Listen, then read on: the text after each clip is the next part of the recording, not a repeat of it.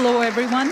Thank you all so much for joining us here at the International Interfaith Conference, United in Liberty, the Rise of Spiritual Diplomats. My name is Olga Schmidt, and I am so honored to welcome to the stage a world-class opera singer, Miss Maria Maksakova, to perform the U.S. National Anthem. Her performance will be followed by the Pledge of Allegiance, led by Chief Joseph Riverwind, the war chief of the Arawak Taino tribe of Puerto Rico and the U.S. Army veteran. And after, Bishop Leon Benjamin will give us the opening blessing. We'll follow it in that order. So please help me welcome Maria Maksakova.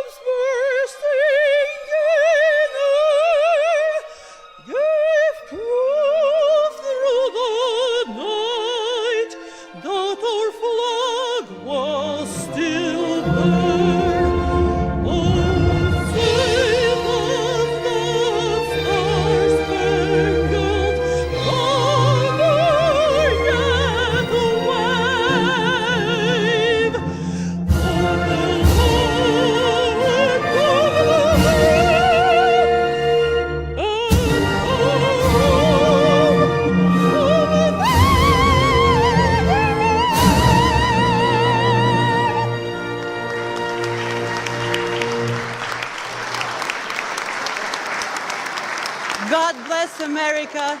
It's an honor to me to be here at the home of the great. Amen. Thank you so much.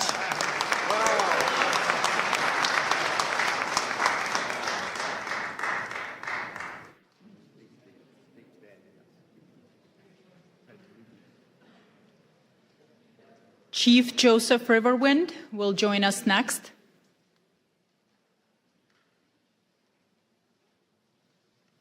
If you will please stand for the Pledge of Allegiance.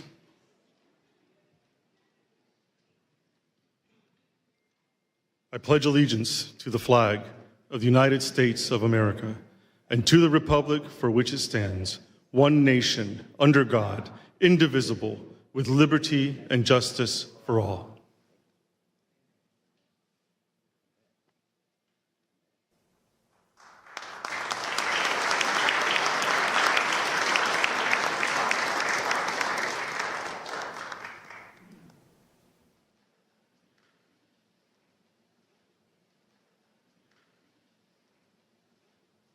Good afternoon, everyone, and welcome to all of the wonderful faith leaders from across this nation and around the world. We give honor, amen, and to our Lord, and we thank God for Pastor Mark Burns. Can we give God praise for him right now?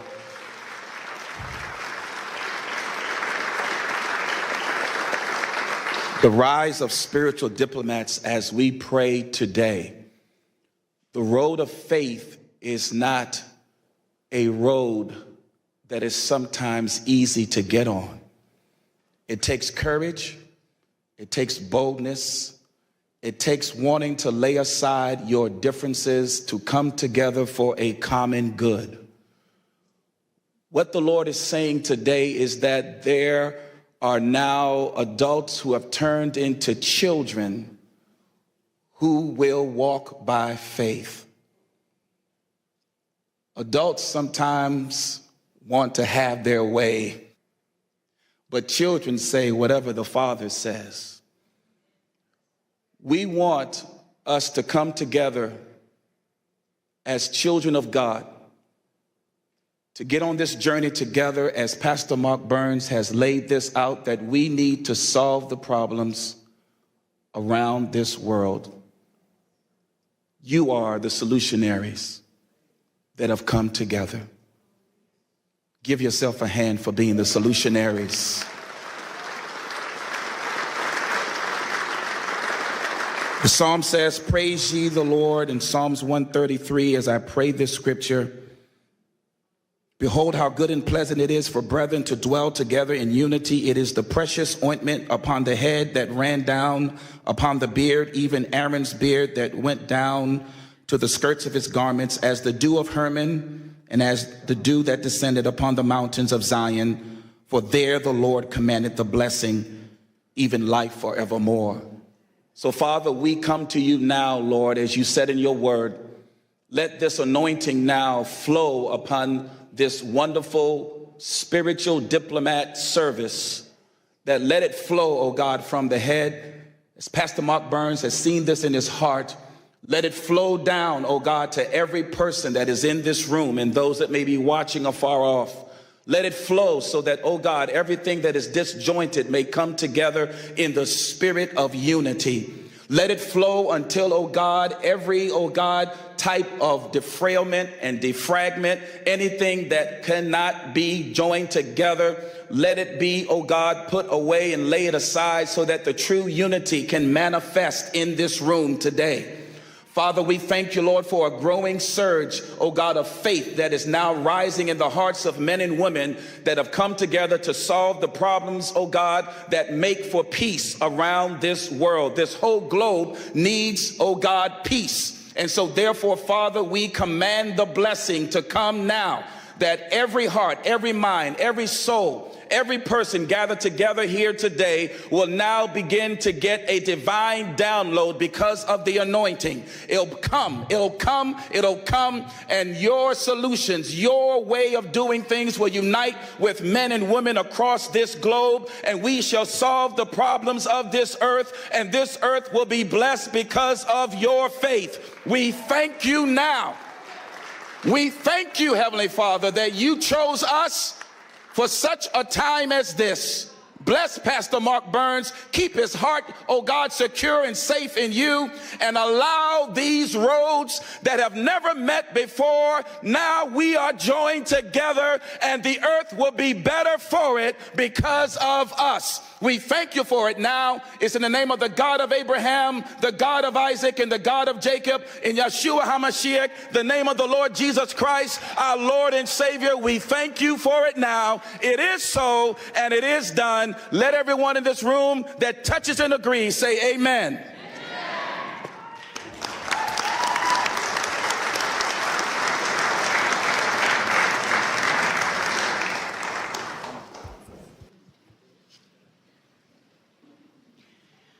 Ladies and gentlemen, it is my profound privilege to introduce a special video address prepared exclusively for this conference from a figure of immense global significance. Please direct your full attention to the screen for a message from the President of the United States of America, Donald J. Trump.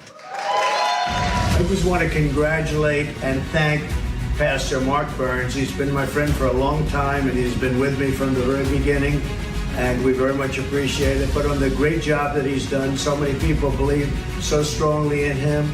So God bless you, Pastor Burns, and keep going forward. We have a world that's very troubled, as you know. It's troubled, I think, perhaps like never before, but we'll solve the problem one way or the other.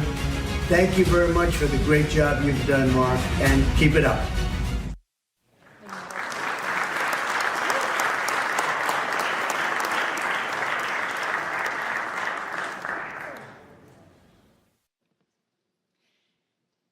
It is now my distinct privilege to introduce our host and the leader of the International Interfaith Conference, United in Liberty, the Rise of Spiritual Diplomats, Pastor Mark Burns.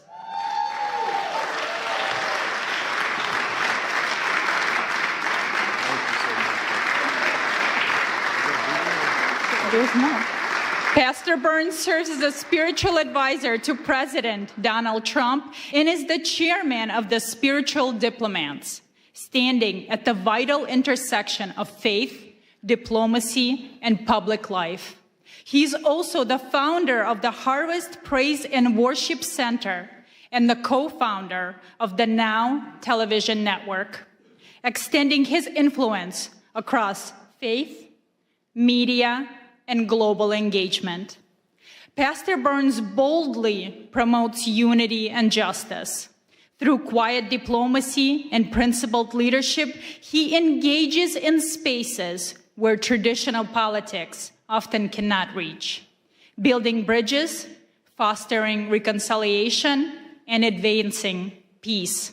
Pastor Burns. I love you.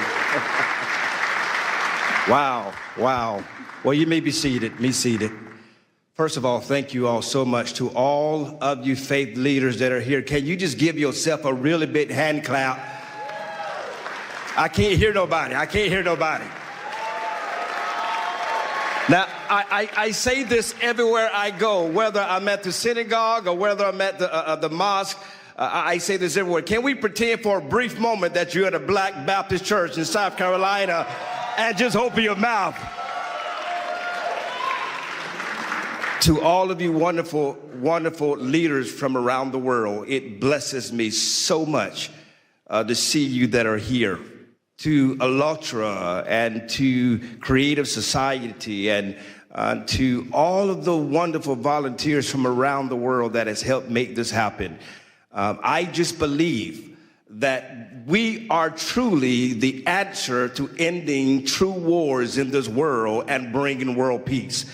You that are in this room right now, your voice matters. And I believe that in a society where we are breaking down barriers, in a society where division walls are being drawn up, it is we, the faith leaders of this world, that don't carry weapons, we carry wisdom. We don't carry policies, we care about people. And that's why we are here today. It is so important to me that you gather this in your heart, in your spirit. I don't care what your faith is. I know that regardless of what you believe, we stand in unity on peace and love. We are the advocates to speak for the voiceless. If you agree, say yes to that. If you agree, shout yes to that. We are here in our nation's capital to declare to the world, we would not be silent, we would not be moved by the divisions of this world, but we will stand for the voiceless. We will stand for those that need an advocate. We will work together to let the whole world know that there are more of us who desire peace in this world than those that desire power. Are you with me? Say yes to that. And so you will hear from some great men of faith, women of faith, influencers from all over the world. I pray that you stay all the way to the end because you do not want to miss not one word. But not only that, we will have a commissioning and pinning ceremony of new spiritual diplomats that will declare to the world, I will make a vow to stand for the voiceless and stand for those that need an advocate to speak for them. Are you a spiritual diplomat? That's the question you need to be asking yourself. Are you willing to go to the leaders of the world? Are you willing to bring a ceasefire in conflict zones around the world? Are you willing to go to the front lines? Are you willing to speak to those on the local level, the state level, the national level, or the international level? Are you willing to be an advocate for those that need your voice? regardless of your faith, you are a global leader. Your voice matters. We have dignitaries from all over the world that are here. And so it is time that faith and public life come together like never before. And we formulate an army of spiritual diplomats that would go behind the scenes, that will speak to the kings of the world, reminding them that why they have the power that's been given to them by the people.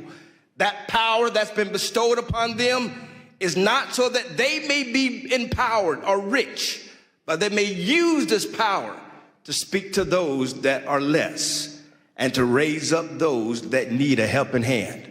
That's why you're here today. And together with all the faiths that are coming from around the world, this is what the world should look like. We are the true representation of human life and human dignity. This is a charge that you will receive today, to be a true spiritual diplomat.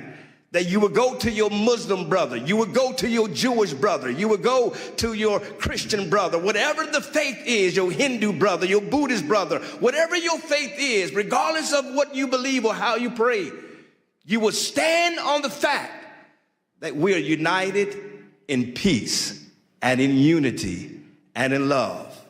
That's why you're here. And I pray that you receive a mantle, a charge to go out back to your countries, to go out back to your states, to go out to your provinces, to speak to the kings of your world, to speak to the leaders of politics and political world, and to remind them that you will be the voice of moral compass in their life, and remind them when they veer off and they start serving self-interest, you will be a voice to bring them back to the center and remind them who they are and why God has selected them in leadership. Let's bring peace to the world. Let's end the conflicts of the world. There's so much more that we're going to be doing together. This is not just a meeting. I need you to understand me clearly. If you're here just to be one of the number, if you're here just to take pictures, we don't need you nor want you.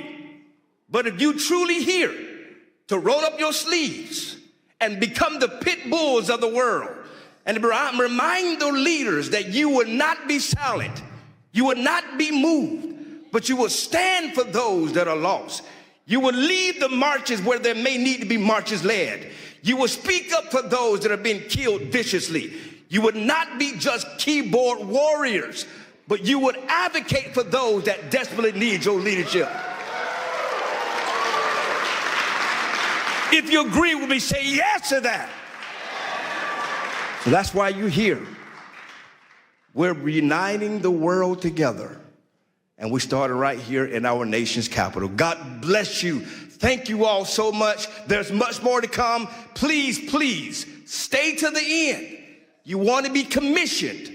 You want to be commissioned as a true spiritual diplomat, where you receive one of these spiritual diplomat pens that you wear with pride, that you're telling the world, I am a leader you could call on. I am a leader that will stand in the gap. I will always fight for those that need a voice and a helping hand. God bless you. Thank you all so much.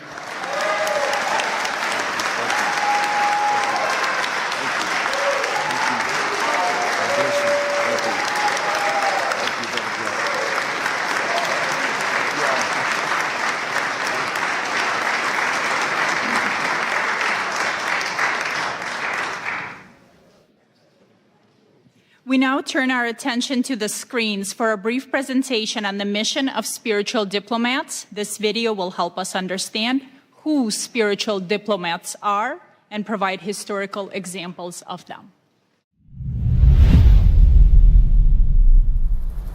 When most people think of diplomacy, they picture negotiators in suits moving between governments to strike deals.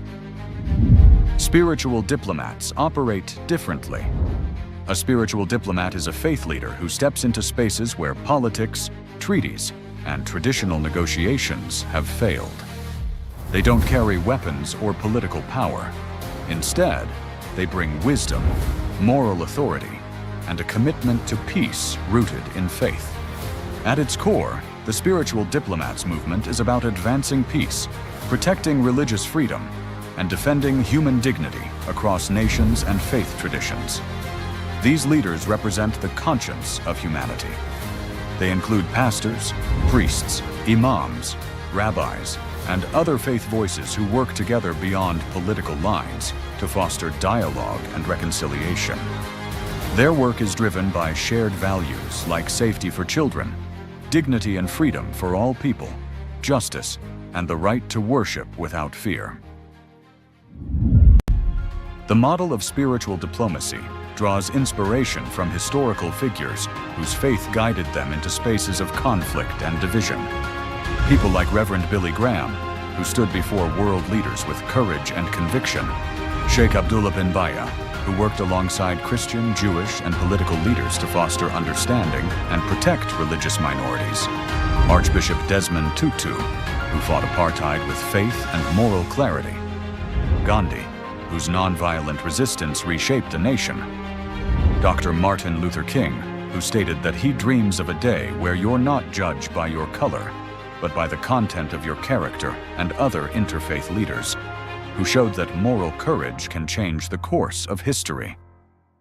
But spiritual diplomats don't only focus on big symbolic acts. They engage in quiet diplomacy by meeting with leaders in sensitive contexts, create safe spaces for interfaith dialogue, stand with refugees and persecuted communities, and advocate for religious freedom in global forums. They also work in conflict mediation, helping calm tensions, rebuild trust, and open the door to reconciliation where political solutions have stalled. A spiritual diplomat is not defined by nationality, title, or political office. A spiritual diplomat is defined by moral authority, by the courage to stand in places of tension and say that peace, dignity, and freedom of belief still matter. This movement also brings people together across faith lines.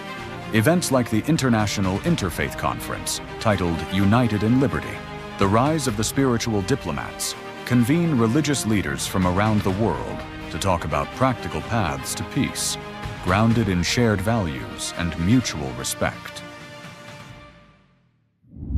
This movement is intentionally interfaith. It does not ask leaders to compromise their beliefs. It asks them to stand shoulder to shoulder around shared values: the protection of life, the safety of children, the freedom to worship without fear, justice rooted in compassion, peace built on truth. Ultimately, being a spiritual diplomat means working at the intersection of faith and public life to remind the world that real leadership serves humanity. It is a form of moral engagement that seeks to heal divisions, uphold freedom of belief, and show that peace is possible when faith leaders walk together, not as political actors, but as peacemakers and advocates for human dignity. This is the calling of a spiritual diplomat: to walk into difficult spaces with wisdom, to listen before speaking, and to lead, not with authority alone, but with good moral conscience. Are you a spiritual diplomat?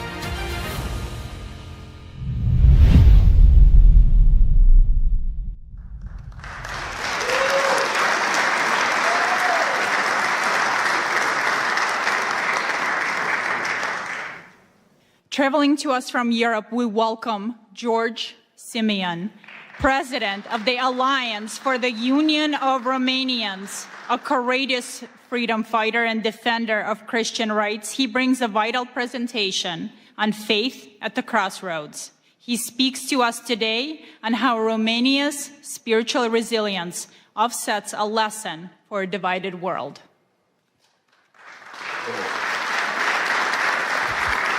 Thank you. It is with great pride that I am part of this movement. It is with great pride that I'm the first speaker in this conference. And it is with great pride that I share the same values with Pastor Burns.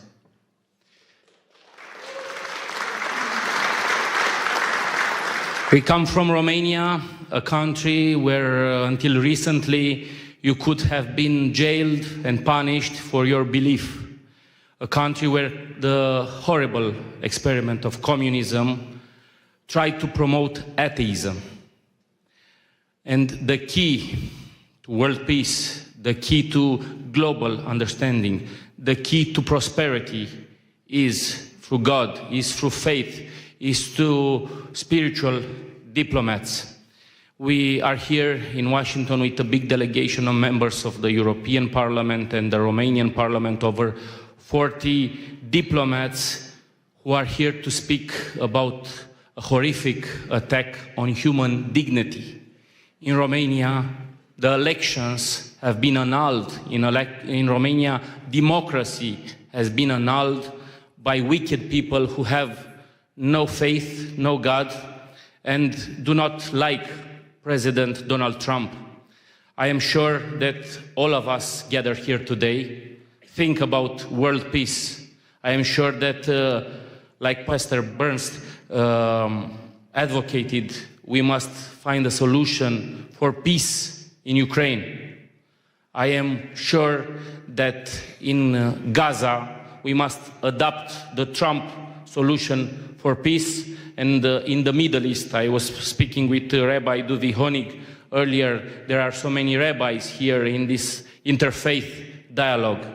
We must bring peace. And we are here in Washington, an example of democracy and world peace.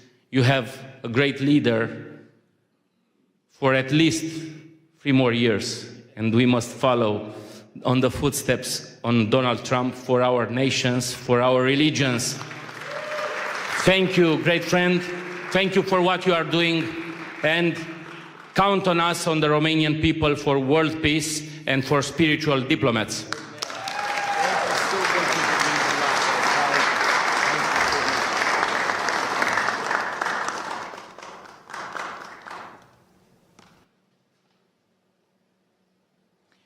Our next speaker is Brock Pierce, a renowned futurist, philanthropist, and the co-founder of the Tether and the EOS ecosystem. He is a visionary who understands that in times of crisis, action cannot wait for the government. He will speak on the critical role of private citizens and technology in humanitarian aid.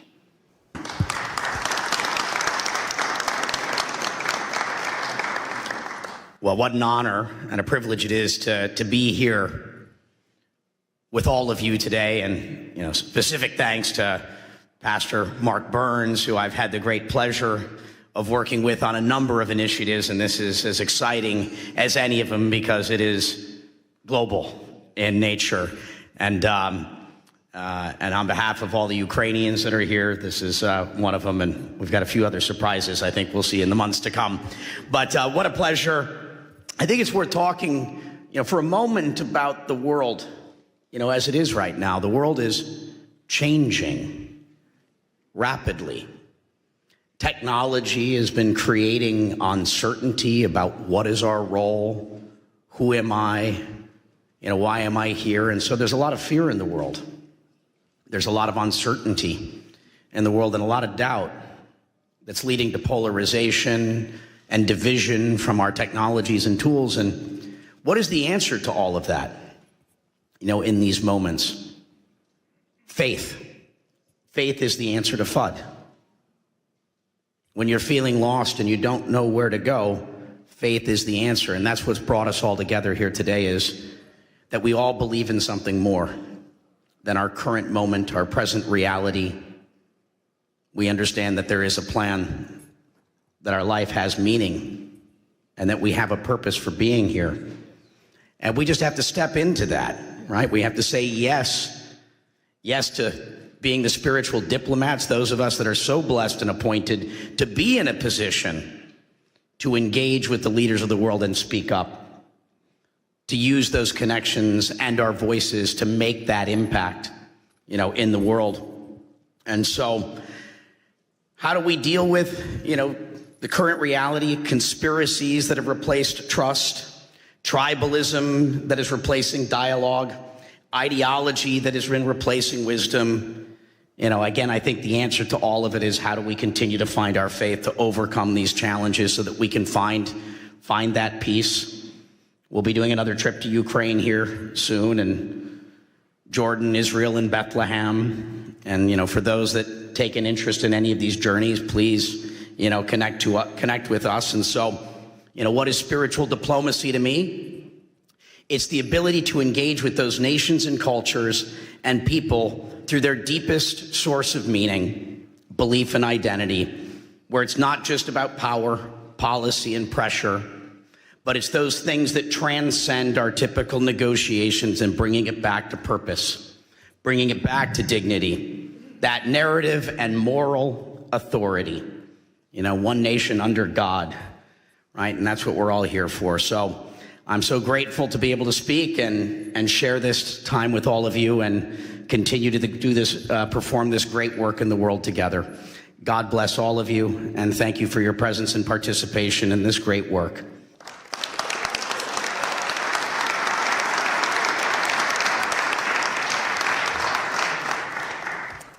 Now it is my distinct honor to introduce a video address by Rabbi Shlomo Moshe Amar, the former Sephardic Chief Rabbi of Israel and Jerusalem.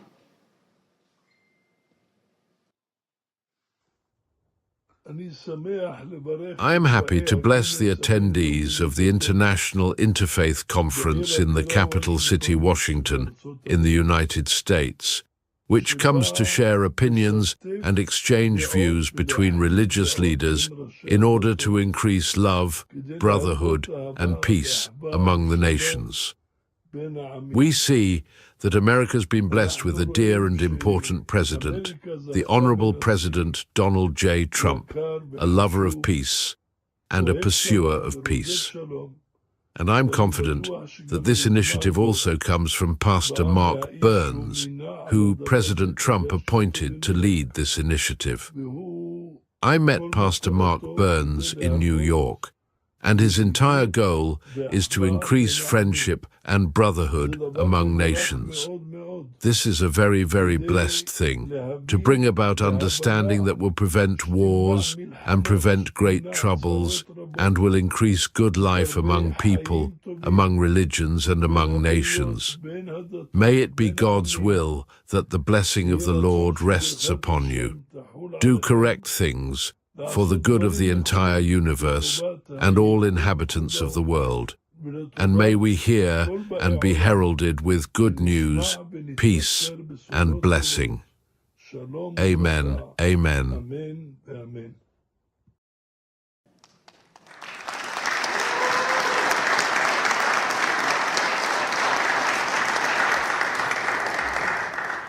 Now we are honored to hear from Rabbi Asher Lopating, a great Rhodes Scholar and the Director of Community Relations at the Jewish Federation of Greater Ann Arbor, Michigan. He has recently led multiple delegations to Syria. A true spiritual diplomat, he speaks today on the new Syria and the religious imperative to build bridges with nations, often deemed adversaries. Thank you. Thank you so much. It is such an honor to be presenting at this International Interfaith Conference of Spiritual Diplomats, United in Liberty. My deep gratitude to Pastor Mark Burns and all the organizers and participants.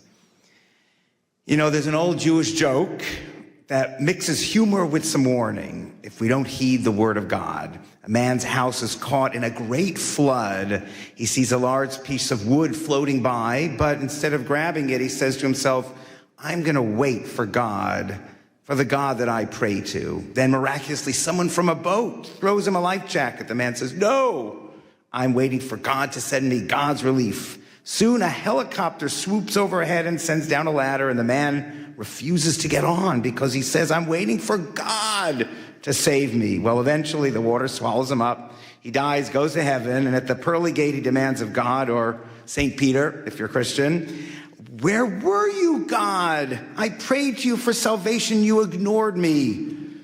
And God, or St. Peter, says, who do you think sent the wood? Who sent the boat? Who sent the helicopter? Well, the lesson is that God sometimes sends us the greatest of opportunities, and it is our important responsibility to seize them and not ignore them. And I feel that the new Syria is a great opportunity for America, for the Middle East, and for the Jewish state of Israel. But it takes someone with vision like our great President of the United States to realize what an opportunity it is. Weeks after Ahmad al-Sharaa, Abu Jalani defeated Bashar al-Assad, the Syrian dictator who killed 1 million of his own people, I got a call from my good friend, Dr. Yahya Basha, a Syrian Muslim doctor whose family had been murdered by the Assad regime. It was clear to Dr. Basha, and he said clear to many Syrians, that it was Israel's defeat of Hezbollah and weakening of Iran that gave the Syrian rebels the ability to oust Assad. And Dr. Basha was celebrating. Dr. Basha is a spiritual diplomat who, in addition to building MRI clinics all over Detroit, has dedicated himself to building bridges with the Jewish community over the decades and trying to lead the Muslim community in the direction of peace. So with Dr. Basha's influence and perhaps an awareness that the new Syria owed Israel for their success, the Sharaa government invited Jews to return to Syria for the first time in 30 years. Dr. Basha told me I needed to go just 2 months after the new government came to power. Yes, the government understood that good relations with the Jewish community meant good things for Syria. Sanctions relief, business opportunities, the ear of President Trump. Good for the Syrian government, recognizing how the Jewish people can be allies and not enemies. And that took a lot of vision and independent thinking. Syrians were always taught that Jews in Israel were the enemy. Now we had a leader of Syria who understood exactly the opposite. And we were welcomed by everyone in Syria as Americans. But even more impressive, when people saw that I was Jewish by seeing my kippah coming out of a synagogue in Damascus, they celebrated. Jews returning to Syria meant that Assad was truly gone. Since this first February trip, I have returned twice, leading 2 Jewish delegations, one with an Israeli reporter, David Horowitz. I wore my kippah everywhere and received the same joyous welcome from teenagers, from kids to older adults, and even armed guards who wanted to take their picture with me. At our visit with the president of the University of Damascus, I openly told faculty, students, and administrators that yes, I am a Zionist, and I hope that Syria and Israel will become best friends. And while some were surprised, most understood. And I believe sincerely that the Sharaa administration understands. For over a decade, Syrians were tortured and killed by Assad's allies, Hezbollah and Iran and Russia. And Hezbollah alone killed tens of thousands of Syrians. So now Syria and its leadership understand that those who obsess with destroying Israel and America, Hezbollah, Iran, ISIS, Houthis, they are not friends. They are enemies of the new Syria, just as they are enemies of Israel and America. So after 3 trips, meeting with the Minister of the Muslim Waqf, the Minister of the Economy and Labor and Social Affairs, and many, many in the Foreign Office, I now am invited 2 more times to bring Jewish leaders, business leaders, and rabbis. And I can say with faith that a strong, unified Syria can be a great ally of America and Israel. God bless President Donald Trump for seeing this early on when he met with Sharaa in May.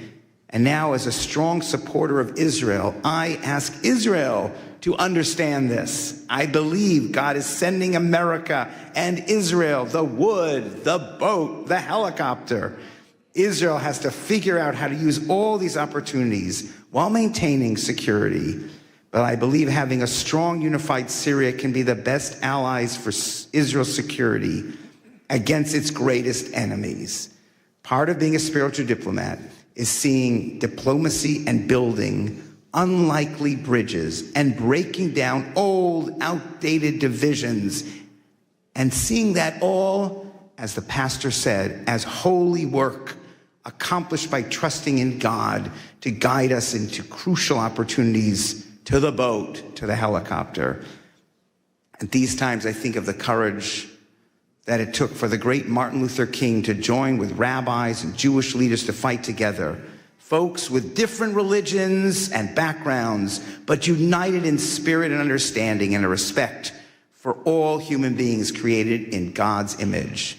That is the courage needed to follow everything we see in the new Syria and Israel. And with America's blessing and hard work, Israel, Syria, America, and all those who love and want peace can be the greatest of friends and allies to prevail together against the forces against peace that surround both countries in the ultimate victory of light over darkness. Thank you.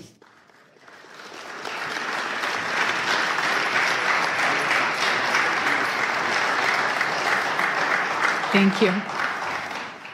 And next, please welcome His Excellency Sheikh Ashraf Effendi, a distinguished Sufi master from the Naqshbandi order and a global peace ambassador. Sheikh Effendi came here all the way from Germany. He brings us wisdom from the Sufi tradition on the theme, "In God We Trust," emphasizing the key role of rope of God and divine blessing.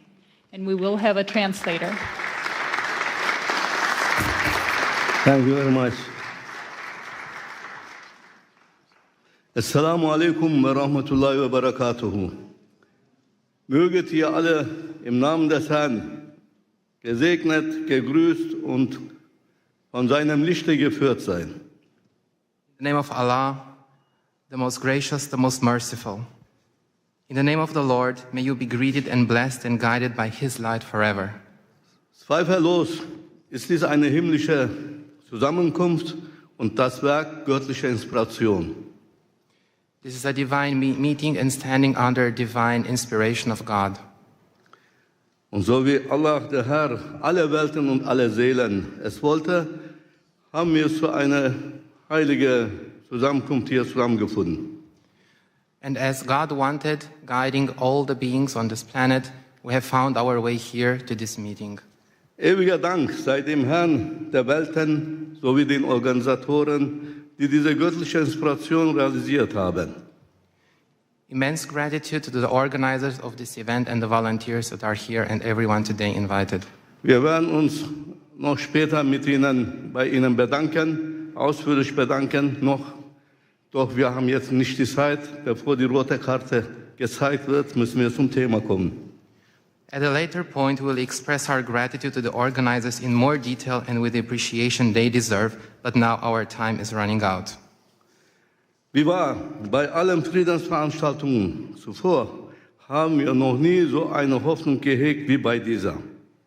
Truly, at all previous peace events, we have never had as much hope as we do at this one.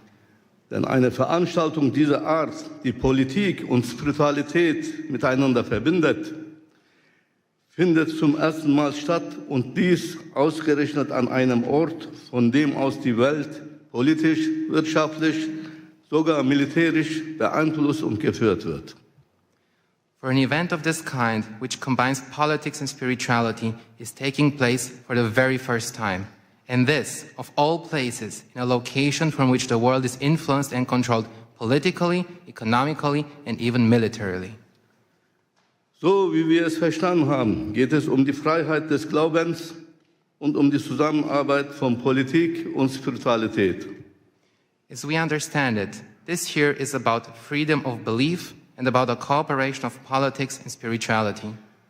Oh ihr Edlen, was denkt ihr?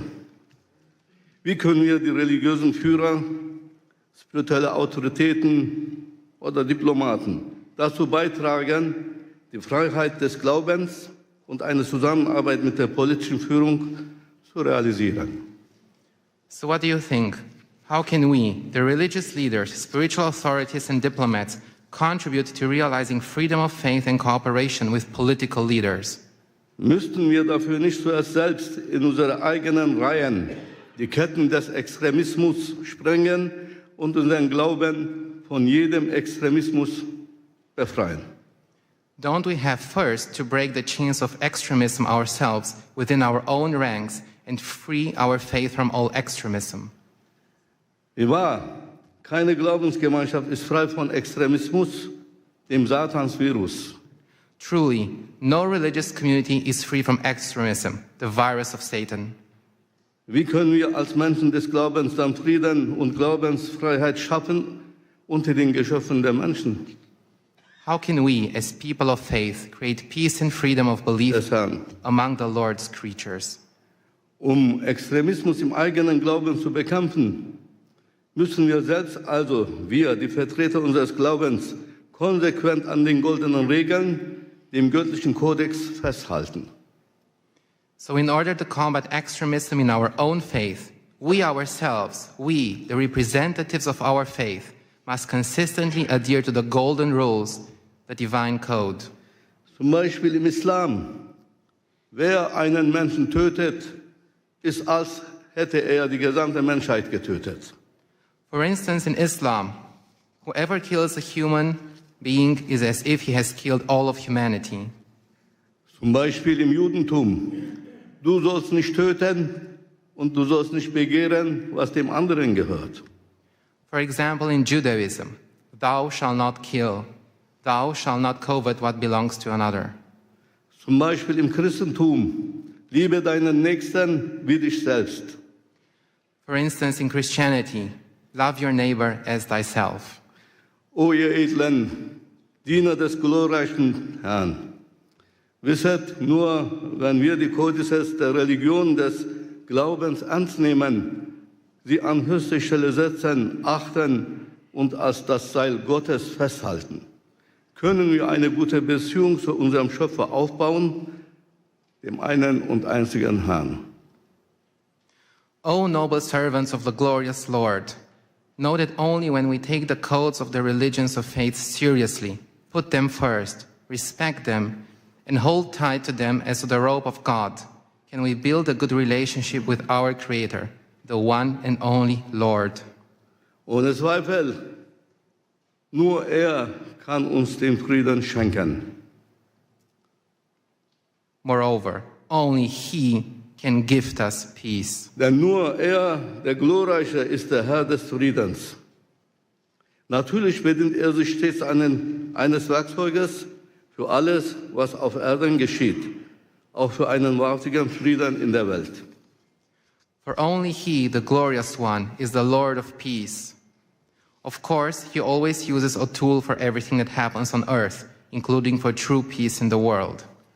Möge Präsident Trump derjenige sein, der dazu berufen ist, Frieden in die Welt zu setzen, da er auch die Macht besitzt, dies zu realisieren. May President Trump be the one called upon to bring peace to the world, as he also has the power to make this happen. Möge er dafür mit einem himmlischen Friedenspreis vom Herrn des Friedens selbst gekrönt werden. Eine Auszeichnung, die niemandem zuvor zuteil wurde. And may he be crowned with a heavenly peace prize from the Lord of peace himself, an honor that has never been bestowed upon anyone before. Mr. Trump don't need Nobel Prize. Doch zurück zum Thema. Für die Freiheit des Glaubens müssen die Religionsgemeinschaften zunächst in Aufrichtigkeit zusammenkommen und füreinander Sorge tragen. But back to the topic at hand. For the freedom of faith, religious communities must first come together in sincerity and care for each other. So dass wir innerhalb unserer jeweiligen Gemeinden Buddhisten, Juden, Christen, Muslime, Indogene und so weiter sind, uns jedoch in der Öffentlichkeit nicht entlang dieser Zugehörigkeiten voneinander abgrenzen. So that within our respective communities, where Buddhists, Jews, Christians, Muslims, indigenous peoples, etc., but in public, we do not separate ourselves from one another along these lines. Nein, für uns selbst sind wir die Buddhisten, die Indigenen, die Christen, die Juden, die Muslime. Doch in der Öffentlichkeit müssen wir uns zeigen, Hand in Hand als Allianz der Gläubigen. No. For ourselves, we are Buddhists, indigenous people, Christian, Jews, Muslims. But in public, we must show ourselves hand in hand as an alliance of believers. Titel und Namen der Religion in der Öffentlichkeit, wie Judentum, Christentum und Islam, werden uns nur voneinander trennen und entfremden, und das darf auf keinen Fall mehr geschehen. Titles and names of religions in public, such as Judaism, Christianity, and Islam, will only separate and alienate us from one another. This must not be allowed to happen again. Lass uns daher laut und deutlich dieses Verständnis der ganzen Welt zu erkennen geben und stark betonen, wir sind die Rabbaniun, wir sind die Gottergebenen. Let us therefore make this understanding known loud and clear to the whole world and emphasize strongly, we are the Rabbaniyun, we are the God-devoted. Und mehr noch, erheben wir von diesem Ort aus unsere Stimme, von jenem Ort, von dem die Geschicke der Welt politisch, wirtschaftlich und militärisch gelenkt werden. Wir richten unseren Ruf an die politischen Führungen und Regierenden, alle Länder und Völker dieser Erde und sagen, and more than that, let us raise our voices from this place, from the place where the fate of the world is controlled politically, economically, and militarily. We address our call to the political leaders and rulers of all countries and peoples of this earth and say, so wie auf dem US-Dollarschein die Worte in God we trust geschrieben stehen, möge auch das Gebäude der United Nations jene Worte tragen. Worte, die das Vertrauen der US-Bürger geprägt und ihre Währung zur wirtschaftlichen Weltgeltung geführt haben. In God we trust. Just as the words, in God we trust, are written on the US dollar bill, may the United Nations building also bear those words. Words that have shaped the trust of US citizens and led their currency to global economic significance. In God we trust. Und mehr noch, im Gebäude der United Nations sollte unbedingt ein House of Believers errichtet werden. Ein Ort, an dem die religiösen und spirituellen Autoritäten der Welt als vereinte Gemeinschaft der Gläubigen zusammenkommen, um bei den Entscheidungen über die Zukunft der Menschheit mit der politischen Führung, mit geistiger Stimme der Menschheit mitzuwirken. And furthermore, in the United Nations building, a house of the believers should definitely be established, a place where the religious and spiritual authorities of the world come together as a united community of believers, where they come together to participate in decisions about the future of humanity with political leaders as a spiritual voice of humanity. Denn wir haben gesehen, dass Politik allein nicht ausreicht für Frieden und für eine glückliche Menschheit. For we have seen that politics alone is not enough for peace and for a happy humanity. Wenn die Politik der Körper der Menschheit ist, so ist der Glaube die Seele der Menschheit. Der eine kann ohne den anderen nicht existieren. If politics is the body of humanity, then faith is the soul of humanity. One cannot exist without the other. Möge Allah der Herr alle Seelen, diese Konferenz und ihre Organisatoren, Teilnehmenden segnen und mit seinem Licht führen. May God bless this conference and all the participants in this conference and hear all of us with his ears. May Allah Almighty bless and guide you.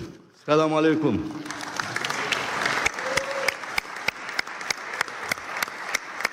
Thank you very much.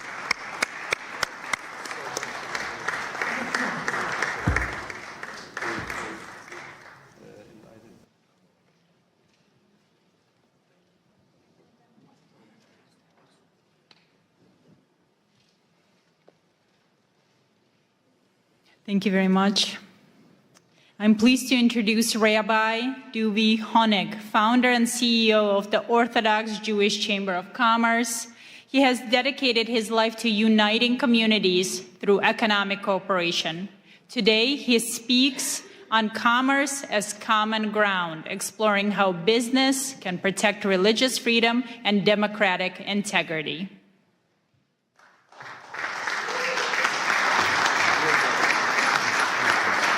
Thank you. Thank you all, thank you all, thank you all.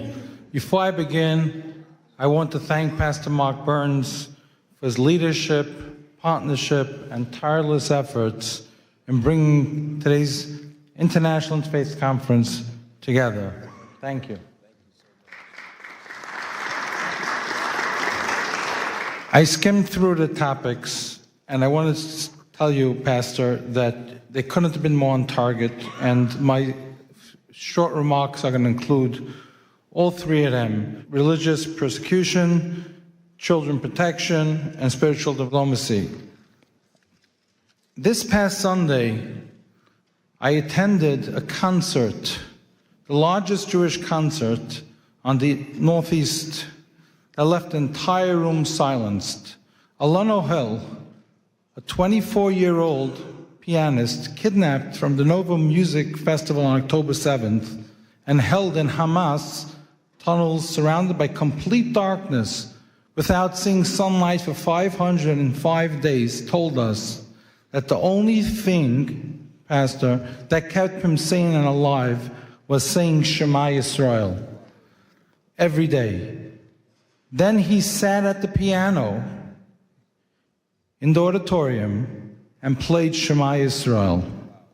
There was not a dry eye in the room. That moment says everything. Freedom alone does not bring happiness, purpose, or light. Faith does. When faith is pushed aside, even free societies become confused and hollow.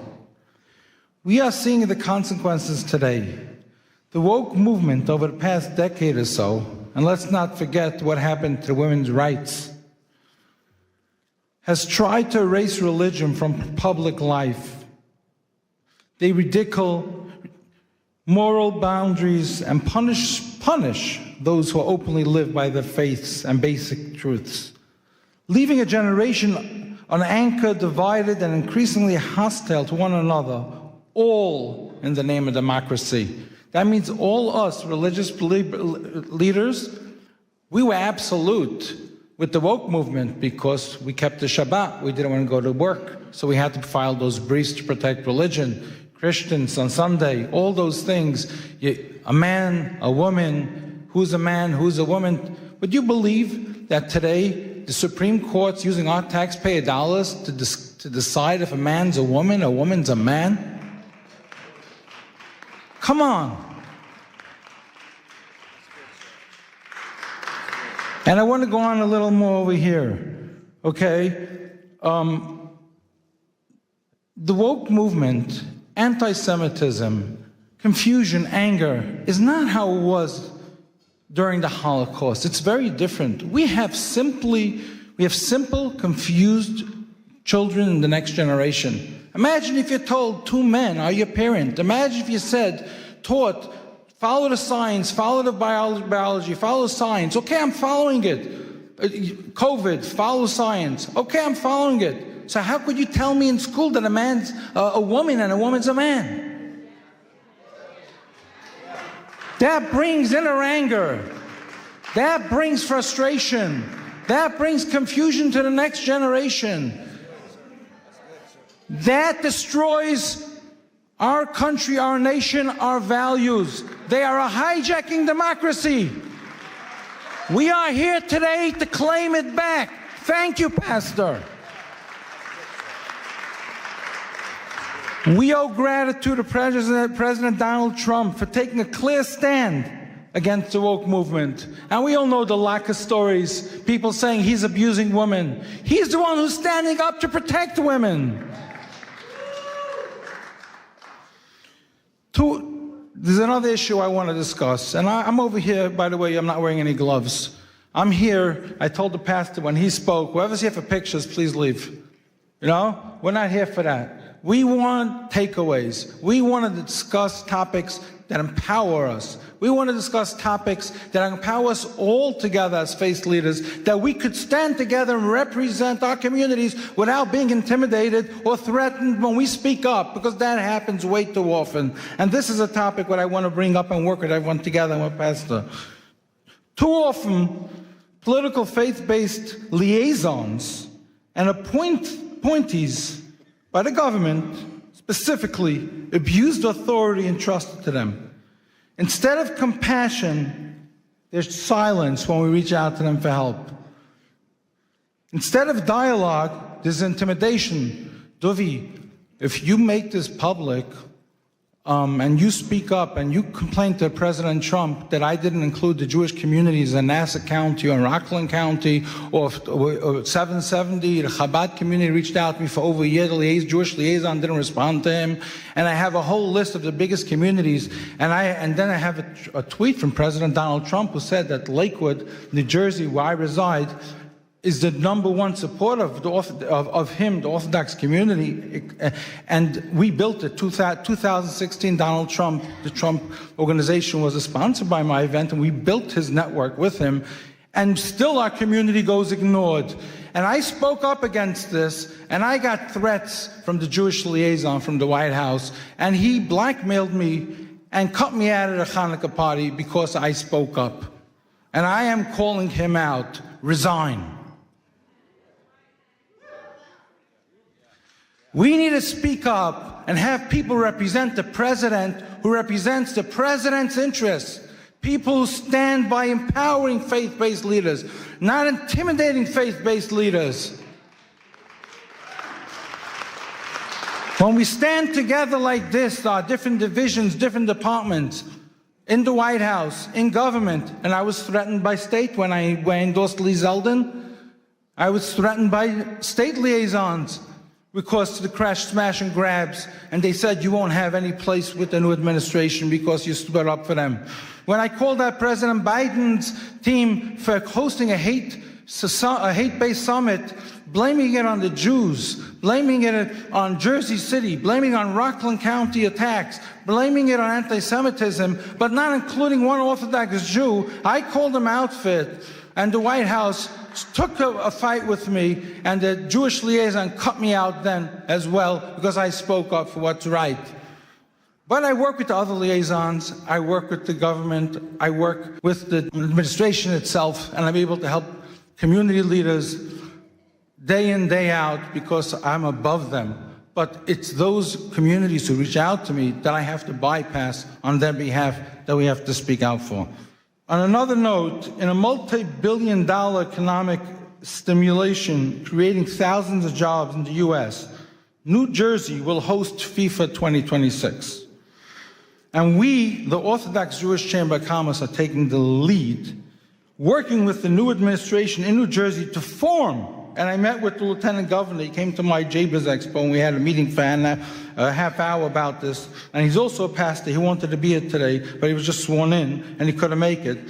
I spoke to him about forming a FIFA faith-based committee, using the world's largest sporting platform to bring people closer together, promote respect across faiths and cultures, and unite rather than divide. Not like Europe. We're going to set over here in the United States, we're going to set that tone that sports unites people, doesn't divide people.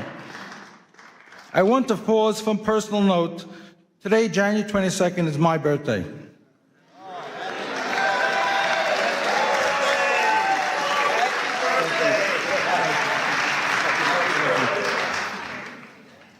And it is also the 21st wedding anniversary of President Donald Trump and First Lady Melania.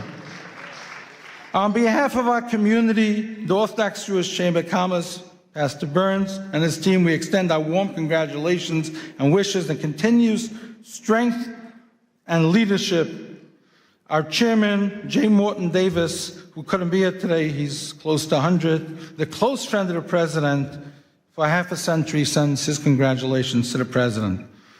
And final, I also want to announce today, as the founder of the Morris Katz Foundation, together with my partners, Alan Dershowitz, Elon Carr, former U.S. Special Envoy and Monitor to Combat Anti-Semitism and CEO of IAC today, Malcolm Homeline, Mayor Izzy Spitzer of New Square, and the Morris Katz Foundation Committee, that we, the Jewish community, have nominated President Donald Trump for the Morris Katz Presidential Legacy Award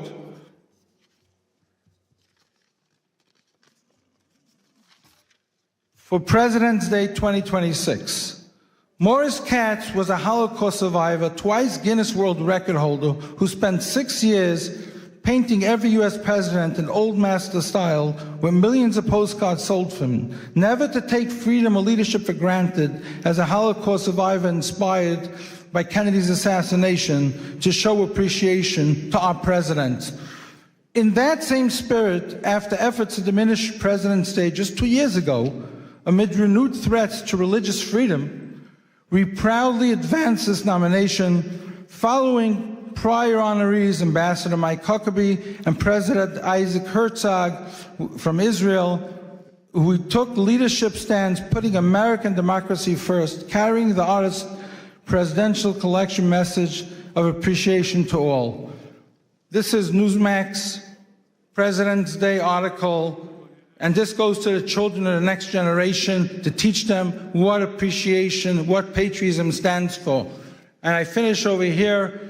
It's called Educating the Next Generation. If we don't know what President's Day stands for, if we don't know what President Trump is doing today, and we just build with hate coming from the woke movement, good luck to the next generation. Thank you, Pastor Burns, for your leadership. Thank you to your team. Thank you to all. And I am going to hand you this to hand to the President. Put on his table. Thank you.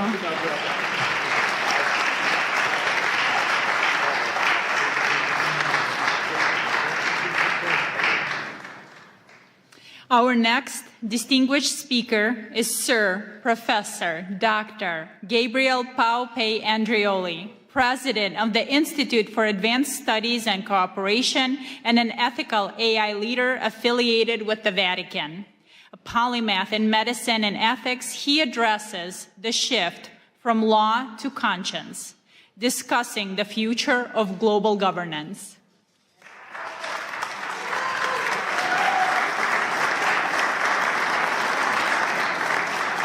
It's a true honor to be here, and I wanted to thank ALLATRA and Pastor Burns for inviting me. I had the good fortune of having them at the Vatican, at the Pontifical Academy of Science a few months ago, and it was a great honor, and I think united we stand. And also I brought a little present for you. So it's a rosary from the Holy Father. It's been blessed, and you know, so I wanted to take this little time to give it to you. Man, thank you. Wow. Holiness. So the Holy Father is always with us and in our heart. Wow. Thank you. So much. Thank you. What a special. So special. Wow. I'm going to try to read this, and because I think it's important. We're standing in a threshold of a new era, and I need your help. We all need to stay together. So esteemed spiritual leaders and diplomats, ladies and gentlemen, we're living in a time of extraordinary paradox. Never before has humanity possessed such technological power, scientific knowledge, and global connectivity. Yet never we face such a systemic fragility, polarization, and planetary risk. This paradox reveals something essential. The central challenge of our time is no longer technological, but political, constitutional, and ethical architecture. At WEF in Davos yesterday, leaders have spoken of the essential need for a new world order, and it was about time. We've been working on it for the last few years. In recent days, I was at the Vatican seeking guidance from His Eminence Cardinal Pietro Parolin, Secretary of State of the Holy See, and we reflected on a question that is at once urgent and hopeful. How can humanity move beyond fragmented effort and begin to shape a shared constitutional pathway for peace, for human dignity, and for regeneration of our Mother Earth? And by the way, I think Kathleen Rogers is here with us, and she was a great inspiration.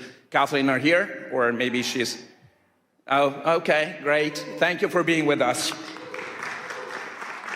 How can we transition from sustainability to flourishing? The conclusion was clear. We must work together through institution, through commitments, and through technological guarantees, because what humanity needs today is not merely a better tools, but a new framework of trust, a framework capable of translating ethical intention into credible, verifiable, enforceable cooperation across borders, systems, and generations. For many years, sustainability has guided political discourse. To sustain is to hold, to resist, to maintain balance, and balance, when treated as an end rather than as a phase, becomes stasis. In living system, biological, social, and civilizational stasis is not life. The challenge we face, climate instability, geopolitical conflict, inequality, and the concentration of technological power, cannot be solved by containment alone. This is why we must move from sustainability to flourishing. Flourishing is not theoretic. It's a principle of governance. To flourish means to design economic, political, and technological system that generates more life, more dignity, more trust, and more shared prosperity over time. Sustainability asks, how do we survive longer? Flourishing asks, how do we harmonize and strive together? Flourishing is generative, and the pathway to flourishing is harmony. The alignment of freedom with responsibility, innovation with ethics, sovereignty with cooperation, and progress with protection and trust. For the first time in human history, the vision is no longer confined to moral aspiration. We now possess the technological platform capable of making it real. An enabling infrastructure that allows ethics to move from intention to implementation, ethical systemic intelligence, supporting decision making while preserving human accountability and dignity. The centralized blockchain system ensuring transparency, trust, and international integrity beyond centralized power. Quantum and post-quantum science, strengthening security and transforming state strategy, because in an interconnected world, domination produces instability, while cooperation generates anti-fragility. So, for the first time in human history, finally, the convergence of changes is the very logic of power. It allows us for the first time to envision a world federation of states grounded in guarantees, constitutional framework. Not a global government, not an empire, but a federation of guarantees, limits to power, protection of rights, constitutional safeguard for dignity, peace, harmony, and the regeneration of our leadership and relationship with the earth. Peace has to be a strategic infrastructure. For too long, peace has been treated as a moral aspiration or a diplomatic outcome, but peace has failed repeatedly because it lacked the institutional and economic infrastructure. Almost there, don't cry. War remained profitable because peace was structurally weak, too dependent on personalities, too vulnerable to manipulation, too exposed to capture of institutions. That equation can now change. In the regenerative paradigm, peace becomes economically advantageous, strategically stabilizing, technically innovative, and socially resilient. Cooperation scales better than conflict. Trust multiplies economic and social value faster than fear. Regenerative systems outperform extract ones. In this model, peace is not only ethical, it's strategically and economically superior. But this transformation requires a decisive evolution of governments. Ethics must move from aspiration to architecture. It must be embedded by design. Ethical eye is not decoration, it's a safeguard. Decentralization is not ideology, it's institutional anti-fragility. Guarantees constitutionalism is not theory, it's a protection against systemic abuse of power. Without ethics, technology accelerates inequality and instability. With ethics, technology becomes an engine for flourishing. We're building a platform for scientific technological diplomacy, a space for spiritual dialogue beyond ideology, constitutional and policy proposals aligned with emerging technologies and practical frameworks where peace is treated as a system, not as a slogan. Not ideology, but governance. Not utopia, but institutional design. Not theory, but action.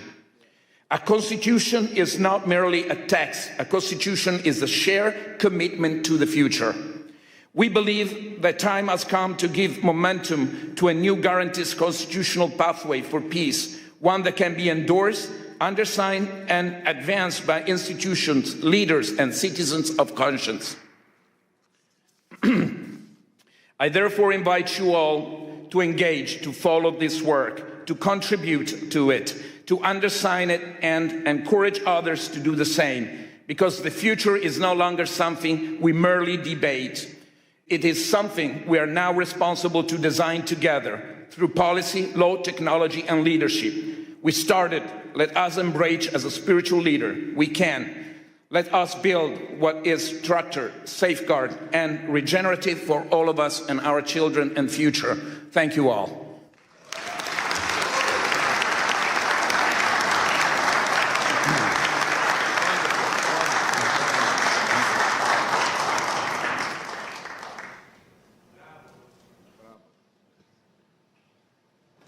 From Nigeria, we welcome Reverend Biodun Fadoyinbo, the Global Senior Pastor of the Commonwealth of Zion Assembly, impacting millions across Africa and the globe. He will share his experience on using spiritual diplomacy to end conflicts, drawing from his vast experience in Nigeria and beyond.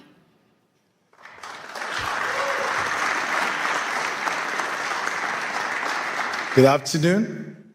Such a joy to be here all the way from Africa. And I really appreciate Pastor Mark Burns for this privilege to speak with you. I want to thank you for this privilege, and I want us to know that it's very important for us to be here.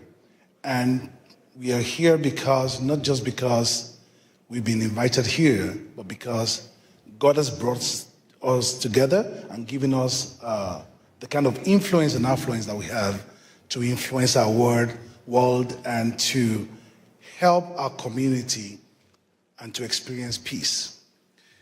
I want you to know that the world is looking not for leaders, not for speakers, but those who will broker peace all over the world. In this age where a sentence from a faith leader can shape hearts, move markets, and also topple government. I'm not a diplomat by training, but I have witnessed negotiation where treaties have failed. But I've seen prayers accomplish what political pressure could not do. This is not a call to replace politics with religion. But religion does not compete, but it completes diplomacy. We speak not of ourselves, but we need to know that we are messengers of God. I have been a pastor for 27 years. I found out that faith leaders are the only people that speak for 1 hour plus, and nobody stands up to say, excuse me, I want to contribute. Even in the court of law, people can say, my Lord, I want to speak. But in religious gatherings, religious leaders just speak and influence people. Their words are looked upon as the words of God. With this authority and this place of authority that God has given to us, we need to learn how to influence people. Because sometimes the way we speak, let's be honest, we speak from the place of tradition, we have authority, we have legitimacy of community, we have moral gravitas that secular institutions often forget. I want you to know that God has called us a call to forgiveness. A teaching of forgiveness can end blood feud. A sermon of dignity can inspire human rights movement. We remember the words of Archbishop Desmond Tutu. Even though it was not violent, even through his messages, he dismantled apartheid through his messages. We remember Pope John Paul II, whose simple appeal, war never again, echoed through Poland and beyond. We also remember sermons the baptized ethnic cleansing, and the casual dehumanization that turned neighbors into enemies. The weight of our words are measured not in their eloquence, but we must consider the consequences of our words. Today, our world suffers from dialogue deficit. We talk at each other, but not to each other. Faith leaders must understand their position and where God has placed them. So what does responsibility look like? Number one, we must, first of all, know that we stand for truth instead of triumph. We must understand that the role is not to win arguments, but to seek wisdom. Secondly, we must understand that courage must be displayed over convenience. We need to confront intolerance within our own communities and call for peace at all times. We must know that we've been positioned to influence. Our words carry weight. Our words carry weight beyond. We must see microphone not as a trophy, but we must see it as a means of influence to influence people to broker peace in our society. I want to round off by telling us about something that happened at during the Central African Republic Civil War, when Muslims and Christians were slaughtering each other. One imam and one pastor made a pact. They stood at the checkpoint between warring neighborhoods, joined hands together, and they said the first bullet to be fired must pass through the imam and the pastor. For 18 months, they stood there and they held hands together. But for 18 months, no one fired a bullet. Eventually, others joined them. Their words carried weight, not because they had power, but because they had the courage to stake their lives on their conviction. Words carry weight. Your words carry weight too. The question is not whether you speak, it's not whether you will speak, but whether you will speak in the ways that will heal rather than divide. Will you reach the voiceless rather than just the powerful?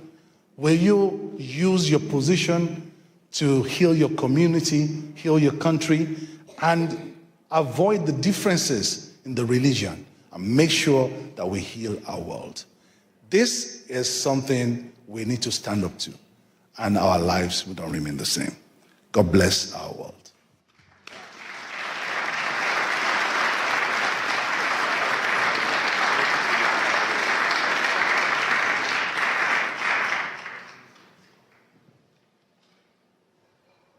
It is my honor to welcome Ms. Marina Ovtsinova, the president of the ALLATRA International Public Movement, and a specialist in global risk strategy who pursued her studies at Harvard University. She will present on human values as the foundation of global security, introducing the international experience of the Universal Grain Project.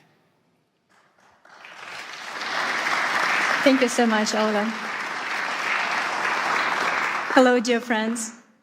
It's a great honor for me to welcome you here at this hall and at this landmark event. I believe the very fact that representatives from different religions, different cultures, different nationality, different worldviews are here today, that means a lot. That means we're right now in the middle of creating a great change in this world. And with a deep gratitude, I would like to acknowledge that today's conference became possible because of the meaningful collaboration between Pastor Mark Burns, his global initiative, Spiritual Diplomacy, and the ALLATRA International Public Movement. I will give you a brief introduction about the ALLATRA. This is an international volunteer-based alliance of scientists, experts, and professionals from more than 180 countries, dedicated to study climate, geodynamic, and environmental risks. We strive to advocate scientific awareness, promote multilateral cooperation, and addressing global existential challenges, and of course, protecting human rights and religious freedom as the fundamental freedoms. We are firmly convinced that spiritual diplomacy has the power to shape the kind of world that deep down every single person longs for, a world that is safe, prosperous, and just. A world where human life comes first, and the spiritual diplomacy represents the real opportunity for all of humanity to overcome this current crisis. And we have solid evidence that we presented to you today that humanity is deeply seeking spiritual diplomacy as the force capable of transforming our world. Back in 2017, we initiated a large-scale international social research project called the Universal Grain. We defined the goal of this project as following: to identify the scientifically sustainable, the fundamental values shared by all people on the earth, regardless of their religion, nationality, social status, political affiliation, in order to find unshakable foundation for understanding among all of humanity. The result of this extensive research was the documentary film, The Universal Grain: Life, What Unites Us All. An international team of thousands of ALLATRA volunteers worked on its creation, including reporters, camera operators, and of course translators.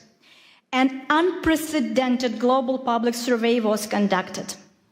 Our volunteers went basically everywhere, into the streets of major cities, and they also traveled to the remote settlement of indigenous community. They spoke with a leading expert across scientific discipline, with representatives of different religion tradition, with community and the ethnic leaders also, as well with the public figures and politicians. Around the world, we ask people one simple question: what unites all people on the planet, regardless of their religion, political views, skin color, or place of residence?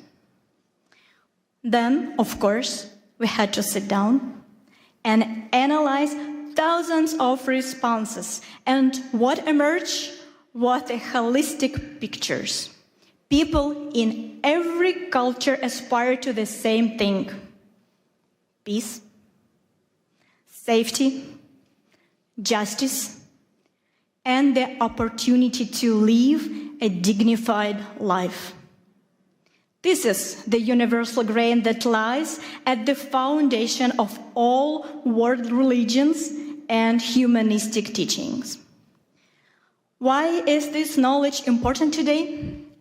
Because we are living in an era of global climate and geodynamic and environmental change.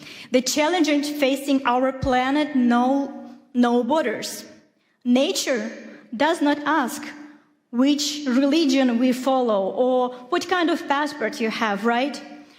In the face of growing threats, we are all simply people, residents of one shared home, the Earth.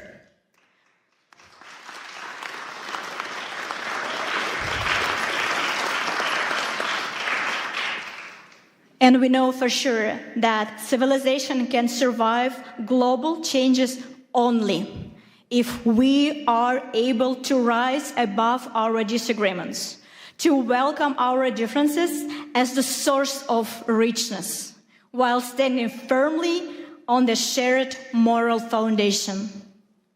And now, I would like to invite you to watch a short video segment. It is only a small section from the vast collection of interviews gathered during this project. But you will see it provides how much we all have in common. Let's watch it.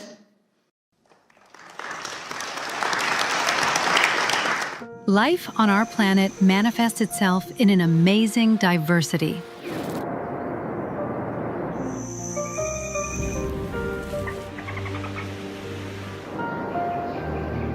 Likewise, human civilization demonstrates an equally impressive variety of cultures, traditions, and religious beliefs that have been forming over centuries.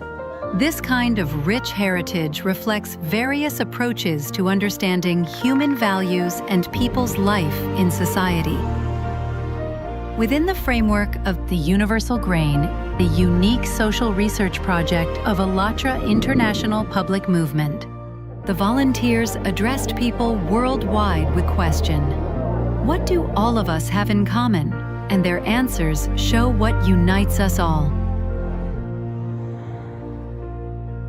Siamo partecipanti volontari di un movimento internazionale che si chiama ALLATRA. And we're conducting a research, the Universal Grain. And the purpose of this project, we want to find out what unites all people across the world internally. En todos los países del mundo nosotros hablamos con la gente. We ask certain questions of people on the streets and famous people, like everybody. Apa yang mempersatukan manusia di planet ini tanpa melihat agamanya? Unabhängig von der Religion, Politik. Co właśnie robi człowieka człowiekiem, co jednoczy właśnie wszystkich ludzi. As one unified world community. We are all human beings here.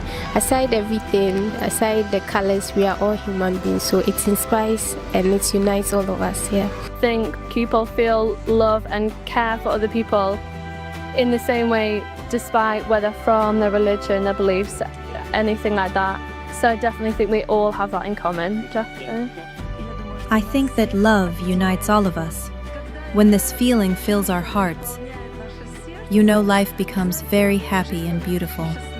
And you're happy. Love is something what connects us. Love to other person, love to everybody. Everyone feel it. I think everyone feel it.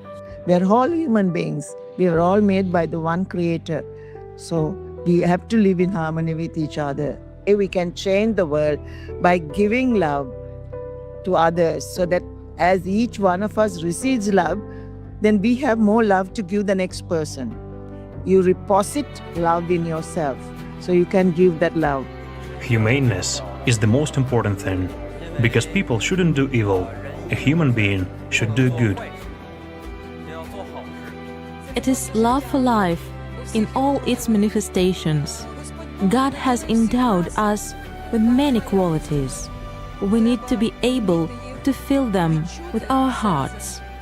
Humaneness, mercy, being caring towards everything that surrounds you. We should all be like this. The greatest commandment is love. Love your God with all your heart and all your mind. And then he said the second of this is to love your neighbor as you love yourself. I live my life not based off of theology, but based off of the greatest example of Jesus Christ. That's love. So when you do that, it doesn't matter who you pray to. I will still feed you. It doesn't matter who you call God. I will still love you. I will still come to your aid if you have been persecuted for your religious freedoms.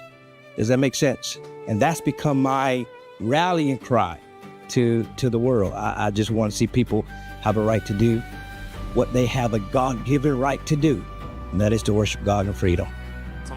The first thing is to forgive, to love, to create, to be a honeybee.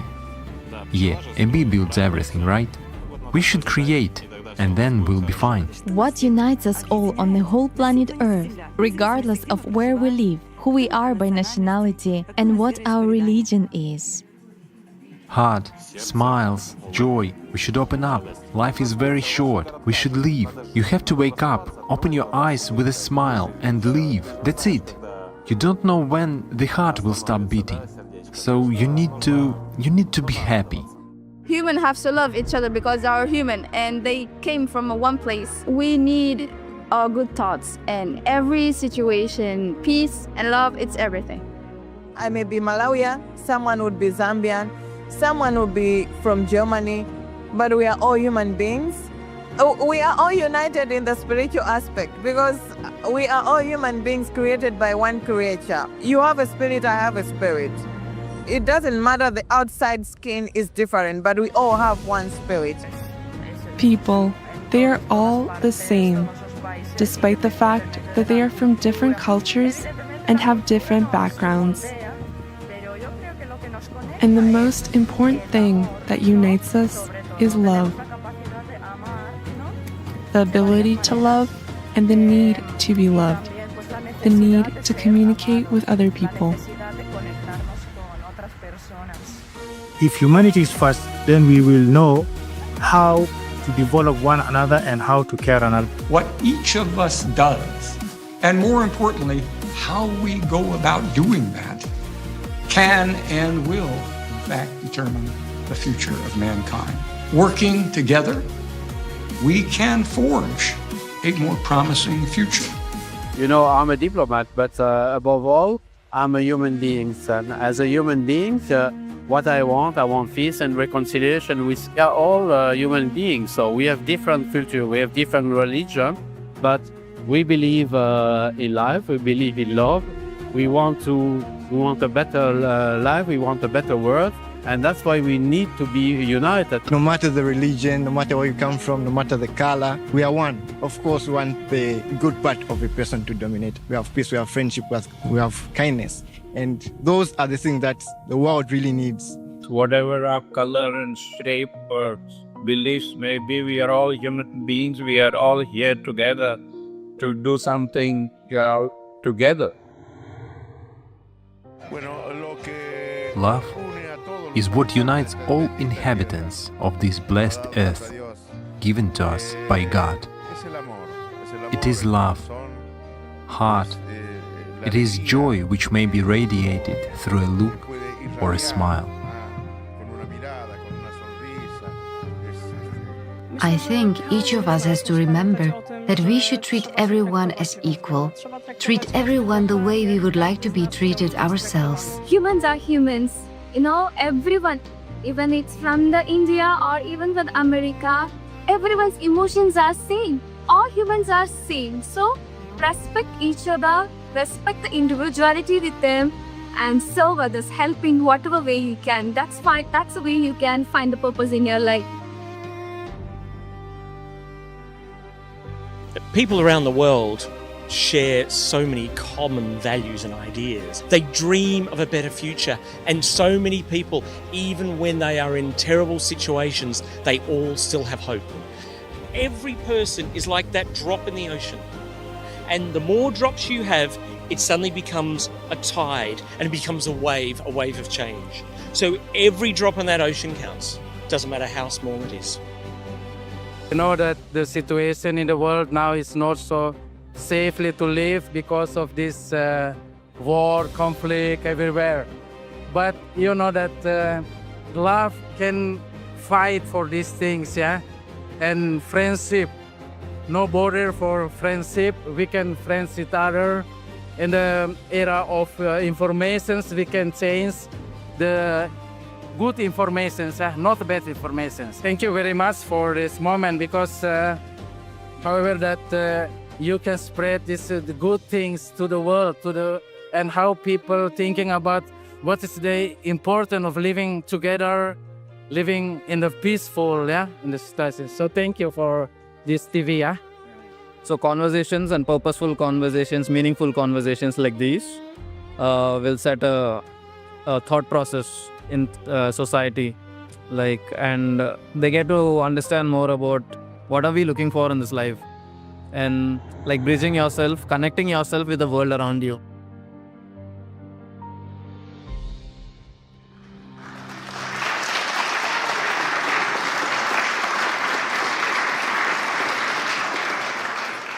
And remember, this is just a short excerpt from the huge work that our volunteer did for the benefits of the entire humanity. And what you have seen is the powerful evidence that the spiritual diplomacy is not an abstract idea, but a vital necessity, capable of answering humanity's shared demand for a world where goodness and humanity prevail. And we have another example that vividly illustrates the power of spiritual diplomacy. It is the living story of one person. You know, unfortunately, we live in such a world where we need to pay a very high price for the desire to say a truth. We often are persecuted for that. And that's what happened to ALLATRA International Public Movement in Russia. The reason why Russian authority persecuted us because of our uncompromised scientific position and our open position for support of Ukraine. And the Russian authority, they did not forgive us that, of course, right? For telling the truth. And we become the target of their propaganda and their persecution machine. Our participant, in order to have the ability to continue their work, continue to spread the truth, had to leave their homes and leave very, very rapidly. So, sorry.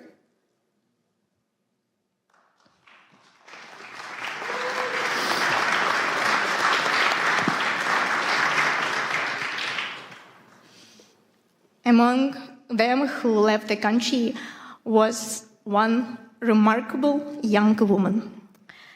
She is a very, very talented scientist, geophysicist, and she has a unique ability to present a very dense scientific information and present it this way that millions of people are able to comprehend the very difficult topic. And she was loved, appreciated, and really followed by millions of people because of her honesty, her desire to stay and say truth without making the compromise and little adjust the truth that it will be digestible. She was able to present everything as it is. And she became the main target of Russian authority. So, and her way was very, very difficult. Immediately after the threat, she had to leave the country with one suitcase of her, pack her entire life there, and leave the country. And we were not able to communicate with her for several years. So, and she was not able to present publicly her scientific research, of course, because of the understanding that she needs to protect herself and, of course, protect her family. But today, she is here.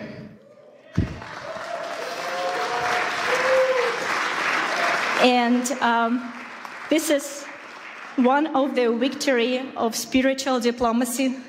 And she is here because she wants to express her gratitude to Pastor Burns because of his support, his guidance.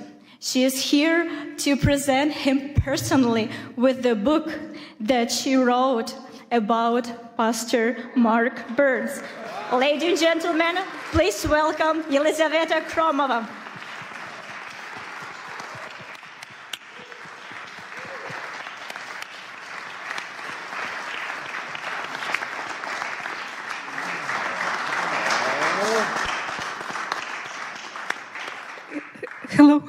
Hello everyone. Hello, dear Pastor Mark Burns. My name is Елизавета Chromova, and I am a volunteer for International Public Movement ALLATRA. I came here to the conference which you organized to personally express my gratitude to you. It is a great honor for me to speak those words looking you in the eyes. First, let me share a brief backstory. As you already know, in Russia, ALLATRA International Public Movement has been banned. I endured persecution along with my friends. I lost my homeland, my home, my life's work. And at one moment, I even lost my hope that I can even find the reason to believe in humanity again. Then one of the darkest days of my life, everything changed when I saw your interview. I didn't know you, but when I watched it, I felt as if we had known each other forever. And in your interview, I didn't saw judgment or desire to lecture someone. It was just disarming sincerity. You said, I am neither left nor right. I stand for human rights. Wow. And you spoke of a God who loves people. And your words reach the deepest part of my soul. I'm really sorry, I'm so nervous. I'm so sorry. You showed by your example that there are people who don't stay silent, who choose what is right, but not is popular. There are people who build bridges between people, cultures, and beliefs. And in these bridges, we can meet each other face to face and see in each other the dearest and the closest one another. I saw in you the ministry of Jesus Christ in action. As Christ sit at the table with the despised and outcast, he said, I see you, I am with you, and you did the same. You reached out to those whom others tried to destroy it. And your words reminded me that our rights, granted not by people or laws, it comes from God. Yes. And we have protected in every corner of this world for all people and for all faiths. And this is why I wrote this book about persecution, about my path back to home, to hope and faith, and I dedicated this for you, because you became a voice for me in the darkness. And this book is called Pastor Mark Burns, The Man Who Restored My Faith. You didn't just help me find my faith back, but you also showed me that faith can unite, heal, and lift us up. My God.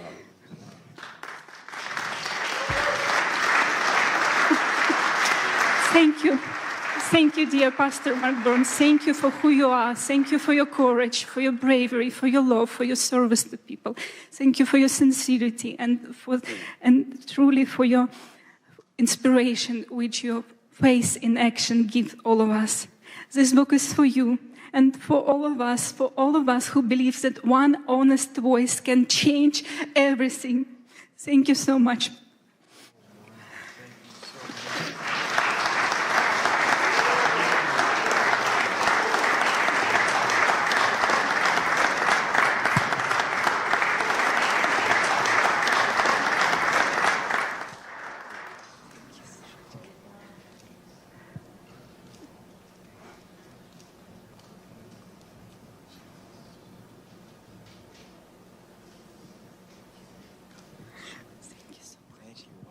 Give her a wonderful hand clap. Wow.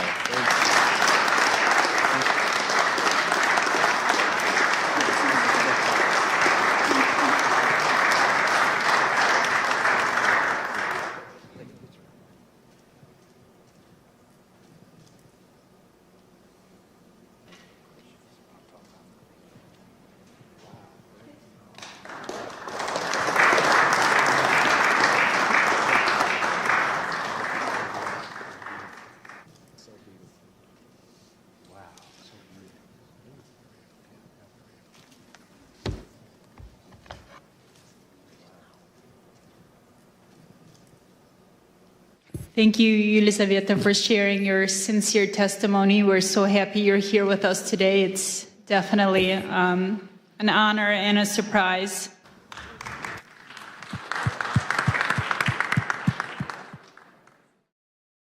Ladies and gentlemen, we are starting. Thank you so much. And we are honored to welcome Congressman Mark Harris, representing North Carolina's 8th District, to the podium to open the second session dedicated to the critical theme of religious persecution and human rights. Mark Harris is a former senior pastor and a dedicated public servant. He will speak to us on the absolute necessity of safeguarding the rights of all people to practice their faith without fear. Congressman?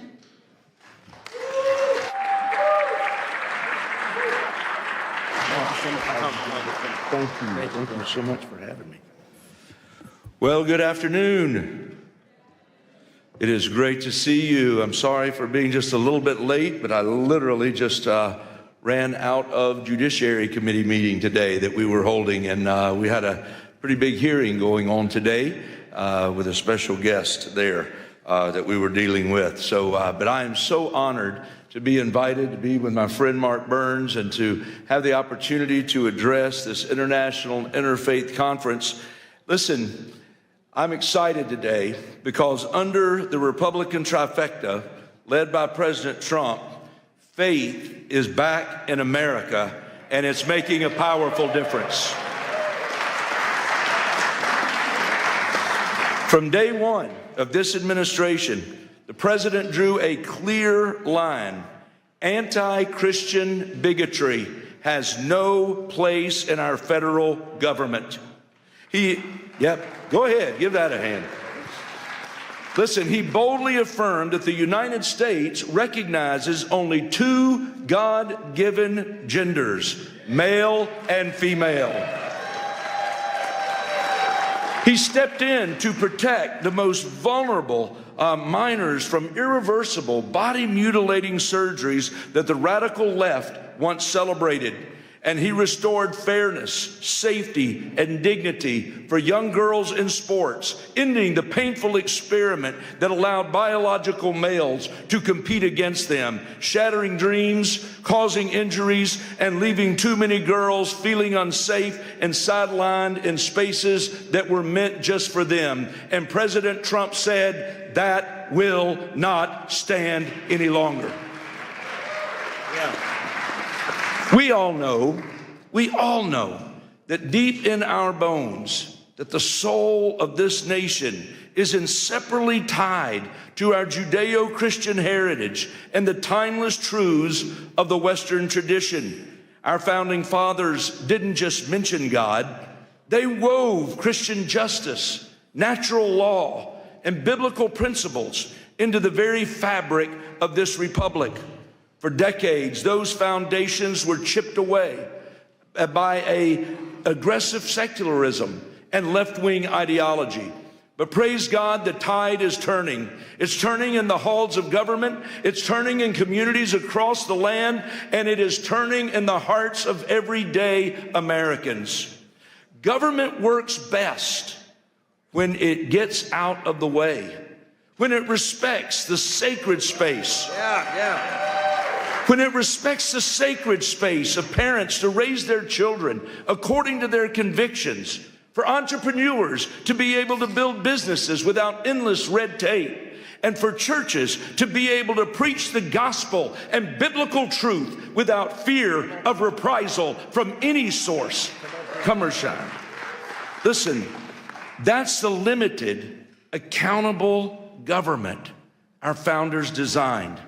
Yet for far too long, unelected DC bureaucrats have overstepped, intruding into schoolrooms ahead of moms, ahead of dads and local teachers, and even casting shadows over the pulpits of our pastors.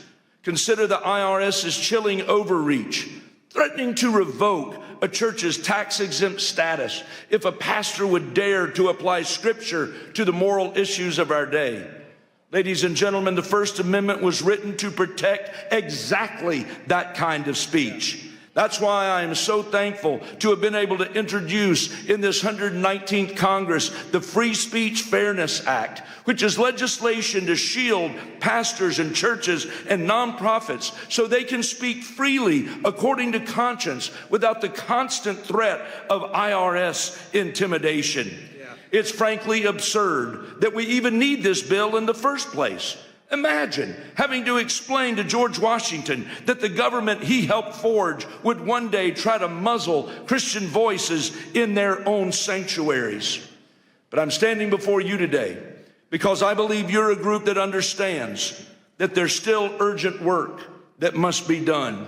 This very week, as thousands march the streets of Washington for the National March for Life, celebrating the Dobbs victory while pressing forward to protect millions of unborn lives still at risk, I believe we've all got to stand shoulder to shoulder and arm in arm, and we've got to recommit ourselves to that fight. And we've got to do it together.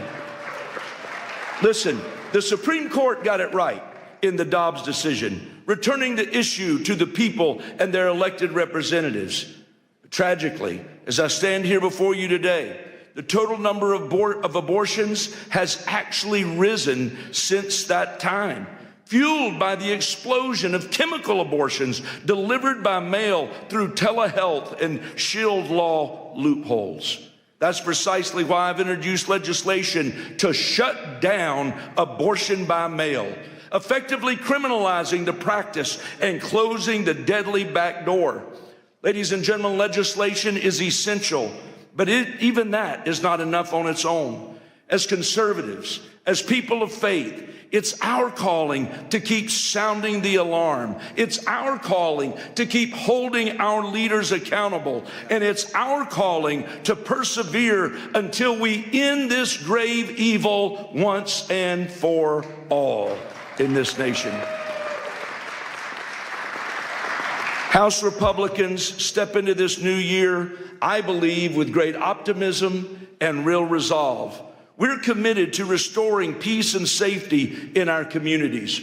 We're committed to securing a hopeful future for our children. And we're committed to lifting America back to respected leadership on the global stage.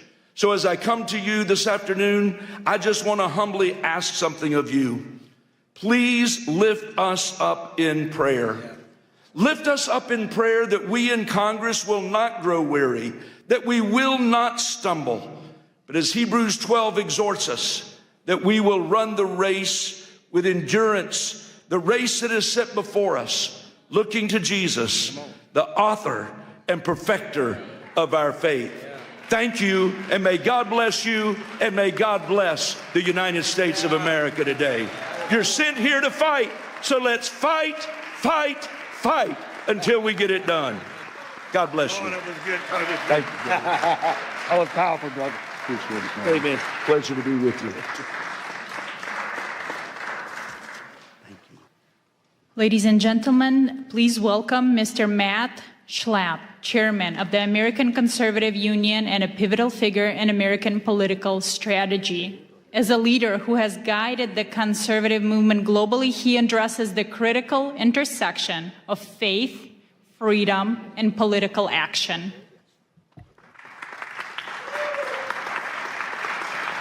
Thank you. Hello, everyone. Hello. That congressman could talk. That was good. He's not as good as Gus Bilirakis, but you'll hear from Gus soon, I'm sure. Thank you all. Thanks for letting me be with you today. Have you guys ever heard of CPAC? How many of you here today are not from America? Could you raise your hand? It's a lot of people. Welcome to a great country. Welcome to a restored America, where you can walk down the streets and be safe, that you can wear a yarmulke and be safe, that you can have a Bible in your hand and be safe. This is the America that we have to recapture.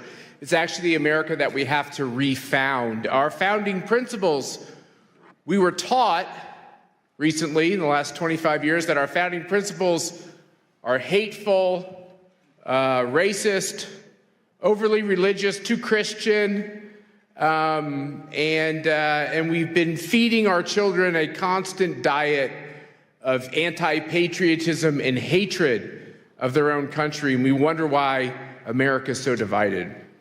And we now have CPAC events in over 12 countries and 5 continents.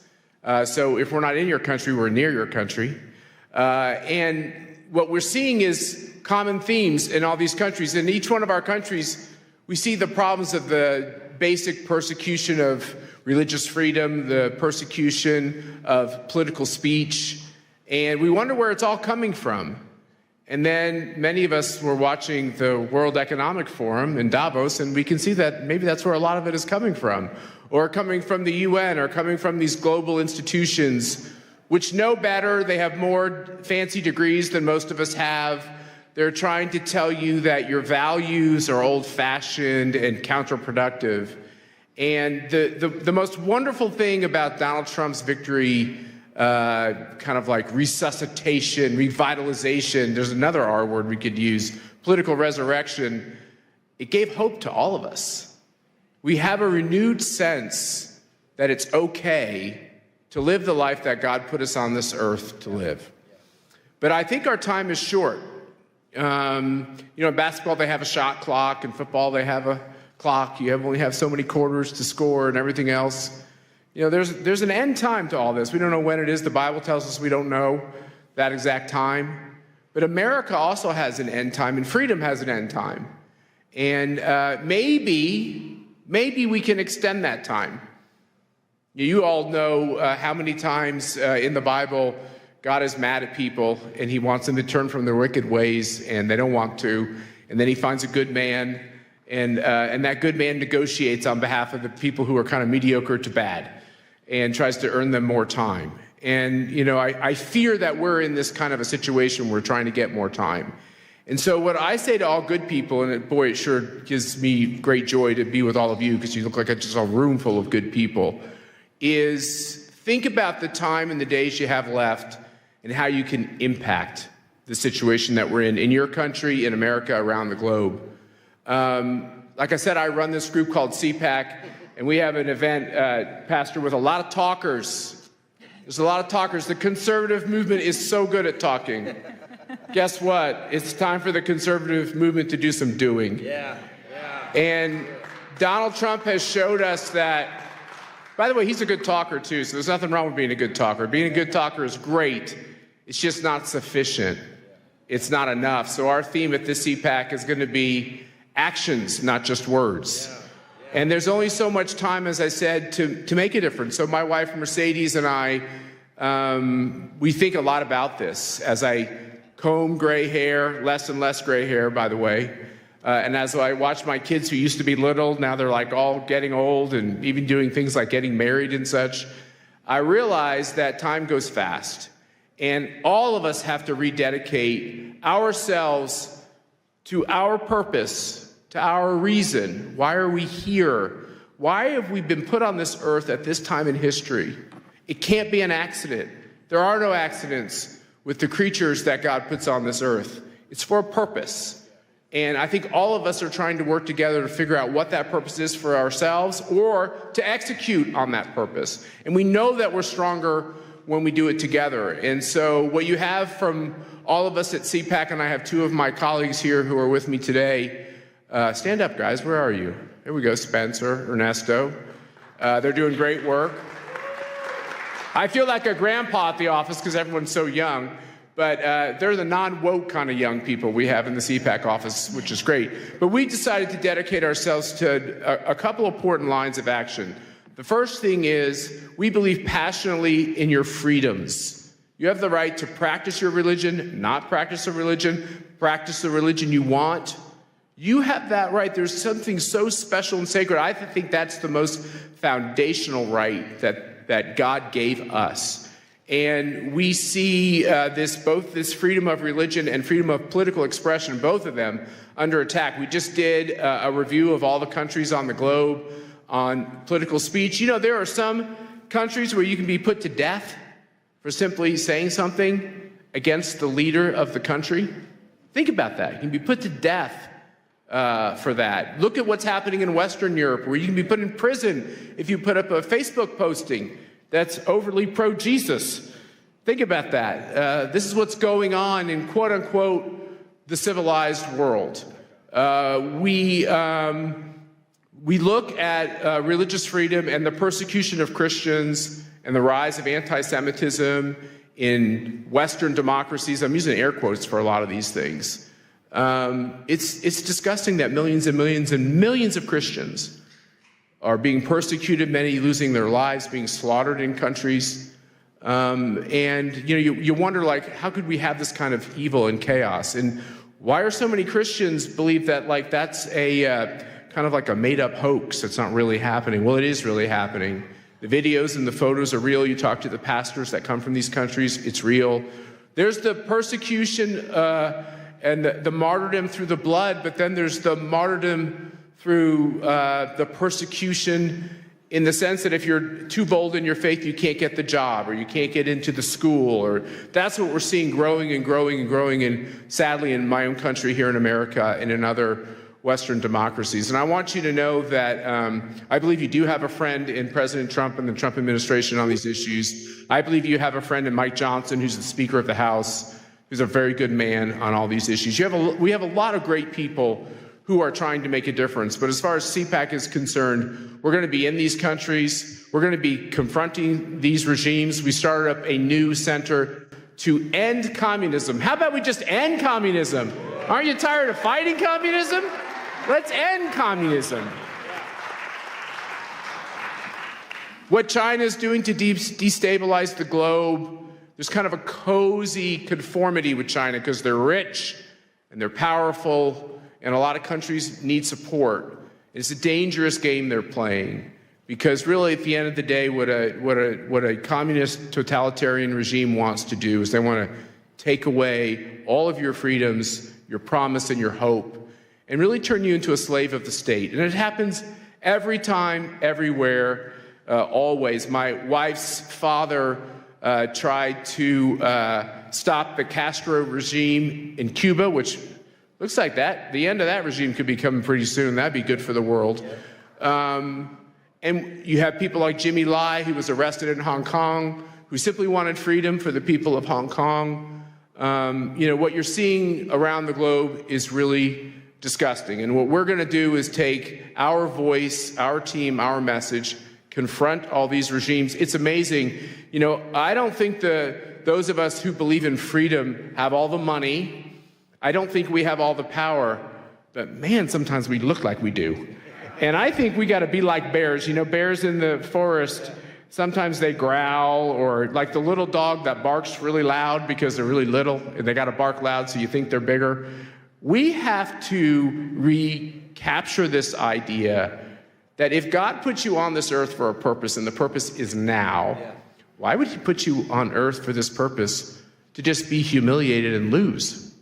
Why did Donald Trump get off that canvas? Was it to lose that race? No, I think he got off that canvas with the help of angels to win that race and to give people hope all over the world. And I think we're in the same position. I think the reason why it seems like all the money against us and all the power is against us, and that it's an impossible fight, the reason why we have to look at that every day is because of one simple thing. We are small, he will be large. He will have the victory. We just have to ask for it, and we have to be true to it. And that's the moment that we're in. We have to believe that God put people on this earth to prosper and have freedom, right, and to live their purpose. And that it's our job right now in these dark times to make sure that that can continue. So that is our motto. It's about action. The action is now. You all are welcome. We have to get out of this idea that the only way conservatives will come together is if you agree on everything I agree with, and you have to sign a piece of paper that says you'll never disagree with me. That's a bad way to build a movement. What we ought to do is say, hey, is there one or two important issues that we agree on? Can you agree that someone should be able to practice their faith as they choose? Yeah. If you do, we should be able to work together. Do you think that people should be able to get in politics and vote for the candidate that they want to? If you believe in that, that's something we can work on together. Do you believe that communism fails every time for every people, always? If you do, we can work on this together. And I think that if we can stitch this together and get out of our orthodoxies and instead focus on our commonalities, I think we can reshape the face of the earth, and I think we're going to do that. And God bless you, and thank you for letting me be with you today. Thanks, Pastor. That was awesome. Was that perfect, brother. Now it is an honor to introduce Congressman Gus Bilirakis of Florida, recognized as one of the most effective lawmakers in Congress. He's a steadfast champion for international human rights and will speak on the importance of protecting religious freedom against discrimination worldwide.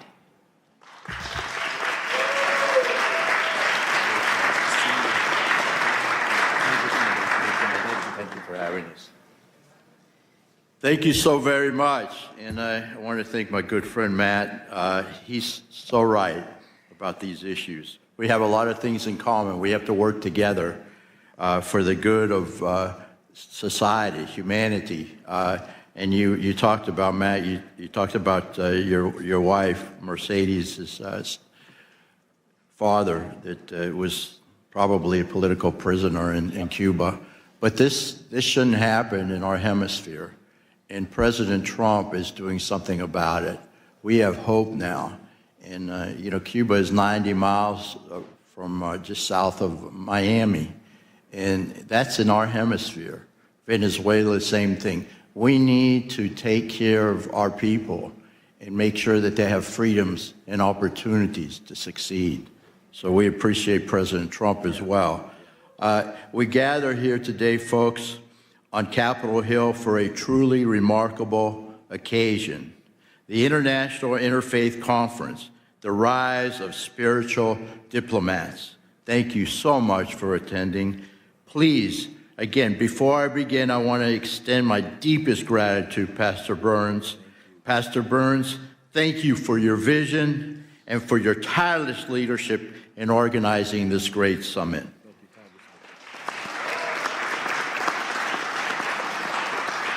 You have called us here to recognize a new era of spiritual diplomacy, where faith leaders don't just shepherd their own flocks, but step into the breach as mediators, peacemakers, and defenders of the innocent, where traditional politics often falls short.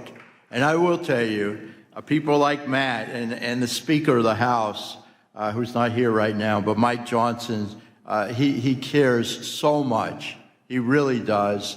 And he's genuine, he's sincere, he's a godly man. And we are making a difference, folks. We are making a difference. We're making a lot of progress. So I chair the Congressional Caucus on International Religious Freedom. I see the first freedom not as mere legal concept, but as the heartbeat of human dignity. Yet as we meet on today, January 22nd, that heartbeat is under threat, folks. So again, I've got to tell it like it is. The data from this year's 2026 report is staggering. We are witnessing government restrictions on religion at their highest global levels in decades, unfortunately. We are so very fortunate here in the United States of America. And I know there's some bumps in the road, but we have religious freedom. And we should never, ever take that for granted. But in Nigeria, folks, the crisis has reached a breaking point. Statistics from the start of this year show that over 3,400 Christians were killed for their faith in the last reporting period alone. In this day and age, it's happening around the world, folks. I have fought to ensure Nigeria remains a country of particular concern, because we cannot stay silent while thousands are slaughtered. Do you agree? Yeah. In China, the CCP continues to target Falun Gong practitioners and Uyghur Muslims with high-tech surveillance and arbitrary detention. This is happening, folks. It's happening every day. China currently leads the world in the arrest and sentencing of believers. I mean, they're not spreading it. They're just practicing their faith, their religion. And in some cases, it's meditation, what have you. But they should be free to do so. In Pakistan, The shadow of blasphemy laws still hang over Muslim minorities. The Ahmadiyas and Christians turning private faith into public death sentence. Unbelievable. Global anti-Semitism. We must confront the reality that Jews are facing a resurgence of hate that we once promised would never, ever happen again. But it's happening now, folks, before our very eyes. We must stop it. The challenges we face are not only legal, in which regimes weaponize the laws to crush dissent, but also social, as tolerance breeds in the vacuum of silence. We must not stay silent. We must act, folks. And that's what we're doing in this Congress. This is where the spiritual diplomat comes in. You are the ones who can reach the places a secular envoy cannot. You speak a language of universal values, justice, peace, and the sacredness of life that resonates deeper than any treaty. You're the ones. We can do this together. I'm Greek American, and we say, Oli Mazi, all together. We can do this together if we stick together.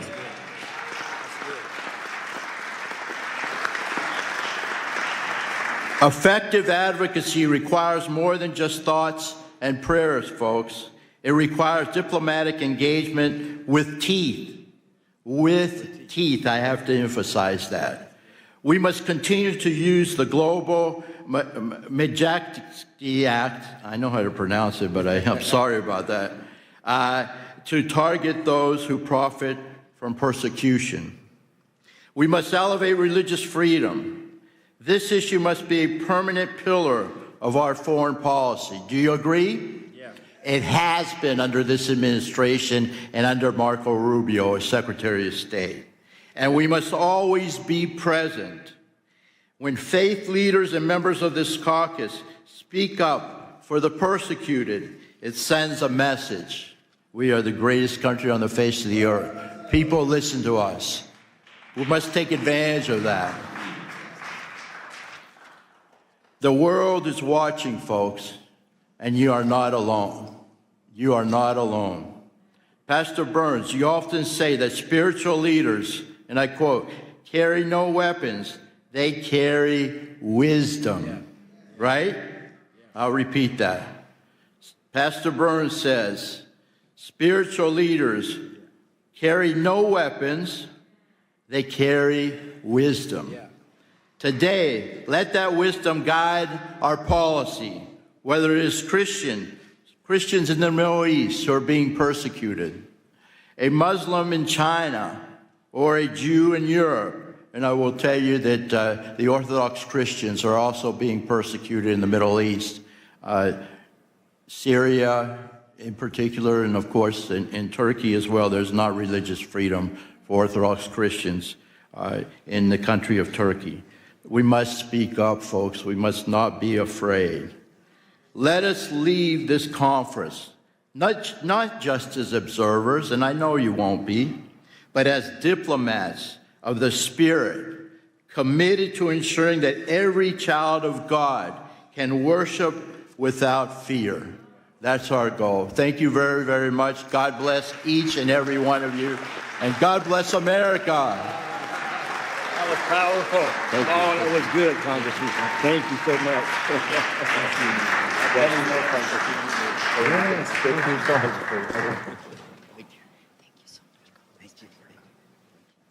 Well, you know, I think I'm about to speak again.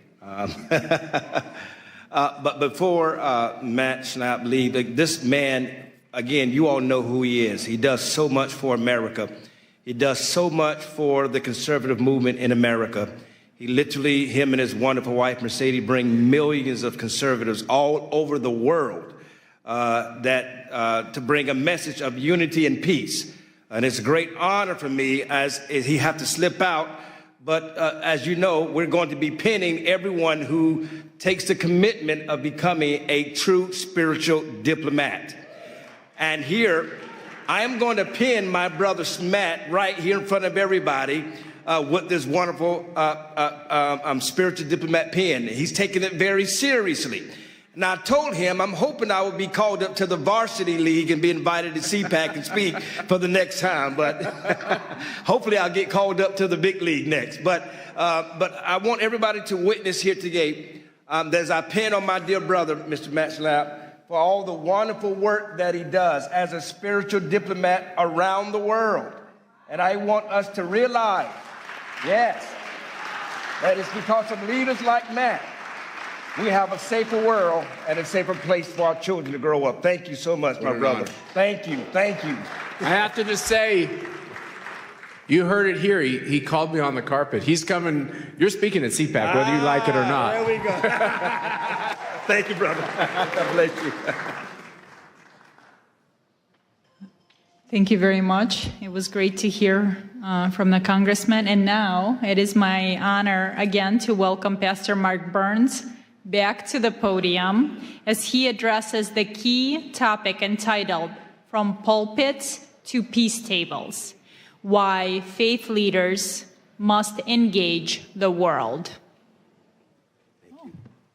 Wonderful. Well, first of all, I'm going to tell you, you should give yourself a big hand clap of all the wonderful people that are here today. Come on now, you can do better than that. Come on now, come on. We're here at the nation's capital to take back this nation, take back the world, and we're here to protect faith of all people around the world. Do you believe that? Say yes to that. Hoorah. Listen, the Bible says that violence taken by force. We're here to make a loud declaration to the world. The evil that is happening in Ukraine, the evil that is happening in China, the evil that is happening in Taiwan and Cambodia, the evil that is happening in India and Pakistan, the evil and the wars that are happening all over the world. We can bring an end to this evil. Korea right now is under attack. Right now. People are dying of all faiths. In Nigeria, Christians and Muslims alike are being killed by terrorists. We're the voice that can help bring that. I want to tell you, my brother, I pray that you hear my heart. I pray that you hear my heart. Don't take this pen. We'll do it at the end. So please don't leave. But don't take the vow. You're not vowing to a person. You're not even vowing to an organization. You're vowing that you will be willing to protect the innocent and speak for the voiceless. I can't hear nobody. I can't hear nobody.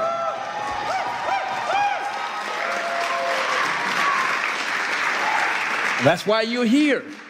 And so many of these great leaders that are on this podium that you're hearing from, these are thought leaders. These are real spiritual diplomats. These are people working behind the scenes that are working to protect children, to protect religious freedoms.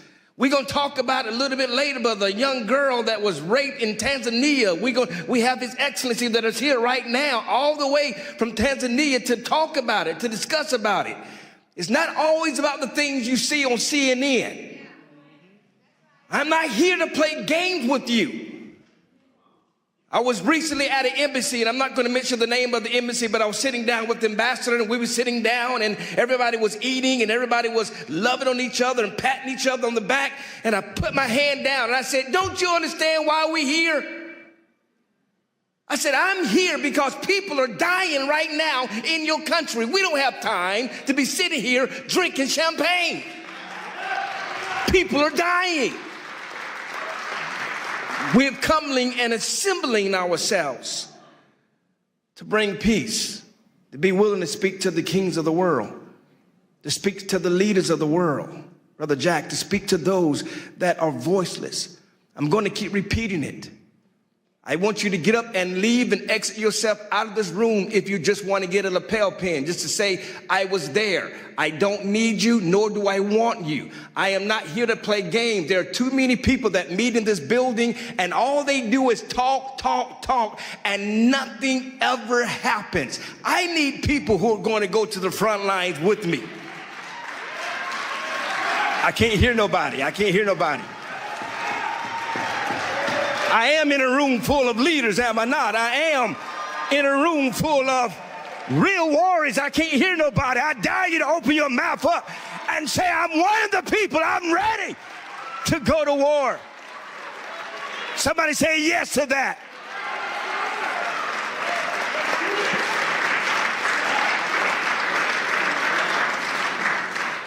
And so I pray that you're not here. Right now, Korea is under attack. Who's going to stand with me? Right now, Pakistan is under attack. Who's going to stand with me? I'm going there in April. Who's standing with me? I am going to Iran. Who is standing with me? I can't hear nobody. Who is going to stand with me with Ukraine until every bullet and every missile stops, until we bring that war to an end? Who's going to stand with me? I don't need cowards, and I don't need people who are just here to be here. I need people who's willing to go to the front lines, who's willing to risk your name and your reputation to stand with somebody who may pray to a different God, who may believe different than you, but you're willing to stand on the name of peace. Who will stand with me?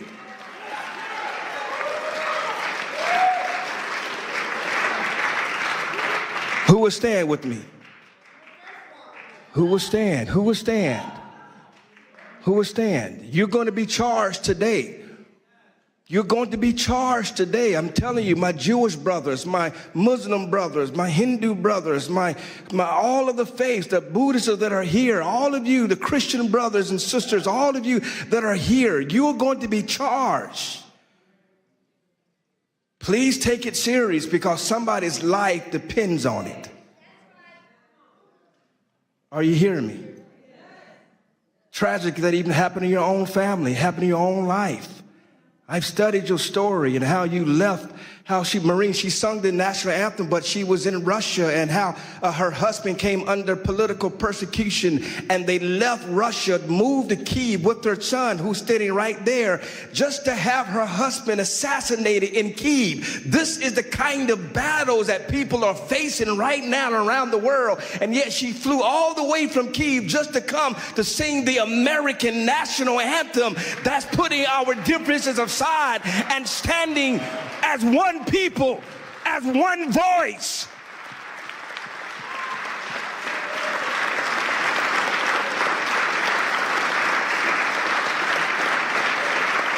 ALLATRA, even right now, who is under attack by Russia, by Ukraine, and yet they're standing. Creative Society of Russia is attacking them for standing with Ukraine. But yet they got volunteers all over the world. I'm telling you right now, every faith leader, you need the organization of ALLATRA and Creative Society. You need them. You need people like them that will go to the trenches. They are not just talkers, and they don't do it. They don't do it. And I'm talking about Olga here and Marina here. Olga is the head of a Creative Society, and Marina is the head of ALLATRA. And they have volunteers all over the world. When I'm at the Vatican, they got volunteers that are there. When I'm in Korea, they got volunteers that are there. When I am in Africa, they got volunteers that are there. These people don't just talk the game, they do it. And they don't need no presidential invitation. Quit waiting for the White House to invite you. You don't need an invitation. I can't hear nobody. You don't need an invitation, Valerie. You show up and fight. You show up and fight. You do it faithfully, consistently. So these leaders that are up here, they're not here to waste your time. They're not here to be famous. We have real serious issues, Marquetta, real serious issues. that we're going to solve. And what I'm going to be asking of you is helping us to continue to create this network. We're going to be introducing to you an email and a number that you who are out there around the world to communicate. And it's not just international or national issues. So you hear what I'm telling you. I got an invitation. We're going to Chicago right now. There's mold that is happening in Chicago right now. And we're not going to allow partisan lines, Republicans or Democrats, to block simply by helping people. Are you hearing me? No real Republican was supporting Ukraine until I got there. And I came up with the mindset that I'm going to stand what is right, not what is popular. Are y'all hearing what I'm telling you? I don't care what your faith is. I don't care what you believe. Rabbi Duvi, I'm going to stand for what is right and not what is popular. Are you hearing me? And so we got battles all over the world, desperately needing people to come and remind them that help is on the way, that you're not by yourself. I'm not here to give you some political rah-rah speech. I thank the president for sending me the video. Thank you, Mr. President. He's in Davos and he stopped and he sent me a video to tell everybody he's supporting what we're doing. But that's not what I'm living for. We've got to get to the point where that spiritual diplomacy lasts beyond whoever's president. Because there are rape victims that need us. There are drug addicts that need us. There are religious people that are dying for practicing their faith that need us. Who's willing to go speak to the kings of the world? Who's willing to risk their reputations? Are you hearing what I'm telling you? And so I pray that you receive what I'm telling you. I want this movement to continue to grow and grow bigger. We're planning to do this again in 6 months at Mar-a-Lago at the president's house. And we're going to bring it even bigger and even greater. Then we're going to G20. We're going to do a wonderful event at G20. Amen. We're going to take over Miami. And then we're going to go to Qatar. And then we're going to the Vatican. We're taking this all over the world to bring peace. I believe we're going to have a spiritual diplomacy right there in Tehran, in Iran. We're going to do it right there in Iran and show the world that we won't allow evil to win. Y'all not talking back to me. We won't allow evil to win. We will stand for what is right and not what is popular. Somebody say yes to that. We're going to go to North Korea. We're going to knock down the wall. We're going to get to Kim Jong-un. We're going to tell the world that we are here to faith, that we will not have enemies in the name of faith. Are y'all hear what I'm telling you? If you're playing politics, leave me alone. Don't get a picture with me. Think I'm playing with you. I'm not. I'm not. I don't got nothing to lose. You don't understand how I got here. I didn't get here by sucking up to nobody. The president calls me his pit bull for a reason, so I'm not here to impress you. Are y'all hearing what I'm telling you? But I'm going to be here after President Trump. But I'm going to be here to be in the next president face, and the next president face, and the next president face, to tell the world that we will unite the communities around the world. We will stop being divided by who you pray to, and we will stand on the principle of peace and love for the whole world to come together. Whether you're black, whether you're white, whether you're young, whether you're old, whether you're Jew, whether you're Christian, whether you're Muslim, Buddhist, it doesn't matter. If you're a human being, we shall stand until we reach the promised land. God bless you all.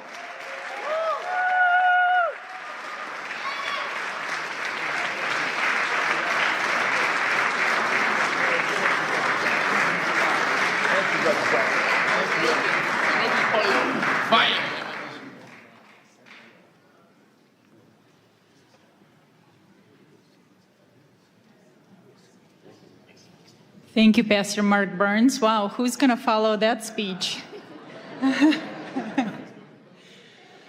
We are honored to hear from Rabbi Eli Abadi, medical doctor, a senior spiritual leader and member of the Council of Sephardic Sages. He speaks on building bridges of faith and peace in a post-Accords world, examining how the Abraham Accords have opened new paths for coexistence in the Gulf. Rabbi?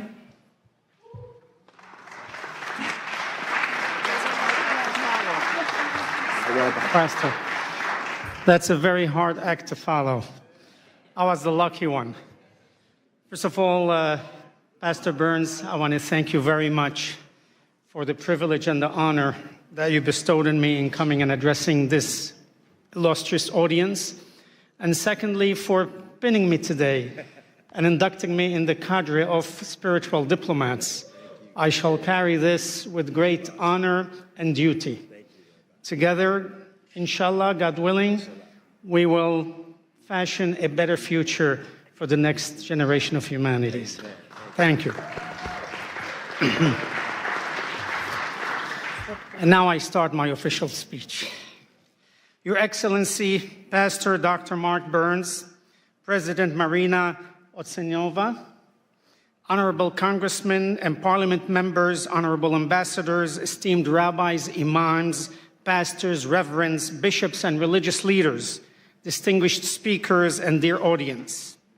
The great Mahatma Gandhi once noted, if we were to respect others' religions as we would have them respect our own, a friendly study of the world's religions is a sacred duty. We are gathered here today as global faith, political, and thought leaders from many areas of human endeavors to find a path toward a peaceful coexistence between all religions, nations, and all people, especially the world's three Abrahamic religions, Judaism, Christianity, and Islam, and few others. As Edmund Burke said, religion is essentially the art and theory of remaking of humanity. And therefore, we as leaders ought to embark in remaking mankind to cherish, protect, and foment a peaceful coexistence. As the United Nations Manifesto on the Culture of Peace stated, we must learn to use one another's religious belief as ways to connect, not as reasons for conflict. For 800 years, Judaism, Christianity, and Islam were inextricably intertwined in medieval Spain, the era of convivencia. Each had a common ancestry, similar values, and holy scriptures. As Genesis 42:13 states, we are all brothers, children of one Father. Living together side by side in Spain, very often in close quarters, the people of these religions flourished. They naturally found a way of understanding and respect for each other's culture, bringing forth an enlightened culture. Thus, the seed of Renaissance had been planted. Remarkable individuals of different faiths made lasting contributions to civilization. However, and unfortunately, gradually over the next 3 centuries, large forces vying for power gave way to puritanical judgments, absolutism, and religious extremism. Ultimately, these exclusive policies and the conflict they unleashed extinguished the shared learning that had flourished. The fragile unity between the 3 faiths was lost. Up until these days, these conflicts still exist in many areas in the world that we must end and return to the days of old. In the area of faith, Jews, Christians, and Muslims believe that God made a covenant with Abraham. It was to keep faith in one God and to worship him and to teach the practice of worship to his children down through the generations. In return, God would preserve, protect, and multiply the children of Abraham. This covenant became the legacy or trust for the children of Abraham to continue. Abraham's offspring would become great nations. And as stated in Genesis 17:4, the Lord said to Abraham, "Herewith my covenant with you, and you shall be the father of many nations." The people of these nations are now called Jews, Christians, and Muslims. We are all monotheists. We all believe in one God, the creator of all that is, in the universe and on earth. As leaders, we are enjoined by our faiths to find path toward a peaceful coexistence between all religions and all people. Therefore, in order to establish a channel of communication and cooperation on an international level, we must continually ask of ourselves what we insist from our own people, the acceptance of diversity in religions.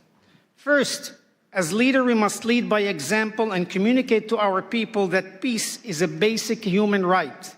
Scriptures in Leviticus 19:18 teach us to love thy neighbor as thyself. It is a directive that teaches each one of us here today to love one another through peace, acceptance, and understanding. Second, as each of us takes enormous pride in our own religious history, culture, and strength, so too must we pride ourselves on the level of understanding and tolerance our people have of other religions and cultures. As we encourage our people's pride in our own religions, we must castigate our congregations should intolerance and ignorance of other religions and cultures arises. Third, it is our responsibility to guide our people towards looking for the inestimable value of peace and not in conflict. Yes, the world is made up of different races, colors, ethnicities, religions, and political ideology. However, the seeds of peace begin to grow when people of all faiths and backgrounds are encouraged to communicate, tolerate, accept, and ultimately love each other. Today, ordinary people from all three faiths share a deep desire for peace and justice, and from many other faiths, not just these three. They all aspire to seek to encourage a model friendship and respect for each other. We as leaders of our respective faiths and people do also share a deep desire for peace and justice. We will work towards it, and we pledge our time, efforts, and wherewithal to the implementation of being spiritual diplomats between people, nations, and religions. Our aim should be threefold. One, to stand together should any of our communities suffer harassment or attack. Two, to respond together to events, local or global, which have an impact on the relationships between all of us. And three, to overcome some of the misrepresentation, demonization, stereotyping, prejudice, and lack of awareness in the world through an ongoing educational process that teaches peace and respect for each religion, ethnicity, race, and nationality with a goal of a peaceful and respectful coexistence. It is time to take the initiative without waiting for more ignorance, hatred, and war to occur. It's time to actively bring peace where there is conflict. It is time to seek the good instead of evil, hope instead of despair, and love instead of hatred. It is time to allow our love of God and respect for His covenant to protect and multiply the children of Abraham, to materialize into a worldwide covenant of peace and protection for all of humanity. Given the many examples in history, as well as some conflicts which are so recent that they continue to take place as we speak, they demonstrate the need for leaders to speak out and preach against religious intolerance, ethnic persecution, and race superiority. The core of these conflicts stem from the idea that one's religion, ethnicity, and race is the superior one, giving a person or group of people the religious duty to impose their religion on others under penalty of death, or to persecute other ethnicities and nationalities. Terminology such as infidels or heretics ought to be eliminated from our vocabulary. Using these words allow the zealots to attack, persecute, force conversions, and even kill anyone who has been branded as such. As leaders, we ought to condemn the use of this terminology. Equally as important, we need to teach that religion and religious values can and should be transmitted only through love, acceptance, and tolerance. Religion can only be appreciated if transmitted peacefully and with the consent and wholehearted acceptance of the individual. We as religious leaders have the responsibility to highlight the beauty of religion while teaching our own people how religion can bring harmony, peace, and understanding. On 5 occasions in the Bible, 1 in Leviticus, 3 in Ezekiel, and 1 in Nehemiah, each state that the religious statutes given by the Almighty are, quote, so mankind can live through them. And our sages in the Talmud expound on this announcement, saying specifically that by obeying the religious statutes, we are to live through them and not to die through them. In Psalm 34:15, King David exhorts us to search for peace, and pursue it. Our sages in Ethics of the Father state, be from the disciples of Aaron, the high priest, love peace, pursue peace, and love your fellow human. Each of us here today as leaders, we must make that commitment to encourage our people to pursue peace and love one another. All of us here, Christian, Muslims, Buddhists, Hindus, and others, can effect change by planting the seed of true peace amongst us and our co-religionists. We can come to the reconciliation of our people. Oseh shalom bimromav, hu berachamav ya'aseh shalom aleinu, v'al amo Yisrael ve'imru amen. He who makes peace in his high heavens, may he in his mercy bring peace upon us and upon his entire nation, and let us say amen. Peace be unto you. Assalamu alaikum. Shalom aleichem. May God bless us with this endeavor. Thank you, and God bless you. Beautiful night, Rabbi. Thank you for that powerful speech. We just get started.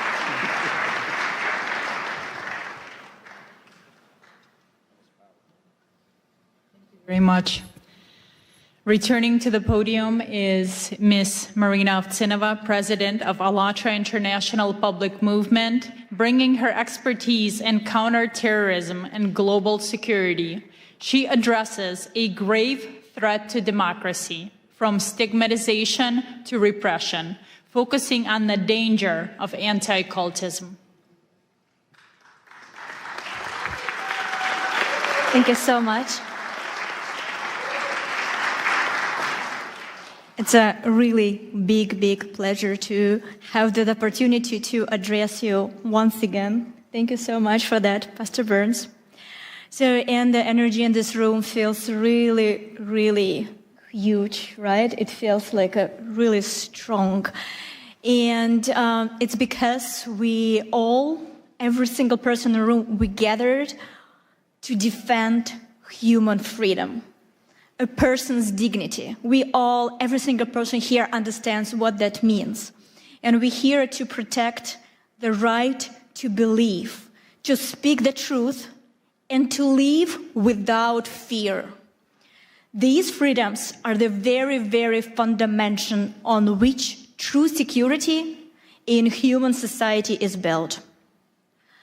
But we need to acknowledge something very clear, that foundation, that really important foundation for the human freedom is now in danger. Because today there is a well-organized structure at work, deliberately attacking that very foundation. And many of the deep, tragic stories that you will hear today from our speakers from this stage are direct result of the action of this transnational structure and its destructive manipulative techniques. So let me educate you a little bit. So what is that, and why does it pose a threat to every person and to society as a whole? The transnational anti-cult network is the highly coordinated international system made up of individual organization, activist, pseudo expert, and biased journalist. Their goal is to systematic dehumanization and destruction of targeted group of people and the incitement of hatred and hostility within the society. What this network does is often described more simply as anti-cultism. But in reality, anti-cultism is the technology of dehumanization and repression. Let me be clear right away. The anti-cult network can target absolutely any group, not just religious one. They can target social organization, hobby club, or even political party. And no matter who they choose, anti-cult agents follow the same well-practiced playbook. First, they slap the label on the targeted group in the media, calling them sect, cult, or simply dangerous group.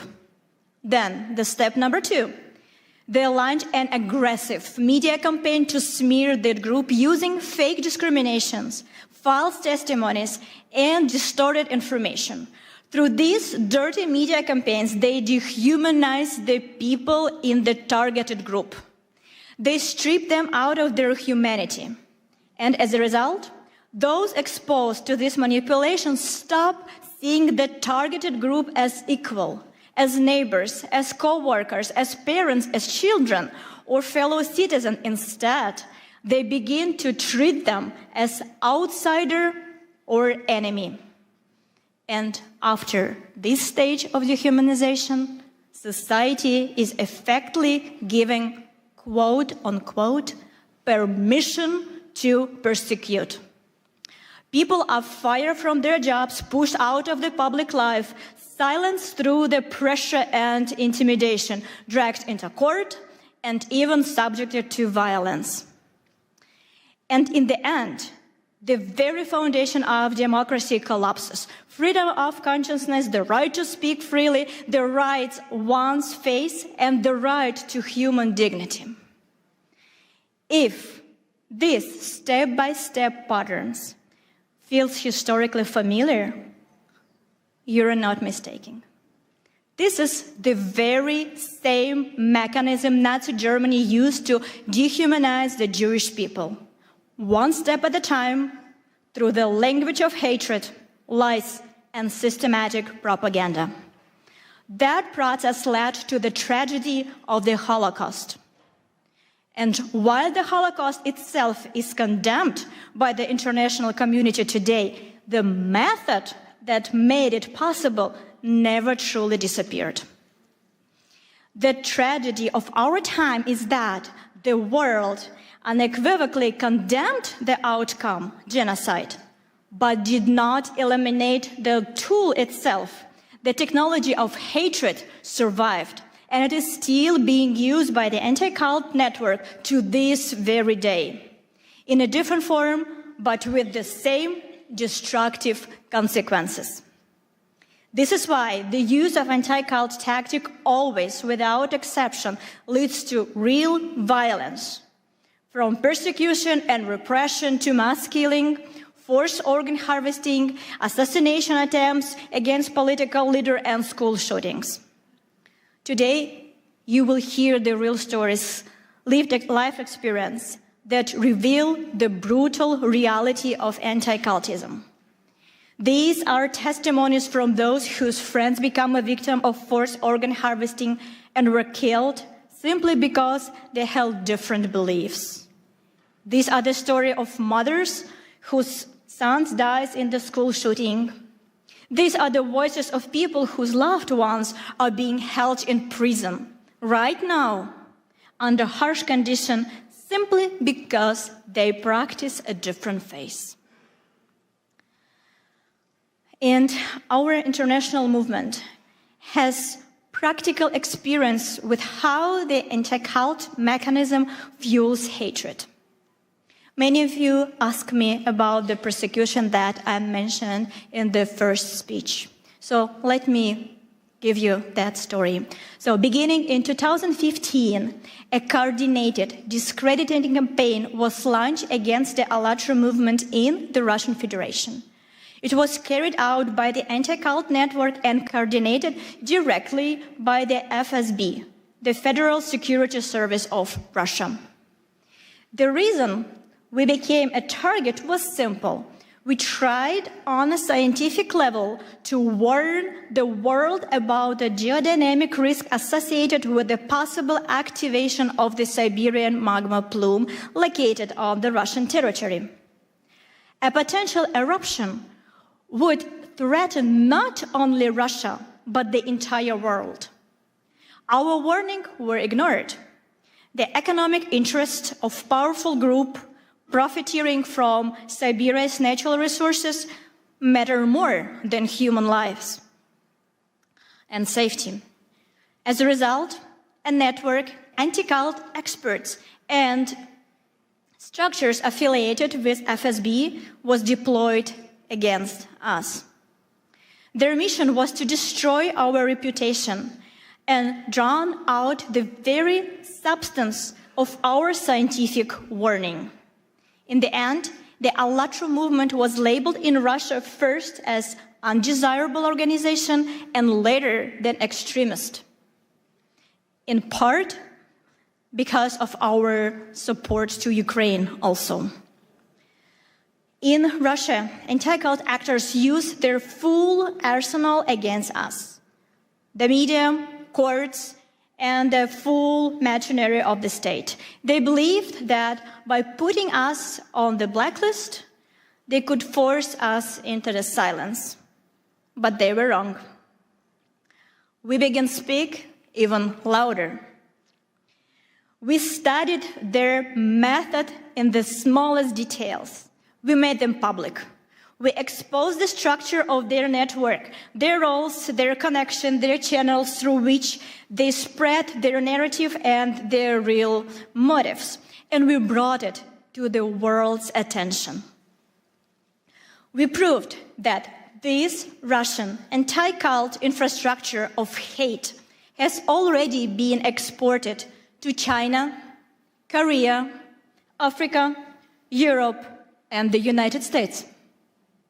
We traced how the pressure that began in Russia becomes a source of persecution around the world through publication, through the analysis, through the same talking points appeared in different countries as if copied from the very same subject and pasted in a different country.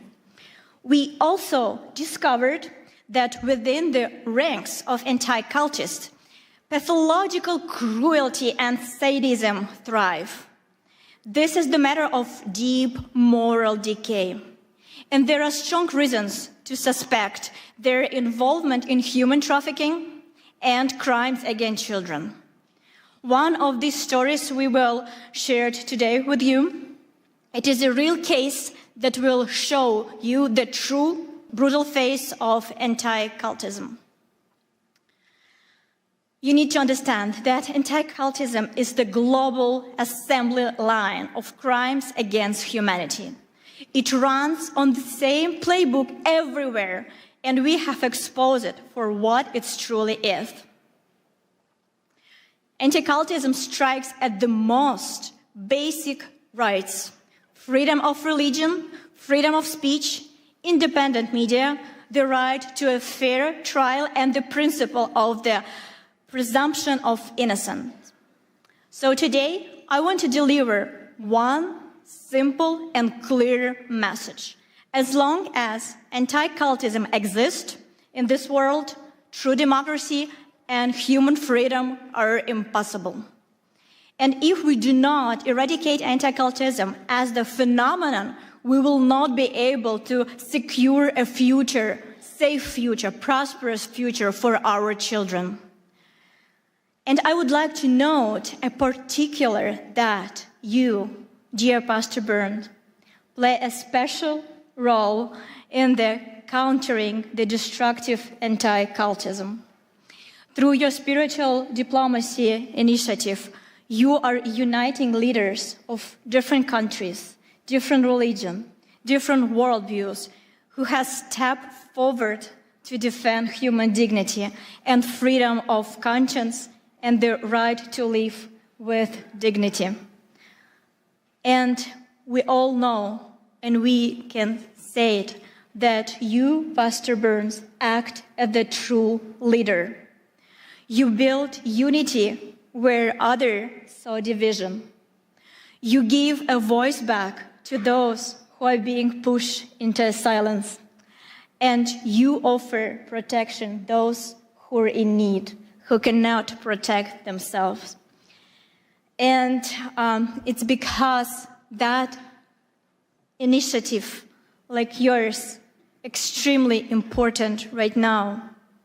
And we understand that thanks to you and this initiative, humanity will inevitably prevail. And for all our participants of ALLATRA International Public Movement, it is a great honor to stand shoulder to shoulder to you. And for decades, the anti-cult network acted with impunity. But today, thanks to you, Pastor Burns, the situation has been changed. And we can say with the full responsibility and confidence, for a final victory, only one thing is still missing: the unity of everybody, especially the unity of those who has been targeted by that group. To stop the threats and killings and the destruction that anti-cult network brings, we need more than words. We need decisive action. We need a coalition of mutual protection, international and interfaith. The principle must be simple and shared by all. An attack on one group is an alarm for everyone. Instead of indifference, let them deal with it themselves. We must stand and unwaveringly solidarity. We will defend them because tomorrow someone could come for any one of us. If everyone who has been targeted by the anti-cult network and harmed by its manipulation unites to expose its criminal activities and publicly expose how the anti-cultism works, we will inevitably achieve justice and prevent new tragedies for sure. There is an age-old and very accurate metaphor. I'm pretty sure you all know that. But please, think one more time with me when I will cite this word. How we can use it, what we can take home. We all know that it is very, very easy to break a single twig. It takes almost no effort. But if we gather all twigs together into one bundle, it becomes stronger. Not because each twig has become stronger, but because they are together. And that is exactly how we must act right now. Each of us may believe in our own way. Each of us can continue doing what we're doing. We're all leaders. We all have our missions. But together, by protecting our future, our children from this organization, by standing for rights, for freedom of religion, for freedom of choice, for freedom of your thoughts, your action. So we definitely can change this world. Because by the end of the day, our strength is in unity. Thank you so much.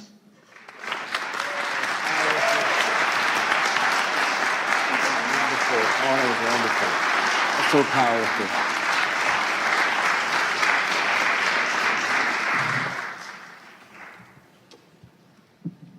Thank you, Marina, for that sobering analysis and for making it clear that as long as transnational anti-cult network exists, democracy and freedom are impossible. And right now, please welcome Dr. Michael Jenkins, President of the Universal Peace Federation and the President of the Washington Times Holdings, with decades of experience organizing peace initiatives in the Middle East and Northeast Asia. He speaks to us today on the urgent issue of global religious persecution. Thank you very much. Thank you. Thank you, everybody. To our distinguished panelists and outstanding audience and delegates, it's great to be here with you. Pastor Mark Burns is really doing a great job for freedom, religious freedom and all freedoms. I want to give him a hand with my heart. Thank you. Thank you. United in Liberty. Also want to thank President Trump, who's doing an excellent job with religious freedom, forming the White House Faith Office with Paula White, and Pastor Burns is also leading that effort throughout the world. We are in a global war right now. There's a global war against God, and it's hitting every faith, every community, and also people of conscience. What are we going to do? Nigeria, Christians are dying there, being persecuted for their faith. Muslims also. The Uyghur Muslims in China are being held in, a massive place with over 1 million people. And many are dying. under persecution. India, also many nations of the world. And I really want to say, how will we stop this? How are we going to turn this around? We have to bring the faith communities together. That is the number one thing that will help the most. And then the political leaders will be enlightened and they will follow the lead of the faith leaders if we love one another. I really believe that right now we see that there is an urgent situation, and that is with our Jewish family. I met my brother, Rabbi, and I would like to have a moment of silent prayer for our Jewish family right now, just a moment of silent prayer, peace for all Jewish people everywhere. Amen, amen. And for all God's people, and also for all people of conscience. So I would say to this, peace, shalom, assalamu alaikum, shanti, shanti. We can win when we come together. We are meant to be together.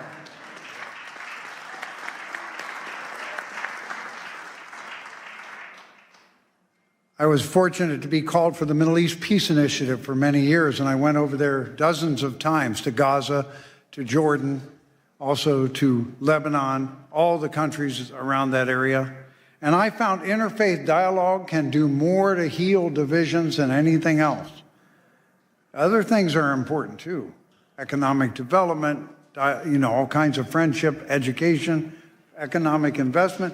But interfaith dialogue can bring hearts together. Suddenly, your Muslim brother or your Jewish sister or whoever it is, your Christian friend, are no longer strangers that we have images about. They become family. They become family. So even as miserable as it has been for the people of Gaza and Israel, interfaith dialogue has to rise, Pastor Burns, right away. Right away. You need to lead it too, because you're so much fun to be with. This man loves everybody. One thing about interfaith dialogue, if you love people and you really appreciate how God is working through their faith, it changes you.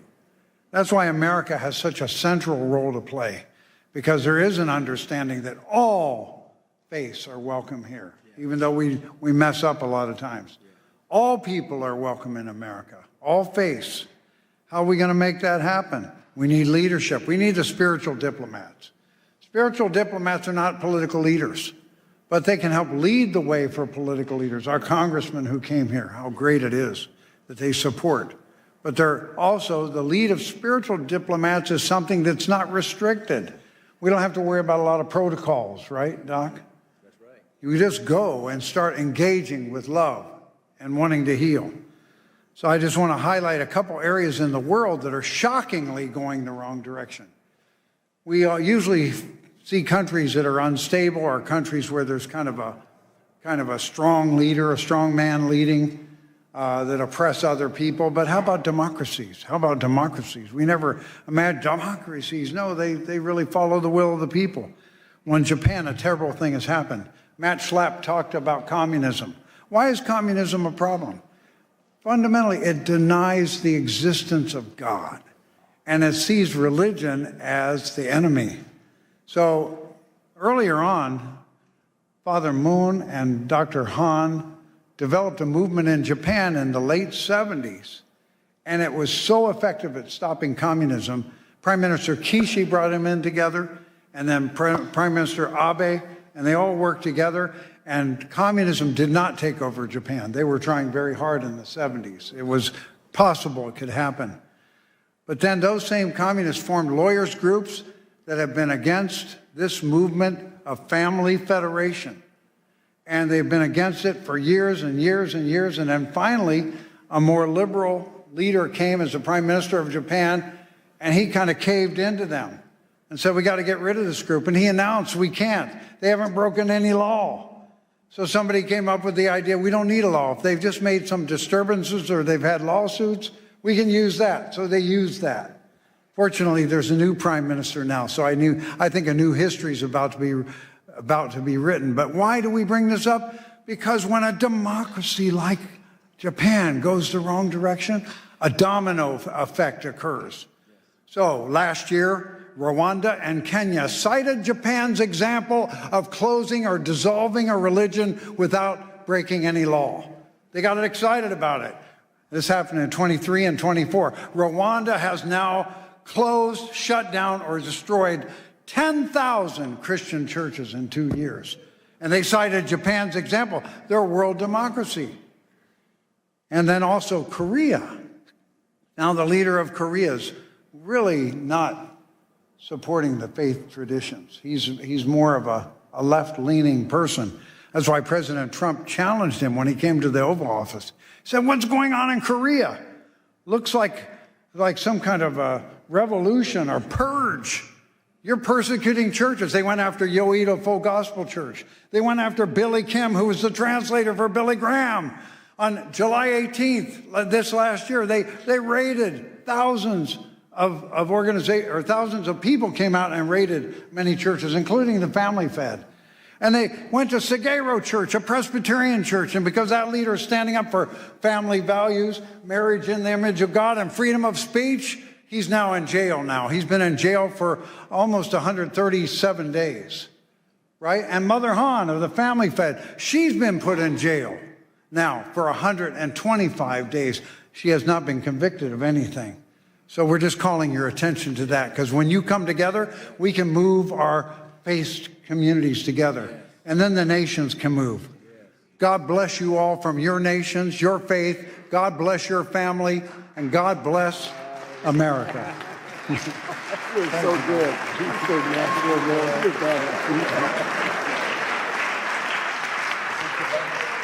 Thank you. Thank you, Dr. Jenkins, for your leadership. Now it is my pleasure to introduce Reverend Damian Dunkley, President of the Family Federation for World Peace and Unification, USA. He brings a critical report on religious persecution in Korea. Thank you. Thank you, thank you, thank you. Good to be with you up here, Mark. Dr. King said, I've been to the mountaintop and I've seen the promised land. So leaders can see the way, leaders can lead the way, but we can't leave them alone. We need to stand together. We cannot watch from the sidelines. So, Pastor Mark Burns, thank you. Thank you for convening this room.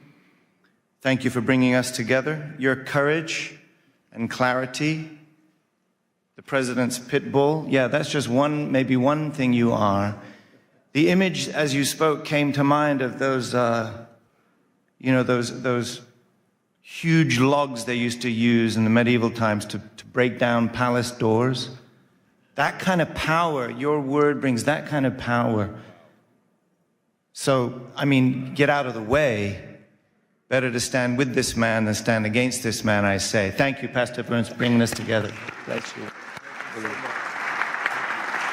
So, as well as all of you incredible leaders, it's a real honor to stand with you today. I'd like to share just a short personal story.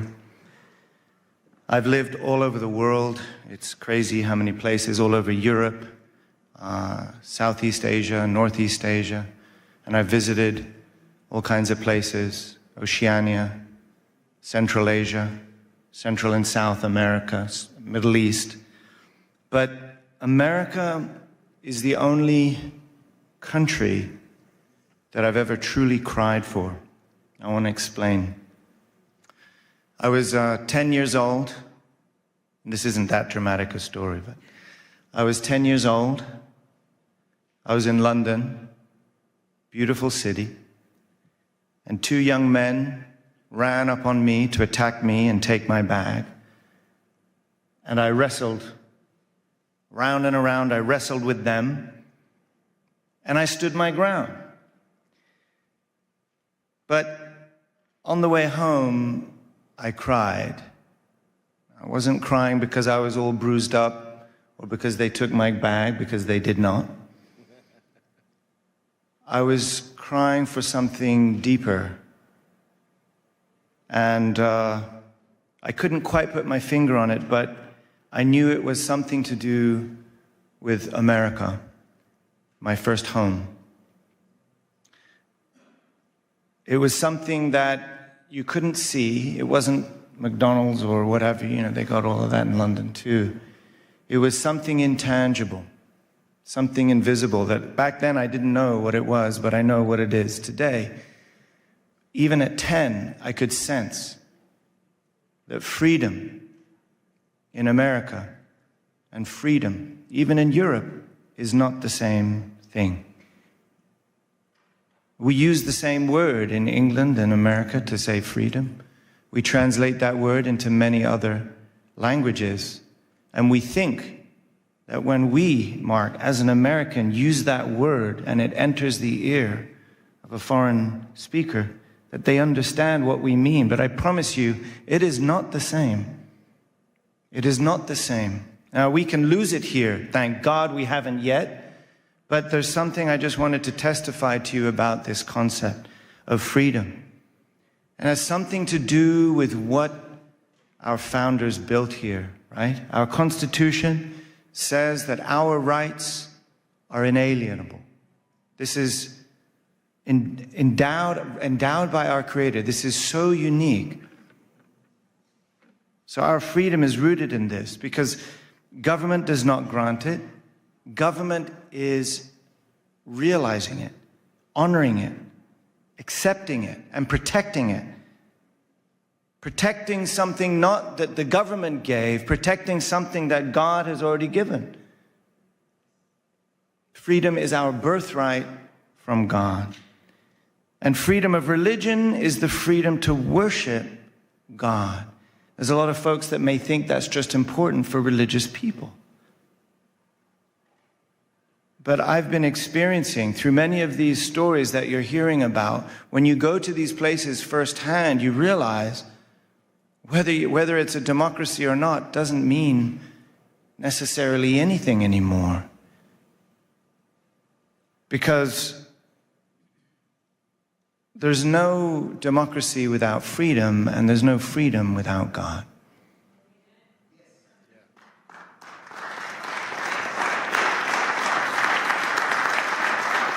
I really believe God invested in this nation, not just for these people, but to be a shelter for all religions and all people. And the world is crying. Liberty is everyone's birthright, which is why America must stand to protect and serve the freedom and liberty of all people on the planet. I believe that by putting God first. And the world is crying. Recently, I was in Korea. We just heard mention of this, Dr. Jenkins. And I experienced something I never expected to. It's a free and democratic country, a place I never expected that I would need to feel like I got to look over my shoulder before I say something. And many of you may know this feeling. I never thought I would feel that in Korea. Honestly, I started to kind of feel that right here in America until recently. I visited Dr. Han, the Mother of Peace, in a detention center in Seoul. I visited Pastor Son Hyun-bo in a detention center in Busan together with my brother, Pastor Mark Burns. Thank you for standing up for freedom in Korea and all over the world. Thank you. We saw them together. We saw them in their miserable prison garb. Hemmed in on all sides by cement walls. Cut from the world. Reduced to their most humble essence. But what struck me in both cases was the testimony of the guards. They recognize their loving character. They recognize their spiritual authority. And these detainees had already earned great respect through their daily actions. Those cells do not stop their spirits. Those cells do not stop their light from shining and influencing the entire world. Amen? So why are they imprisoned? Dr. Han, the Mother of Peace, is turning 83 in a couple of days. A great-great-grandmother. 8 decades of serving, living for God, living for humanity, sacrificing for peace, not even a single parking ticket. So why? Why 1,000 police investigators like stormtroopers raiding her home and spiritual campus, throwing all of her personal things around her bedroom, looking for something they still haven't found? And like we heard, over 3-4 months in a jail cell. She'll be there for her birthday, as she was there for Christmas. Why? Perhaps the only threat that she poses is that of being an inconvenient faith. A faith that reminds the powerful that their power is not above God. This is what makes America great, actually. The state is not saying, we grant you your freedom because you are a child of God. The state is saying, you already have your freedom because you are a child of God, and we cannot stop that. It is not the government that gives you your freedom. And that is the difference that I'm feeling even in democracies around the world.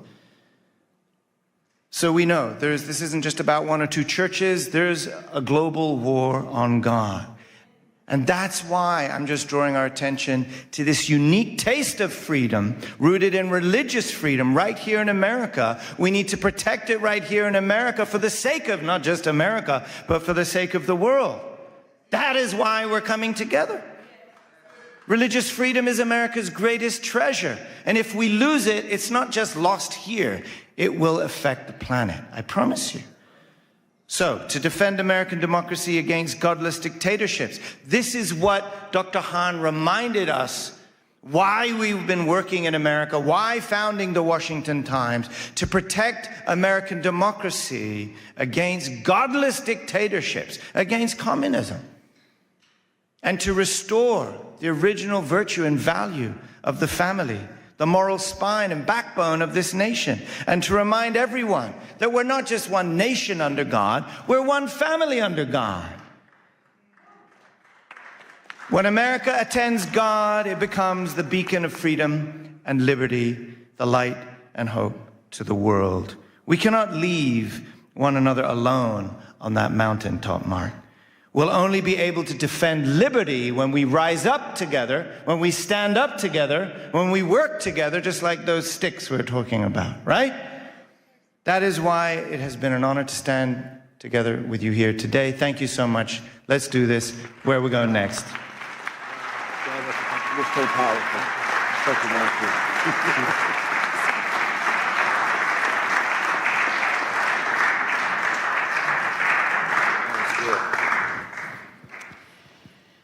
Our next speaker is a courageous voice for truth. Ms. Janice Trey, board chair of the Epoch Times and NTD TV, a survivor of forced labor herself. She understands the machinery of the repression firsthand. She addresses a vital connection in her speech. Information freedom is crucial for religious freedom, highlighting the systematic persecution of Falun Gong practitioners. Ms. Janice Trey.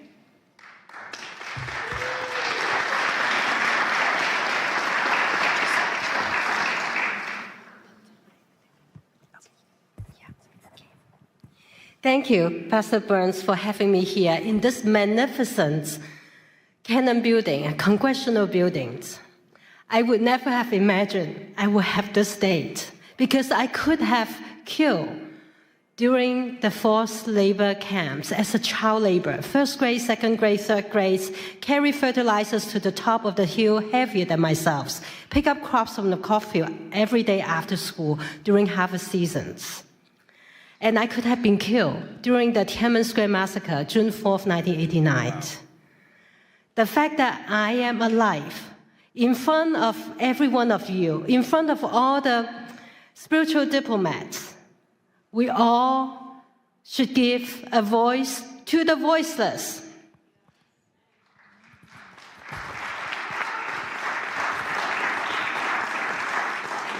Next slide, please.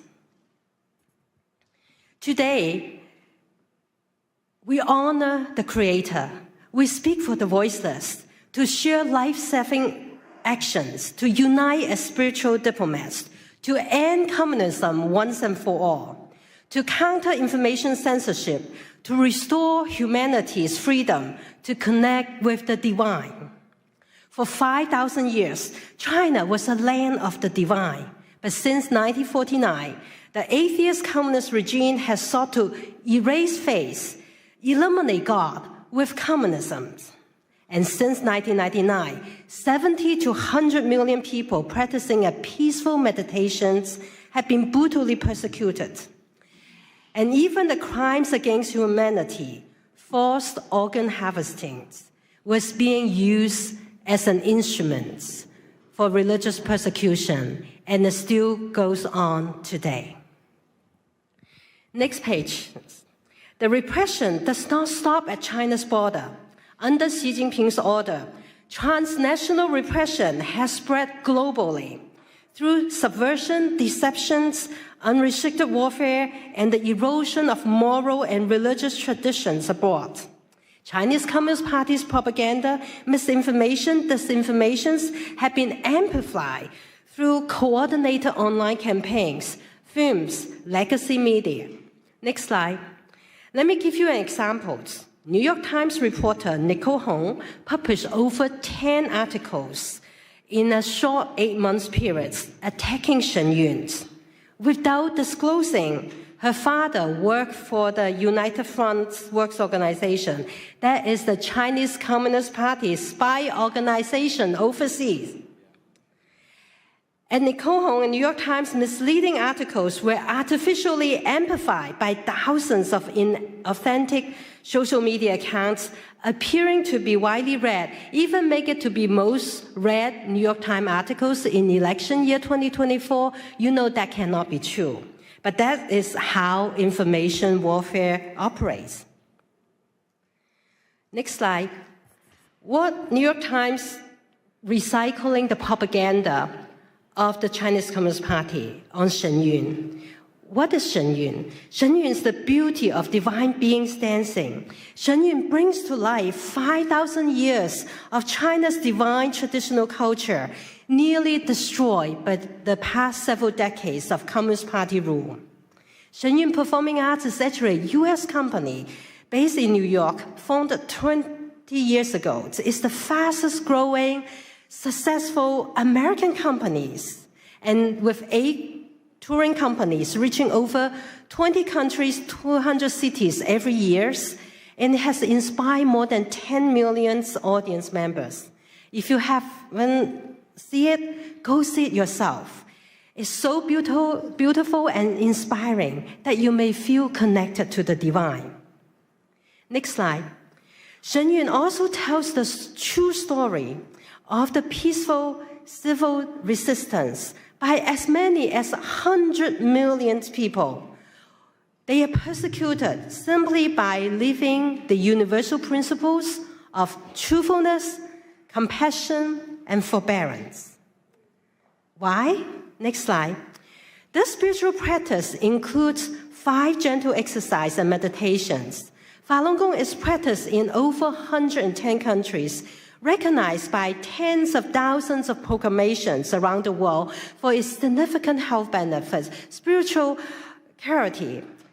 And its founder, Mr. Li Hongzhi, has been nominated for Nobel Peace Prize 4 times. Next slide. The Chinese Communist Party responds with defamation, torture, killing, because truth exposes lies, compassion reveals brutality, faith defies tyranny. Falun Gong practitioners lead a very healthy and disciplined lives because they don't drink, they don't smoke. The Chinese Communist Party see them as the targets for organ transplants, benefits by killing them on demand. When humans become spare parts, the moral red line has been crossed.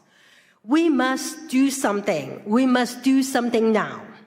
First, next slide, call on the United States senators to co-sponsor and pass Senate Bill 817, which censors perpetrators of forced organ harvesting and mandates the State Departments to report on China's practice, which Secretary Rubio are ready to enact that. We're just waiting for Senate bill to pass A17.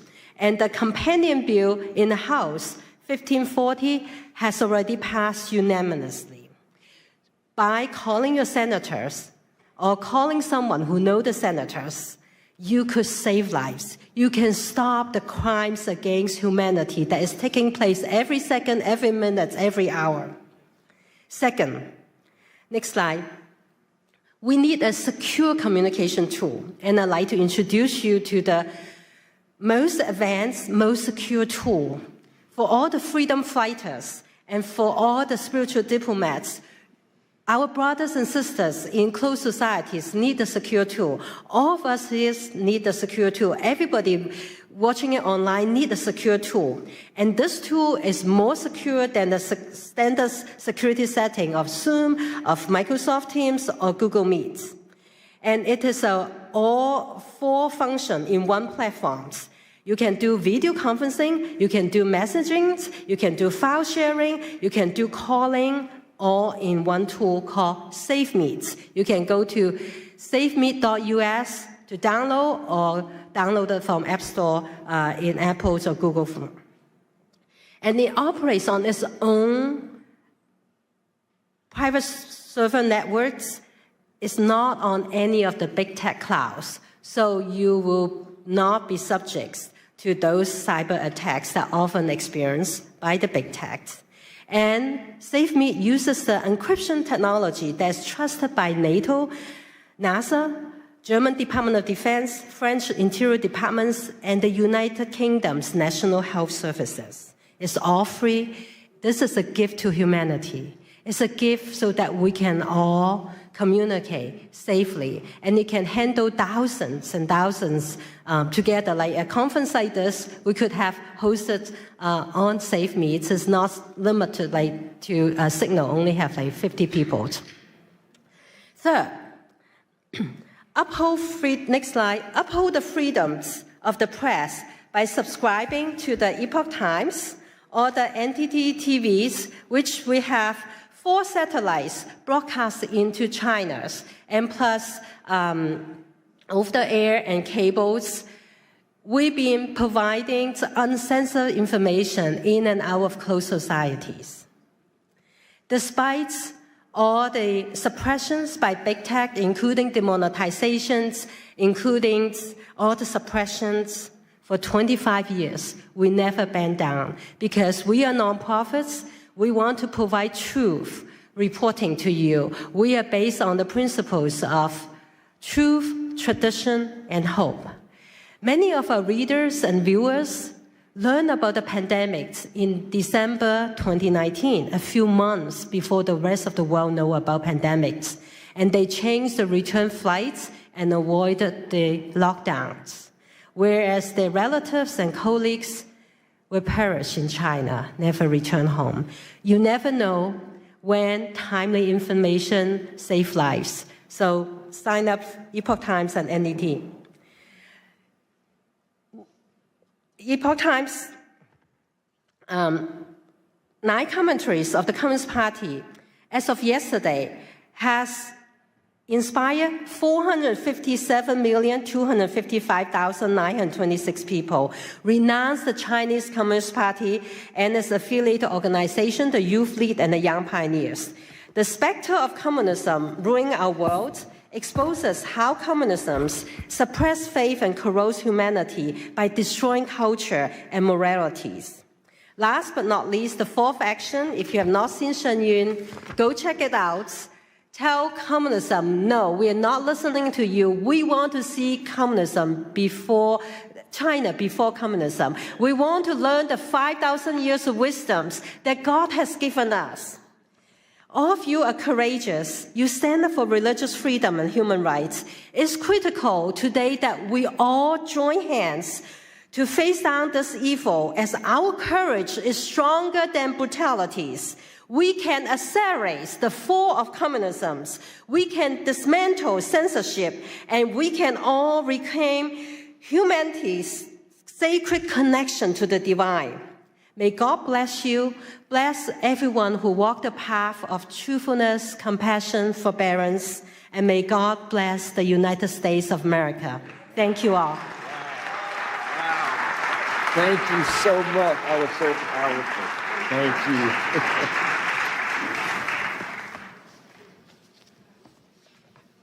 Thank you. Next, I'm honored to introduce Ms. Rushan Abbas, founder and executive director of the Campaign for Uyghurs.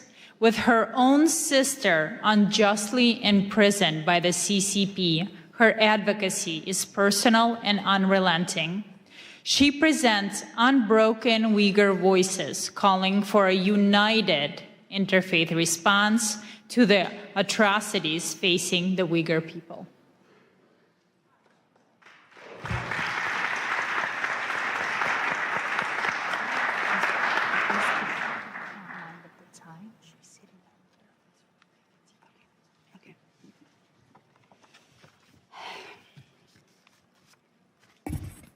Assalamu alaikum.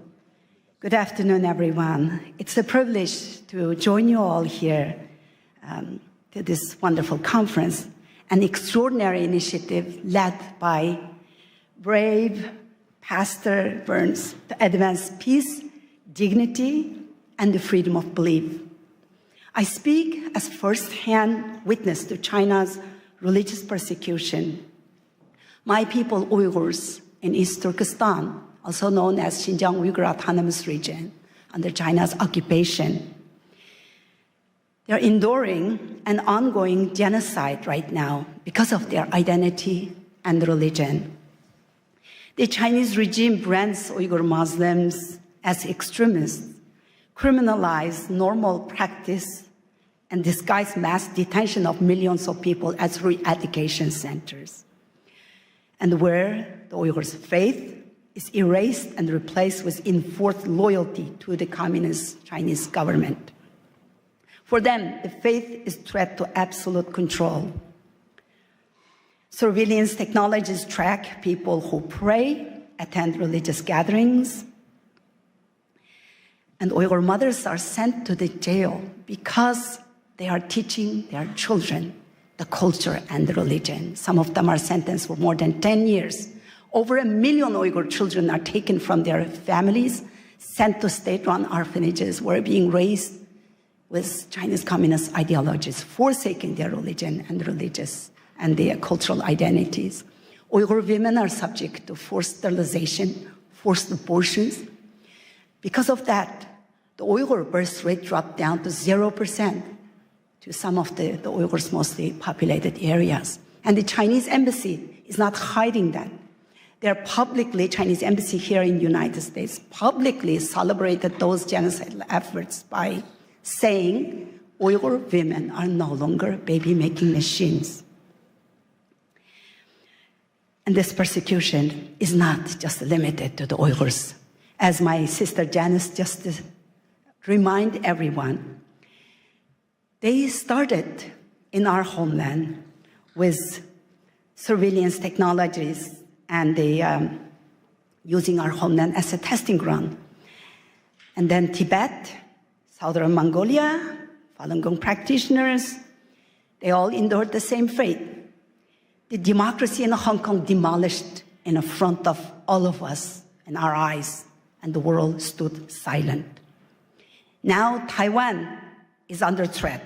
Next, it will be all of us, unless if we speak out and hold the CCP accountable. If we don't speak now, the only voice left will be one of regret. CCP has destroyed churches, removed crosses, jailed pastors. Beijing publicly announced that they are going to rewrite the Bible and the Holy Quran to make it compatible with Chinese communist ideologies. How in the world any religion can be compatible with Chinese atheist ideology? Just the last month, right before Christmas, over 100 pastors were detained. And also Pastor Ezra Jin from Zion's Church is still in detention. The same machinery of repression is long used against those who speak the truth, expose China's crimes, including China's transnational repression Janice just explained. And I am one of them. In September 2018, I participated in a public panel at Hudson Institute talking about the mass detention of the Uyghur people and outlining fate of my in-laws, 24 members of my husband's family, my parents-in-laws, all of his siblings, their spouses, 14 of his nieces and nephews disappeared. And when I talked about that, as an American citizen, practicing my freedom of speech in the land of the free, in Washington, they took my sister, a retired medical doctor, non-political person, just an ordinary mother and grandmother living peaceful life. They took her just 5 days after my speech to punish me. She's still in jail. 7.5 years, she's still in jail. So the Chinese government wanted to silence me and intimidate me. And what I did was I was working as the International Business Development Director, and I took lunch break when I did that speech. But then I quit my job. I became a full-time activist now. And last 7.5 years, I'm traveling around the world exposing China's crimes. Thank you.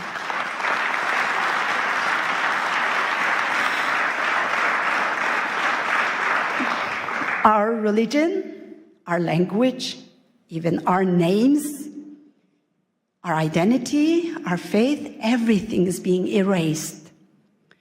And that's why I'm so grateful today for Pastor Burns to giving me this platform and all these wonderful people, all the staff who made this great conference available for me, providing me this platform.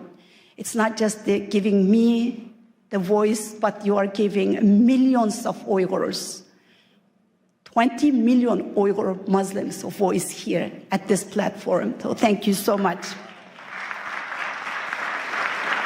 The CCP has protected the system of total control.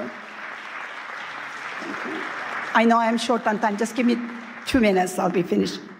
The CCP has perfected the system of total control in my homeland and they're exporting it to the authoritarian regimes worldwide.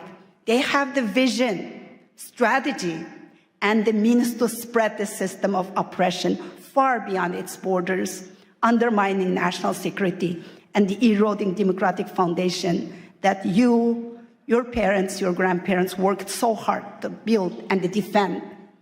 This is not just the Uyghur issue anymore. It's China's war on faith, war on freedom and democracy, war on the women and the children, and a war on humanity itself. We stand at the turning point here. Silence is the oxygen for the tyranny. Unless we hold China accountable, it will be your children and the grandchildren who will pay the consequences of an illiberal world. Our faith, our hope, our courage, and the support for each other, and all of you here, is what we have left to fight onwards. And do not allow China to make this genocide a profitable venture with forced Uyghur labor.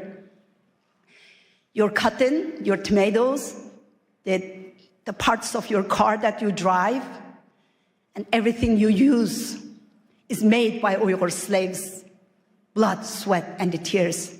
The shirt on your back could have been made by my sister, Dr. Gulshan Abbas. Our faith should let us speak out for the Uyghurs. I thank a couple of the doctors here mentioning the Uyghurs. I really appreciate the people who are bringing the Uyghur issue up, and I am so grateful for Pastor Burns. Freedom survives only when we stand together against those who would destroy it. We are all responsible for what happens next. Thank you. Thank you. I want to give this book to Pastor Burns. so much. We stand with you and your sister. Thank you so much. Sorry. Thank you. Next, I would like to introduce a delegation from Ukraine, Vitaly Arlov, co-founder of Ukrainian Week in Washington, D.C., and Alexander Ilash, Ukrainian Week in Washington, D.C. Committee, founder and chairman of Share Your Bread with the Hungry One charity in Ukraine. Good afternoon, everyone. It's a pleasure to be with you, and we just arrived yesterday to be here at this very important event, and we heard a lot about Ukraine today. A lot of those of you who support Ukraine and who really concerned, and we really believe that spiritual diplomacy, this very important subject, and this is what we all have to be united for, to do and to change the world together. Thanks to Pastor Mark, who has been with us in Ukraine not once, and who really stays strong for Ukraine and for peace and for just peace in Ukraine. Thank you, Pastor Mark, for what you're doing for our country. Yeah, Pastor Mark, thank you very much for your support Ukraine, visiting Ukraine. Thank you for your passion. Сьогодні ми хочемо пару слів сказати саме за духовні причини тої страшної війни. And while we're here, we would love to share with you just a couple of words about spiritual reasons for that horrific war in our country. Бо агресія Росії проти України має духовні причини. Because we deeply believe that there are spiritual reasons for that aggression of Russia against Ukraine. На жаль, слабке лідерство в світі приводить до важких часів. And unfortunately, we all know that a weak leadership bringing a hard and difficult times in humanity, in this world. Легкі часи народжують слабких лідерів. And easy time brings to a weak leadership. Слабке лідерство приводить до важких часів. And a weak leadership brings a hard days and hard years to our важкі часи world. Yeah. Народжують сильне лідерство. But difficult times bringing to a strong leadership. Але, на жаль, добрі часи знову приводять до слабкого лідерства. And unfortunately, good days and good years bring us to weak leadership again. Ми дуже дякуємо пастору Марку. So we're very much grateful to Pastor Mark. Що він піднімає прапор сильного лідерства, духовного лідерства. That he is the one who raising up on a high level the flag of spiritual diplomacy and spiritual leadership. В Україні, thank you very much. І сьогодні нам потрібне духовне лідерство для того, щоб відверто сказати, що реально відбувається в моїй країні. And today we all need that spiritual leadership to be able to say openly what's going on in my country of Ukraine. Сьогодні кілька міст, які налічують мільйони людей. These days several cities знаходяться під атаками, бомбардуванням російської армії. Cities are being under constant attacks of Russian army.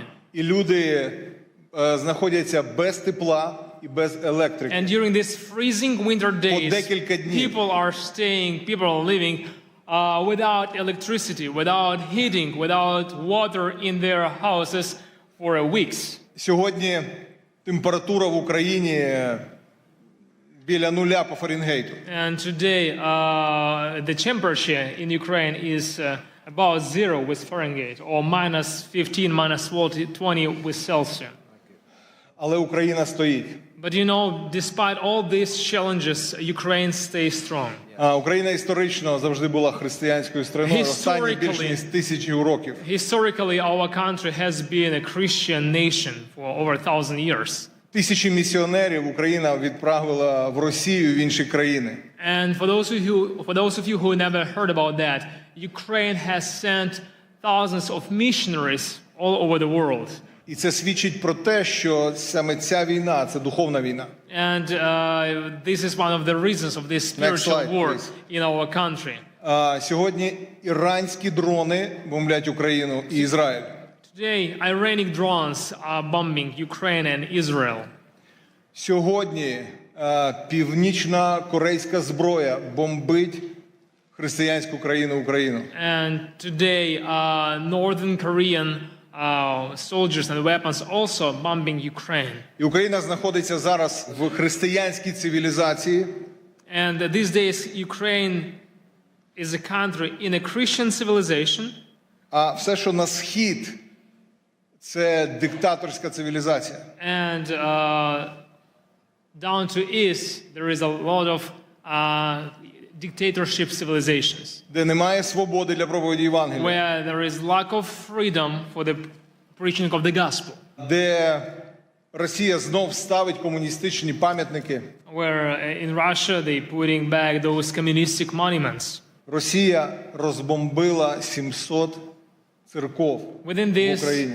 Within this almost 4 years of this war in Ukraine, Russia has targeted and destroyed over 700 temples and church buildings І in деколи Ukraine. цілилась саме в церкву, бо поруч нічого більше не було. And we have a lot of cases when, for sure, we can say that they, for reason, they wanted to target church building because around the church there is nothing. It's just a church building. Next slide, please. В окупованому Мелітополі, окупованому Росією та Мелітополі, вони забрали церковне приміщення. And there is a city of Melitopol in Ukraine with a very nice church building. І зробили з нього військовий музей російської армії. And Russian forces, they occupied and they took over that church building and they made kind of like their military storage there. Росіяни вбили біля 70 пасторів і священиків. And it's over 70 pastors and priests who were killed within these 4 years of this war by Russian soldiers.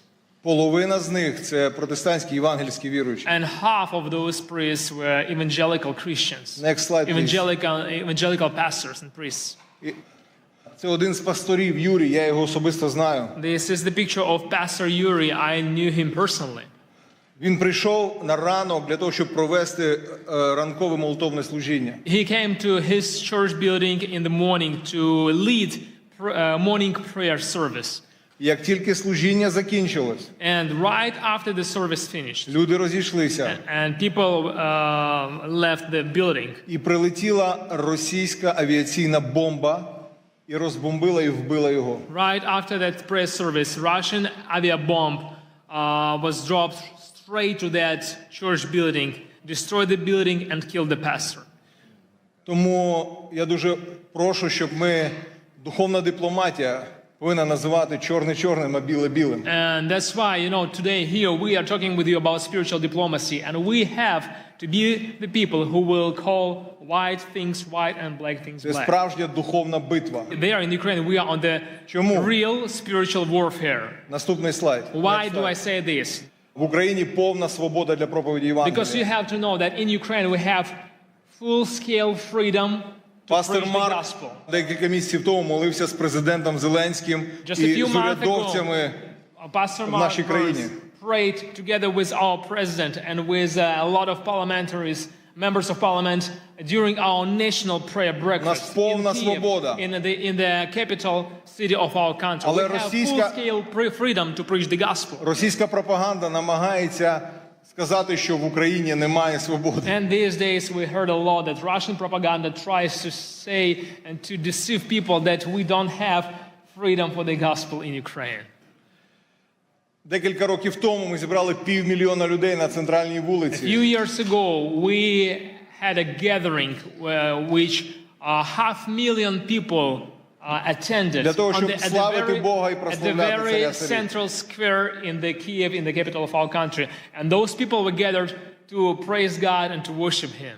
В Україні сьогодні самий більший в Європі молитовний сніданок. And these days we have, every year we have the largest prayer breakfast in Europe. В 90 офісах державних проходять молитовні сніданки і читання Біблії. And during the year we have prayer breakfast in over 90 locations all across Ukraine. Диявол хоче все це зупинити. And the enemy, he tries to stop all of this. І дуже часто він розв'язує війни, коли відбуваються якісь стратегічні речі на цій And very землі. often we can see in the history that when some strategic things are developing for the sake of the gospel, then the war came to that place as a weapon of the enemy. Коли народився Мойсей, вбивали хлопчиків. When the Moses was born, the Pharaoh tried to kill all the boys. Коли Ісус народився, When Jesus вбивали was хлопчиків. born, they tried, Herod tried to kill all those boys. Коли 500 років тому в Європу пішла реформація, була війна 30 років. And 500 years ago, when Reformation came to Europe, there was a war for over 30 years. Коли 100 років назад було декілька пробуджень, Азуза Стріт, Уельс. And 100 years ago, when there was a few revivals, Azusa Street and Welsh revival, прийшла Перша світова війна і Друга світова війна. We got First World War and then Second World War. Тому, друзі, ми просимо вас підняти голос молитви we want to ask you to keep us in your prayers. І підняти голос духовної дипломатії. To raise up your voice of prayer and to raise up your voice of spiritual diplomacy. Для того, щоб зупинити цю комуністичну російську навалу. For the one reason to stop this communistic Russian aggression. І ми хотіли би кожному з вас подарувати мою книгу. And we brought this book. This is my book that we brought to give to each of you. На ваших рядах вона є. You probably have seen it on your chair. Ця книга про саме духовні причини війни. This is a gift for you from Ukraine, and this is a book about spiritual reasons for the war in Ukraine. І купа свідоцтв, що сьогодні Бог надзвичайно робить в Україні. And there inside you will see a bunch of testimonies what God has done through these 4 years of the war in Ukraine, what kind of miracles we have seen. Ці невеличкі брошури 3 трагічних історії. And also it has a small brochure with 3 stories of 3 families. У трьох чоловіків. 3 men. Від російських бомбардувань. 3 men who lost their families because of Загинула Russian дружина bombings. І майже всі Some of діти. them lost their wives, some of them lost their wives and kids. І якщо ви хочете більше про це все знати, If you want to get to know more about this, ми запрошуємо вас на Ukrainian Week, який we буде через invited тиждень you тут в to DC. visit, to attend Ukrainian Week here in Washington, D.C. just 1 week from now. It will be here from February 2nd till February 7th. Пастор Марк буде кей-спікером And Pastor на Mark is нашому going to be українському our тижні. keynote speaker at our Ukrainian Week in Washington, D.C. So you all invited. Yes. And Edward Graham, many congressmen and senators. We're going to have Edward Graham, we're going to have a good number of congressmen and senators who are going to be with us. So you all invited, please register and get to be with us and support Ukraine. Thank you very much. Духовна дипломатія Spiritual піднімається. diplomacy raising up here now in the United States and it's going to spread all around the world. Thank you, Mark. Thank you, God bless you, brother. Героям слава. Thank you very much to Vitaly Orlov and Alexander Milash. Thank you so much. Now we shift our focus to the protection of the most vulnerable among us, our children. Please welcome His Excellency Ambassador Lazaro Nilandu, a distinguished Tanzanian diplomat and former cabinet minister, who will discuss the critical work of protecting children in Tanzania and securing their future. Thank you so much. Thank you. Thank you. Thank you. Good afternoon, everyone. Pastor Mark Barnes, God bless. It was a pleasure having a chance to speak with you over the phone the other time, and I can see you now. I wish to recognize congressional leaders, some of whom had spoken before, spiritual leaders who are here. Ladies and gentlemen, it is indeed my great honor and singular privilege to speak before you on the subject of shared responsibility which we have before God and humanity, which requires all of us, one, to take care, to protect, and above all, to give the most love to the most vulnerable. And these are children who, some of them may be in harm's way anywhere in the world. As a diplomat myself and as advisor to my president, Dr. Samia Suluhu Hassan, it is befitting that I bring to you greetings from Madam President and share with you her deep belief that the safety of children anywhere is our God-given responsibility and a noble duty upon which our humanity and our human conscience and belief are measured. Coming from Tanzania, a land that stands as an enduring symbol of peace, beauty, and stability in Africa, and a country whose children have grown singing, and if there is anybody from Tanzania here would attest to me, we grew up singing a love song, all of us. It said, Tanzania, nakupenda kwa moyo wote, ninapokwenda safarini kutazama maajabu. And it was speaking rather about people and children who had no home, who had no place to go. Tanzania would be a country that welcomes them all, give them home, give them refuge. And these melodies and lyrics have defined who we are as a nation, spoke then and now that suffering children are safe in God's hands, and we the people remain his instrument of sharing his grace, his care, his protection, and enduring love for all of the children of our world. Currently in Tanzania, and I wanted to give this perspective so people understand where we are currently today in Tanzania. We are hosting around 231,000 to 232,000 refugees. This is according to UNHCR, mainly from the country of Burundi and DRC. This number was estimated to have reached 1 million during the peak of the Rwandan genocide. Thousands of children, mostly those escaping brutal reality of harm, wars, and fear, have crossed into our country, into our borders, to find a home, to find love, and to find families. Tanzania has continued its open arm policy in shielding children and persecuted persons from neighboring countries and allow them to share in our endowed heritage, the hospitality of our warm-hearted people. And if you ever come to Tanzania, you find love in the street. You find joy in the street. There is something in the air when you walk the nights in the cities like Dar es Salaam and other places. The vast opportunity brought by our beautiful country, we have opened the door and arms for those that are in harm's way. Ladies and gentlemen, sometimes, and of course it does happen, bad actors have taken advantage of this generosity and access given to people from all around the world who wish to extend a helping hand in support of children in need across our land and, of course, across our continent.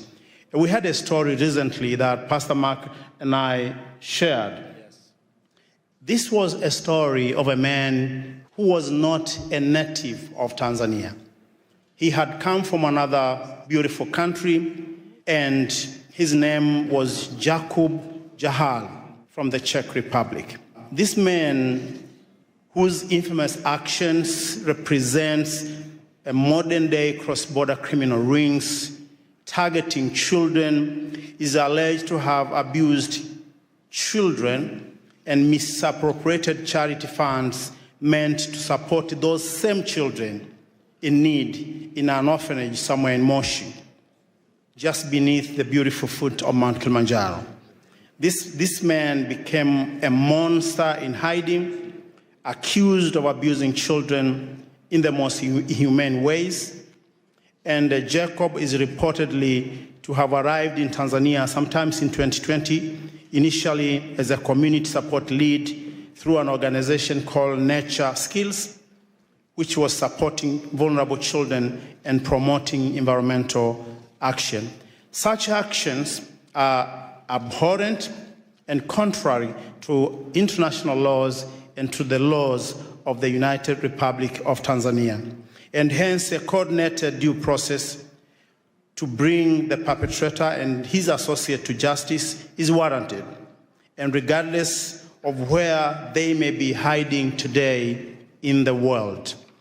Tanzania, under the able leadership of Dr. Samia Suluhu Hassan, our first female president, proud mother and a leader, has stood tall among nations in Africa by advancing Pan-African policy to protecting the rights of the children. Even during our darkest hour, our nations and her people has reason to find a reason, compromise, and purpose to continue holding all our children by the hand and keeping the faith in the greater good of humanity through God. It is well noted that during the years of J.F. Kennedy, and this is a man that many Americans remember with pride, this was back in 1961 to 1963. These years were known for the youthful energy of his new frontier vision. As America faced multiple challenges and opportunity at the same time, and among them, I remember from reading and from understanding, it was Cuba Missile Crisis, establishing a Peace Corps that continue to bring change across the world today, and also advancing the space technology. During these coveted times, a young leader from Tanzania, Julius Nyerere, had risen to power in our country, having delivered independence of Tanganyika from the rule of England without bloodshed. And this is important. He was a spiritual diplomat of his time. And they two quickly became friends. They had a bond of friendship. They had a bond of love and brotherhood. And this friendship resulted in JFK inviting Julius Nyerere to come to this city, Washington, D.C., on January 15, 1963. Among other things that they discussed was making the children of Africa and the children of Tanzania an endowment that we will all be proud. They discussed, among other things, the children's safety that would be the epicenter and foundation of Tanzania and U.S. relationships that have endured today. The welfare of Tanzanian school children, as I said, was among things they discussed then in 1963. Ladies and gentlemen, at such times as these, interfaith dialogue must continue to build trust. Where politics alone cannot, humanity is brought together in shared values and perspectives. The unity among faith communities is essential in addressing today's global challenges, the safety of children included. It is our sacred duty and shared responsibility to go beyond the call of duty, anything that we are, that we believe, that we want to do, to making sure the freedom of religion, the beliefs, and the faith is protected for all, because this is foundation upon which we can have societies that are strong. Ladies and gentlemen, whatever that happened now and today, I wish to say that one of the famous things that Nelson Mandela once said was that Africa, as he was looking at the continent, having come out of jail, he said, Africa, the Lord gave you struggles, and struggles made you strong. We are all made strong because of some of the things we go through. And I believe as we continue to stand united, as we continue to work together, the voices of far places like Africa, what we do, what we are achieving should be part of the contribution, positive contribution to this debate in the world, to making our world a better place. And I want to finish by giving you this. Someone somewhere in Africa continue to believe we do have that African dream to be a better people, to be loving, to open our hands to the rest of the world. We are over 54 different countries speaking hundreds upon hundreds of languages. But yet when you visit the continent, even places where you may not have heard, there is love in the air. If you come to Tanzania, if you come to places like Arusha, Mount Kilimanjaro, and you go to just ordinary folks in the villages, you find love in the air. We would like to have this love continue to unite our world as we continue to be free people, working for the whole world and uniting all our perspectives for the greater good. Thank you, and thank you for listening. Thank you.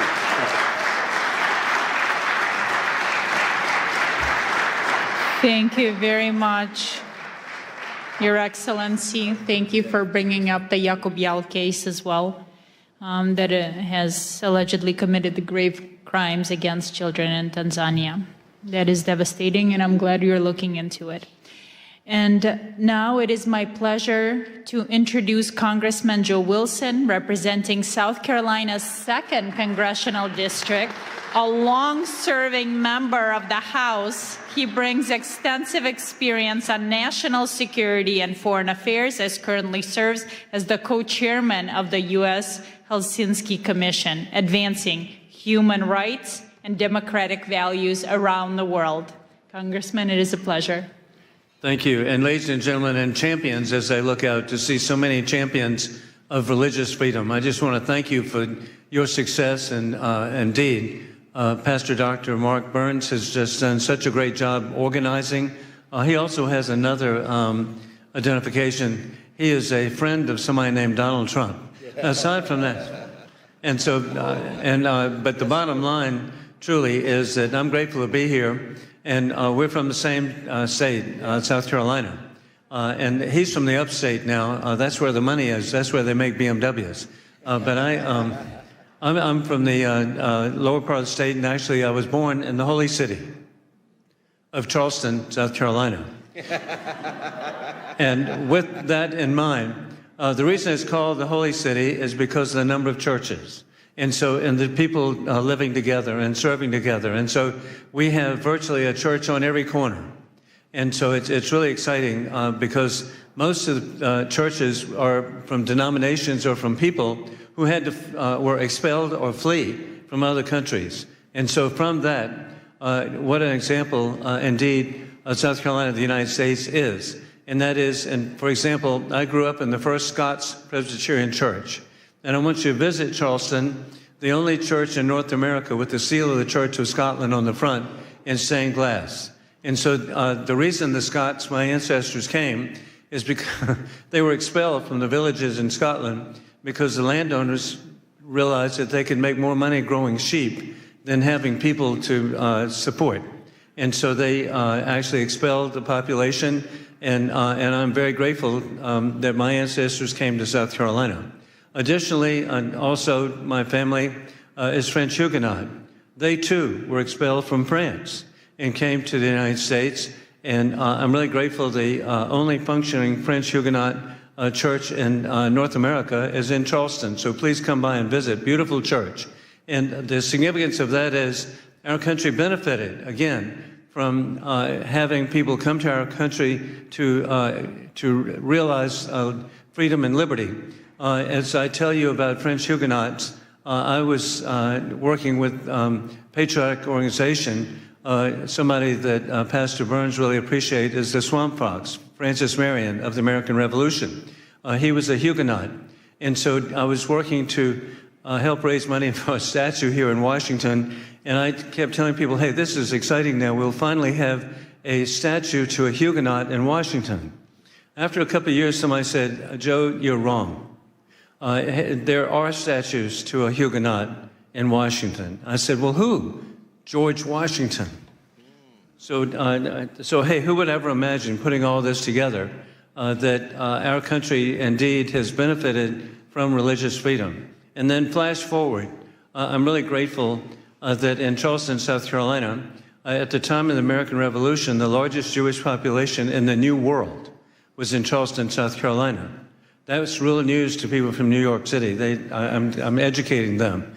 And also the first provincial constitution recognized Judaism as a religion was the Provincial Constitution of South Carolina. The first Jewish American elected official was in the Provincial Assembly of South Carolina, and the first Jewish American killed in the Revolution was in Charleston, South Carolina. So that's the environment I grew up in. And then flash forward, I've really had such a great opportunity to work with so many different communities, and in particular, I've been working with the Hindu community.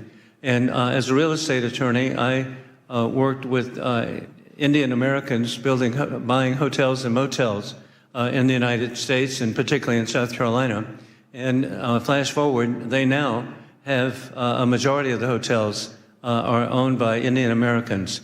Additionally, the Indian American community, it's 6 million people, of Hindu faith, a substantial number of Christians now, but they are elected to public office. We know that, Governor Nikki Haley. We're really grateful for the success. And then you can see their success. Who would ever imagine FBI Director Kash Patel? And hey, who would imagine the Second Lady of America, Usha Vance? And so the Indian American community has just been so successful. And in particular, I was grateful to be with President Trump in Houston to welcome Prime Minister Modi. And at that welcome program, it was clear, Pastor, that we were with the largest assemblage of millionaires in the history of the world. 40,000 people were there. The per capita income of the Hindu Indian American community is twice that of the average American. And so, again, I cite that as an indication where religious freedom has such importance and can lead to so much. And so I want to thank all of you for what you're doing. I'm proud to wear the pin. And looking at all these positive faces, you're an inspiration. God bless you. Thank you. Thank you. Appreciate you, brother. Thank you. Thank you so much. Thank you very much, Congressman, for stopping by. Thank you for your time. And now let's continue. I'm pleased to introduce Ms. Vicki Reese, the founder of Joy of Mom, a global movement reaching millions of families. She brings the conversation to the heart of the family unit with her topic, Spiritual Diplomacy Begins at Home. She explores how motherhood and compassion are the first steps on the path to peace.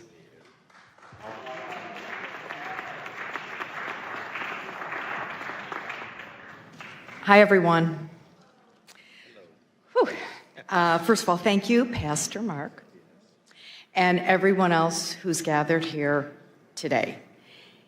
It's incredible to be standing in this room with leaders from so many faiths, cultures, and communities. You are entrusted with the care and soul and protection of our conscience. We are here together as human beings, bound by shared responsibility to protect life, dignity, and the future. And for me, that responsibility begins with motherhood. I would try not to cry. I won't go down my personal thing. Thanks. Long before a child ever encounters policy, ideology, or power, they encounter a mother or someone who mothers them, someone who teaches them how to calm themselves when they're overwhelmed, how to repair after harm, how to live with honesty and integrity, how to know right from wrong, and how to care for another human being. Mothers are the first spiritual diplomats.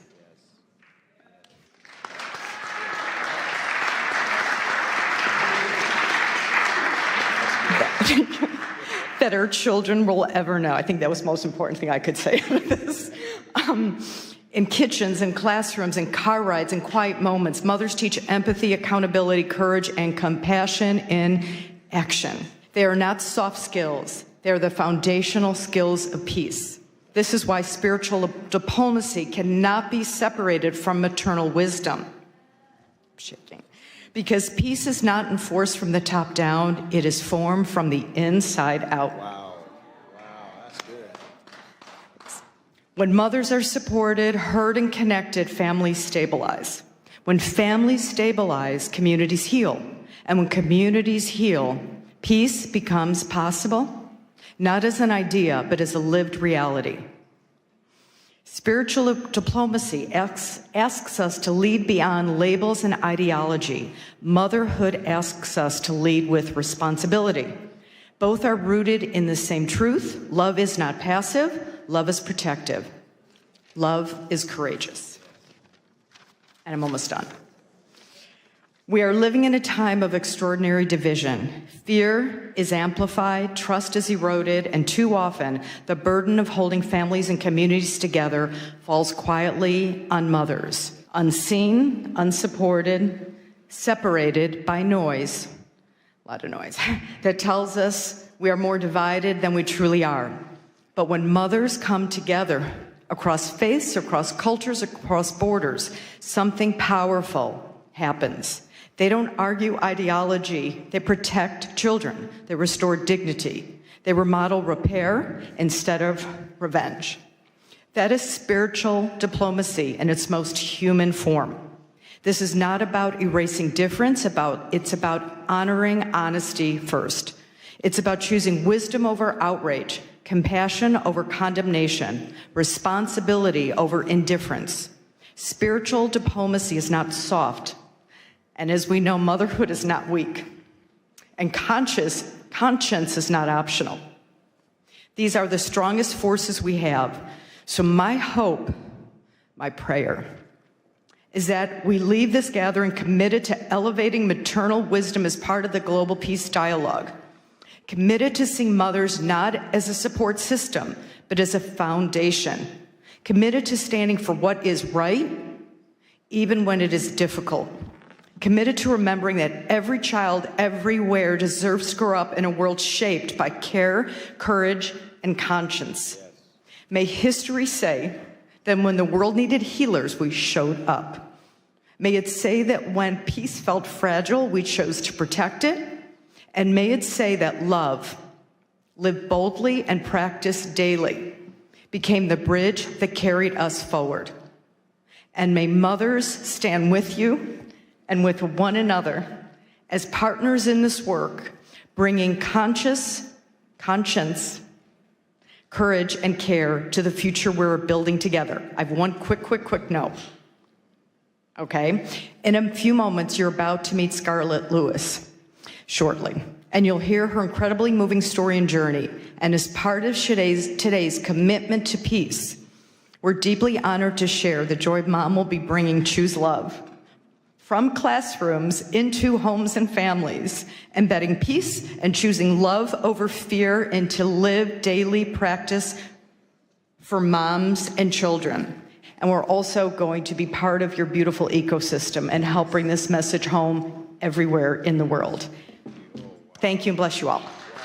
That was so good. Oh my God, you did such a wonderful job. Our next speaker has a truly extraordinary background. Please welcome Miss Aliyah Rosa, a former secret agent turned women's empowerment coach. She has risked her life to stop criminal networks. She speaks to us today on the dark reality of child and human trafficking and the fight to save innocent lives. Thank you. Thank you, beautiful souls, spiritual diplomats, and thank you, Pastor Mark Burns, for bringing us all together, for inviting me.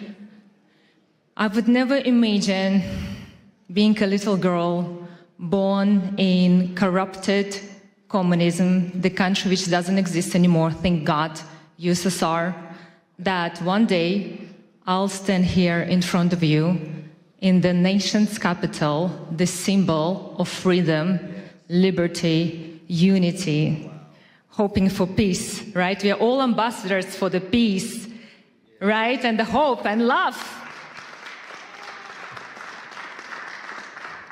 I'm also very happy to see here children. Please raise your hands who are parents and who have children. 99%. Did you know that according to United Nations report, there are over 27 million people are sex trafficked globally? Think about this number, 27 million people.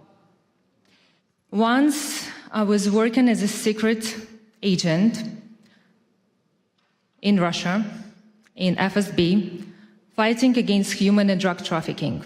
Together with my team, we saved and rescued over 500 underage children. Unfortunately, some of those children we couldn't rescue, it was too late. And I still remember their faces, and I still remember the faces of their parents who begged us to help them, but it was too late. Some of my colleagues have died during these missions, and let's take a moment to pray for their souls to rest in peace. So that's why, as adults, it's our responsibility to educate children, not just our children, but all children. Thank you. And that's why it's so important for us to speak about these global issues, to check social media of our children, speak with our children's friends, to support and report to adults or authorities if they will see suspicious behaviors. Create communities and speak about these social issues like we do right now. And hopefully, maybe today, tomorrow, you will share this information with your friends, with some kids, and they will remember that. And one day, when they will go to public places, they will not take from someone a drink or a sweet, and they will not leave their drinks unattended, because this is very important. My son is 16 years old. He was going out with his friends at 6 p.m. He calls me crying that 2 girls from his class were picked up by the car and they drove somewhere. Thank God in Snapchat they have the location. So I pick up my car, my son, I pick up my car, and we drove there to find them. They were picked up by 2 men, 40 years old about. We reported that issue. But this can happen with anyone. Imagine it could be your kids, imagine it could be kids of your family members or your friends or so on. That's why, as adults, we need to bring awareness, especially to our young generation, because this is our future. Yes. Thank you so much for understanding that it's so important to be together, to unite, to fight this problem, because the most important is to prevent the problem before it will even start. And this is our responsibility as adults, to teach, educate our children, because they copy what we do. And a little favor. It's the beginning of the year. I decided to set up a charity to bring awareness about this global issue. And if anyone here would like to help me and join me in this journey, I'm here for you. I would really appreciate about your help, and thank you so much for having me. Thank you for this amazing event, and God bless you all. Thank you. Thank you so much.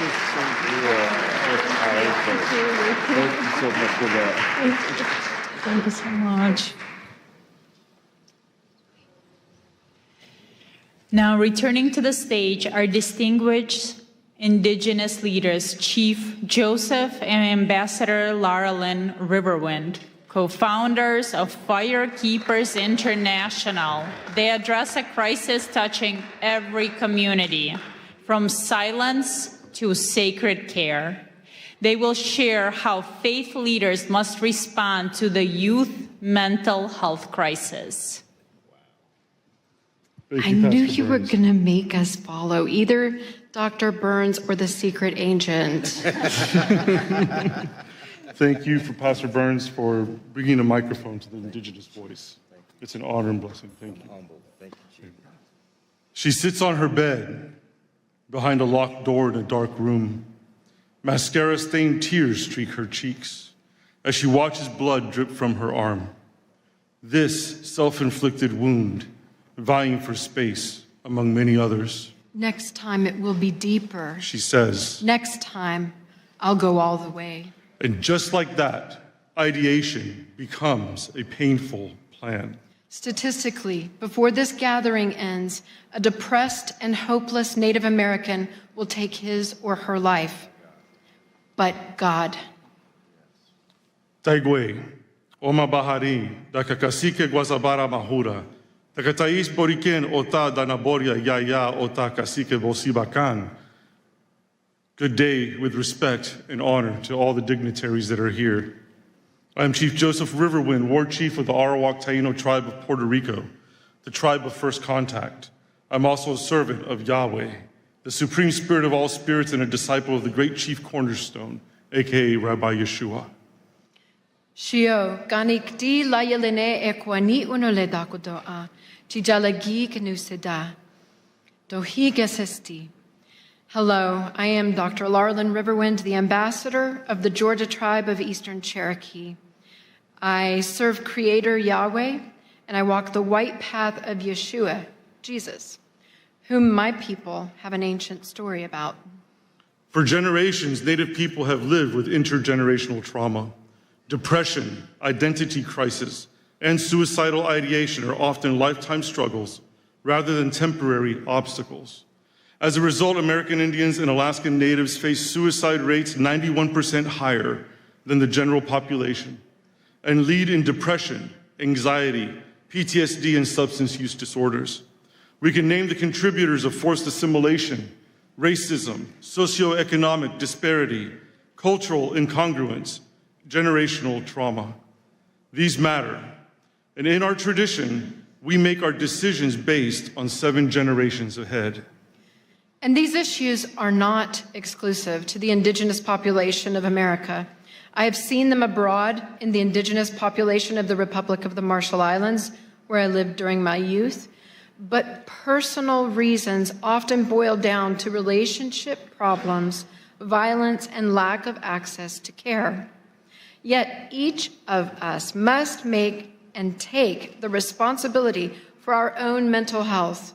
Healing is not accidental. It takes time, faith, hard inner work, wise counsel, humor, and miracles. Humor is a core Native tradition, so we'd be remiss if we didn't ask you, how many psychiatrists does it take to change a light bulb? 1, but the light bulb has to want to change. And speaking of change, did you know that Native Americans will be the first ones in heaven? We have reservations. There you are. Jeremiah 29:11 declares, "For I know the plans I have for you," says Yahweh, "plans to prosper you and not to harm you, plans to give you hope and a future." We must help people envision a future worth living for. Often the first step across that bridge is moving from silence to speaking up, because evil flourishes in silence. It is often through sacred care that people find the courage to speak. Sacred care takes many forms. At Firekeepers International, our Good Medicine program provides sacred care through ancestral teachings passed down by our elders, through art, music, storytelling, dance, counsel, honor, and ceremony that brings holistic healing to the soul. Yet our culture should strive for much needed refinements. To 1, celebrate heroic whistleblowers. Normalize ongoing counseling. Honor mental health professionals. And develop emotionally intelligent leadership. For many, there is no dramatic crossroads between victim and victor. Victimhood is often a default survival mode. But this world, though filled with pain, is also filled with love. A soul's journey from victim to victor is forged through forgiveness, healthy boundaries, and discernment. It is our sacred duty as faith leaders to teach and model healthy, holy, enforced boundaries. Without them, encroachment is normalized, victimhood is enabled, abusers protected, and spiritual necrosis left unchecked. Across Turtle Island, what we call the land here, indigenous wisdom teaches a foundational truth. Life is sacred. It is a gift from the Creator. Important question. So where does spiritual diplomacy end and sacred heroism begin? When there are mobs of serial murderers currently slaughtering Christians, Jews, Druze, Alawites, Kurds, Yazidis, Persians, Syrians, Hindus, Nigerians, Masalit, Hutus, Tutsis, and moderate Muslims, we must speak up. As faith leaders, we must break our cultural taboos surrounding violence, sexual, physical, emotional, and spiritual abuse.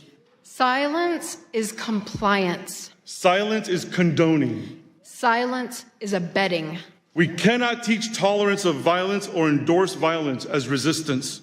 We must model the sacred care of speaking up and breaking the silence, and we will now. This great nation protects freedom of religion, our right to serve any God or none. But liberty demands responsibility. If a religion commands the taking of an innocent life, it is a death cult, not a religion. And its constitution, come on now. It is a death cult, not a religion, if it says, take innocent life. Got a few of you. And its constitutional protections then are null. Speech defining holy versus profane is protected, but breaching physical boundaries to commit violence is not. As indigenous spiritual authorities from these ancient lands of Turtle Island, we want to make a clear declaration. Radical Islam, death cults, anti-Semitism, and enslaving ideologies disregarding the sacredness of life and liberty are not welcome on Turtle Island. We must become divine interruptions on someone else's path to destruction. And let me just say this. It's a big deal to have somebody with spiritual authority of indigenous people to say what is and is not welcome in their land. Meditate on it. As we leave today, return with me to that dark room and that bleeding girl. She was not unseen. Her faith leader knew. He knew intervention was needed. He knew there were options. Now the only question left is this. What is he going to do about it?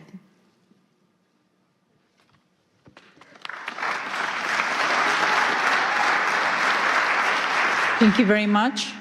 Our next speaker turned an unimaginable tragedy into a global message of hope.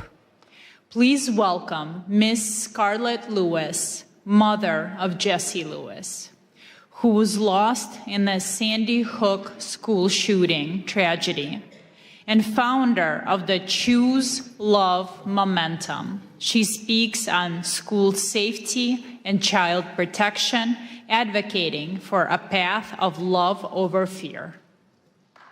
Thank you. Thank you. I want to thank everyone for showing up today as boots on the ground soldiers, capital S-O-U-L, soldiers of love, spreading this message because that's exactly what we're doing.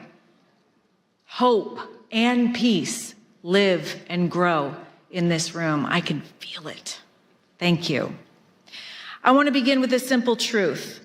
When we talk about peace, diplomacy, or global stability, we're not talking about ideas. We're talking about lives. We're talking about our children. We're talking about what happens when love breaks down and compassion is absent.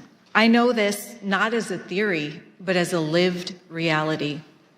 13 years ago, my 6-year-old son, Jesse, was murdered in his first grade classroom at Sandy Hook Elementary School, alongside 19 of his classmates and 6 educators in what is still the worst mass shooting in U.S. history in an elementary school. That morning, he walked into school like millions of other children do every day, trusting the adults in his life would keep him safe. What happened next is difficult to hear, but important to say out loud. A former student returned to the school he once attended with the intention to cause maximum harm, driven by years of neglect, abuse, unaddressed pain, bullying, and revenge. He murdered Jesse's principal and guidance counselor outside the classroom and Jesse's teacher just inside the door. Then his gun jammed. In that moment, my 6-year-old son stood up and told his classmates to run. His courage saved 9 lives before losing his own that day. Kids and adults in this world are hurting. They're in such pain because they don't have understanding, love, role models, spiritual diplomats, essential life skills, and they know no other way to get relief but to seek revenge and to off-put their pain on as many people as possible. In fact, we know that through the latest science, revenge is the cause of all bullying, all violence, and all wars. We also know what the solution to revenge is in the brain.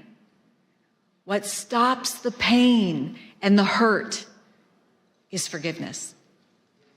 And we know we can teach forgiveness as a skill. In fact, we're doing that. The fact is that 100% of school shootings are preventable, as is the vast amount of suffering that our children are experiencing today. God is love. And when we bring love into our schools, we address the root cause of the pain and suffering that lead to what the Department of Homeland Security says the pathway to violence is: attack end. This is where we have been focusing our attention. After the fact, too late, focusing on the problem, always a step behind, learning from mistakes. We need to adjust our focus to the grievance end, to before the grievance, and give kids the skills and tools they need to be refined by the pain rather than be defined by it. After the tragedy, I was faced with a choice, one every human being faces, whether on a global stage or in a private moment of pain. I could live from fear, anger, and blame, or I could choose love. I chose love, but I'll tell you what, it wasn't my idea. When I came home to this little farmhouse that I shared with my 2 boys as a single mom, I found a message that Jesse had written shortly before he died. He wrote 3 words: nurturing, healing, love. I knew that those words didn't come from Jesse. They were a divine message that came through him, and that was the solution. And then and there, I dedicated my life to spreading this message in schools, homes, and communities around the world. Choosing love does not mean excusing what happened or denying justice. It meant refusing to let hatred take another life, starting with my own. Forgiveness was my response, not because it was easy, but because it was necessary. I realized that if anger consumed me, violence would continue to win. And we cannot afford that, not in our homes, not in our communities, and not in our world. We know that hurt people hurt people.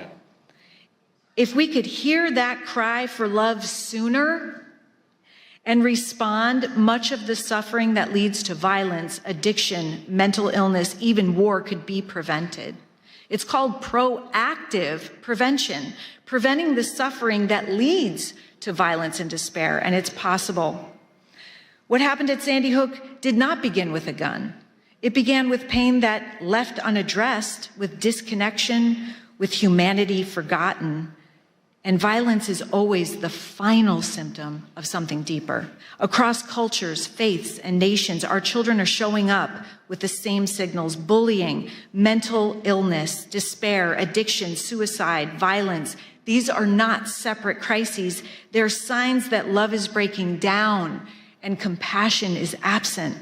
Everything can be seen as either an act of love or a cry for love. It's our moral duty to answer that cry. And here's the uncomfortable truth. We cannot legislate our way out of this. We cannot blame or argue our way out. We cannot outsource or off-put our own responsibility. Peace begins with us. We can't wait for someone else to fix it because there is no one else. And it turns out love is a skill that can be taught and practiced, and this makes it available for everyone. I created the Choose Love movement to teach how to choose love as a thoughtful response in every situation, circumstance, or interaction, especially the hard ones. At its core is a simple understanding. Every day we choose love or fear, and the outcomes of these decisions look dramatically different. We were created in love, but our brains are wired to defend us and thus attuned to fear. Having these essential life skills enables us to have the courage to face pain, grow, and be strengthened by it, and not pass it on. And as Vicki from Joy of Mom mentioned, our work doesn't stop there.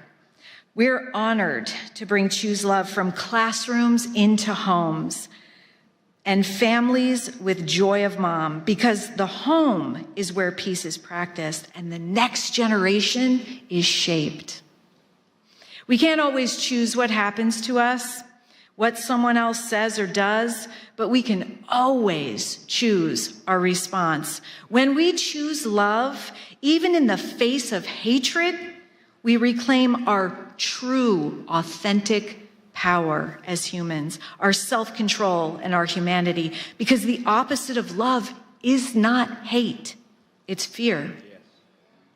When we understand this, we can look upon hate as suffering and with compassion. This is the work of spiritual diplomacy. It's choosing to see people not as enemies, but as human beings. It's responding to fear with courage, the same courage Jesse showed that lives inside every single one of us. It's replacing judgment with compassion and hearing the cries for loving action all around us. It's understanding that every thoughtful response rooted in love creates safety, locally and globally. Our children are learning how to respond to conflict by watching how we do it. They need leaders, spiritual diplomats, who understand that peace is not passive. It is active, it is courageous, and it is a choice. Spiritual diplomats must exist because the world is aching for moral clarity. When humanity disconnects, our children suffer. And every act of love, no matter how small, restores hope and reduces fear. The courage to spread nurturing, healing love is why we're here today. This is why spiritual diplomacy matters, to teach our children to be spiritual diplomats. And this is why the work you're doing and we're doing together is so urgently needed today. Thank you for choosing love. Jesse's favorite tale. Thank you so much. Oh my God, that was so beautiful. Yeah, we see it. You're so good. Thanks for giving us courage. And now we are honored to receive a special address from His Excellency Caleb Mutfeng, the Executive Governor of Plateau State, Nigeria. Through his video address, he speaks to us today on promoting peace and liberty amidst global challenges, sharing a governance vision anchored in justice, mercy, and the sanctity of human life. distinguished faith leaders, policymakers, members of the United States Congress, diplomats, and esteemed guests from all around the world, I bring you warm greetings on behalf of the good people and government of Plateau State, Nigeria.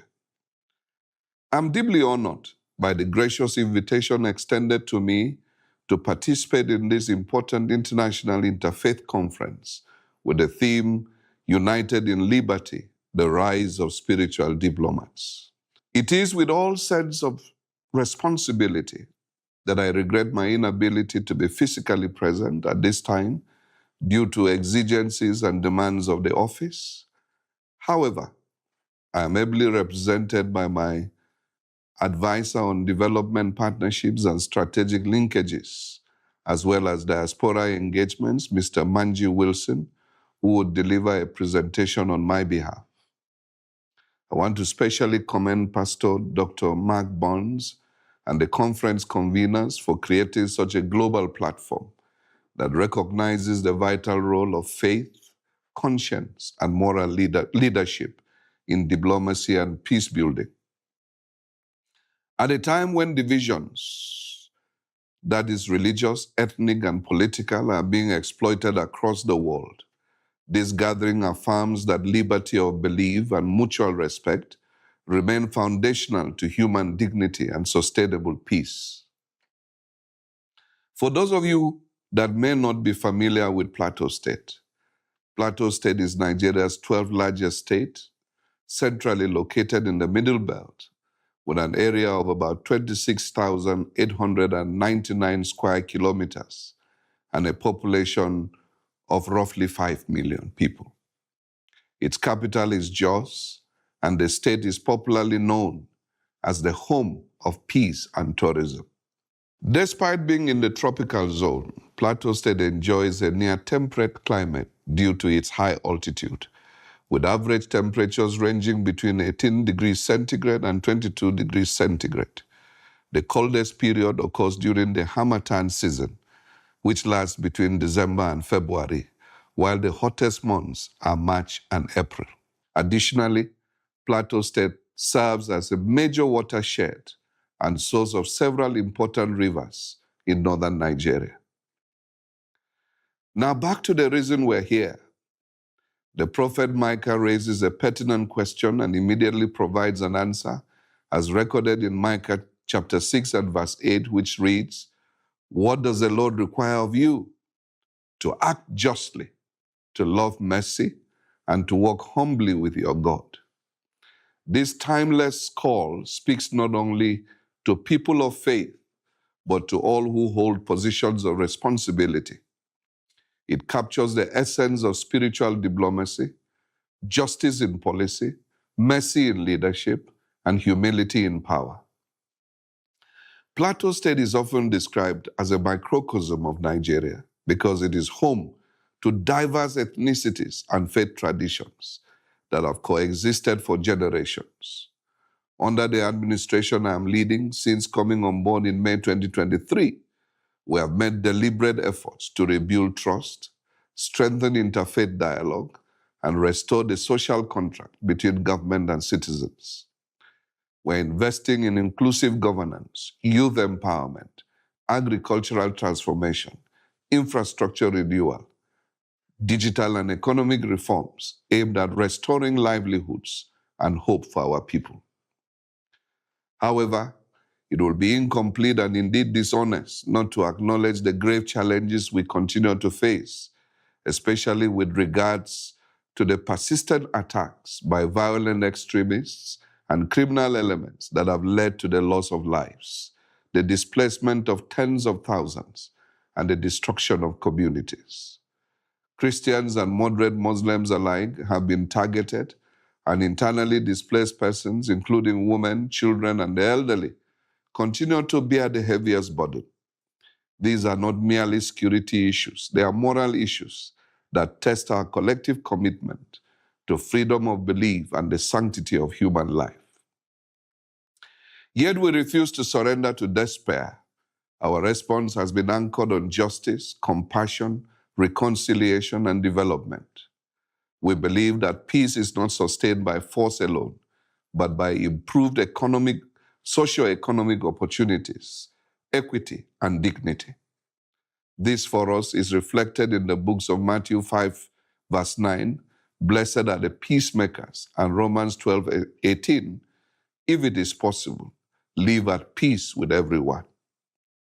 It is therefore my earnest appeal that this conference catalyzes meaningful partnerships with governments, faith institutions, development agencies, and the diaspora to as well support our modest efforts in humanitarian relief for displaced communities, strengthen peace-building initiatives, investments in education and livelihoods, enhance healthcare provisions, rebuilding and resettlement of affected communities, and amplify global advocacy for religious freedom.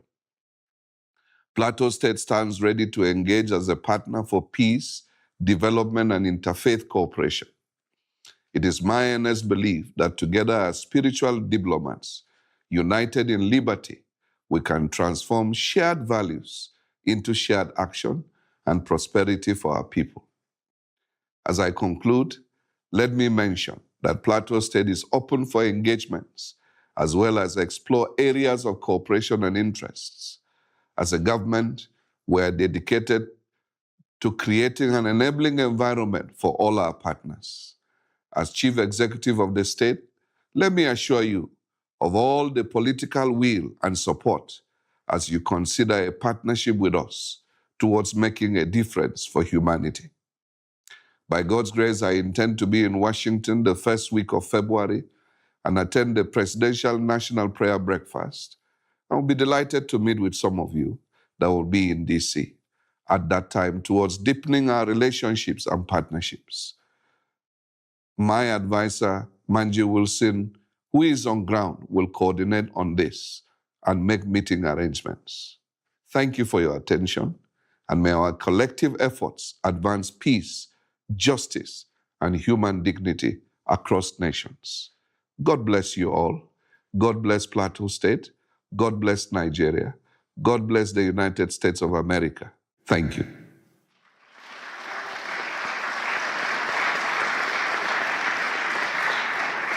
And now we would like to invite His Excellency Manji Wilson to the stage, Chief Technical Advisor on Development Partnership, Strategic Linkages, and Diaspora Engagement to the Plateau State Governor, Nigeria.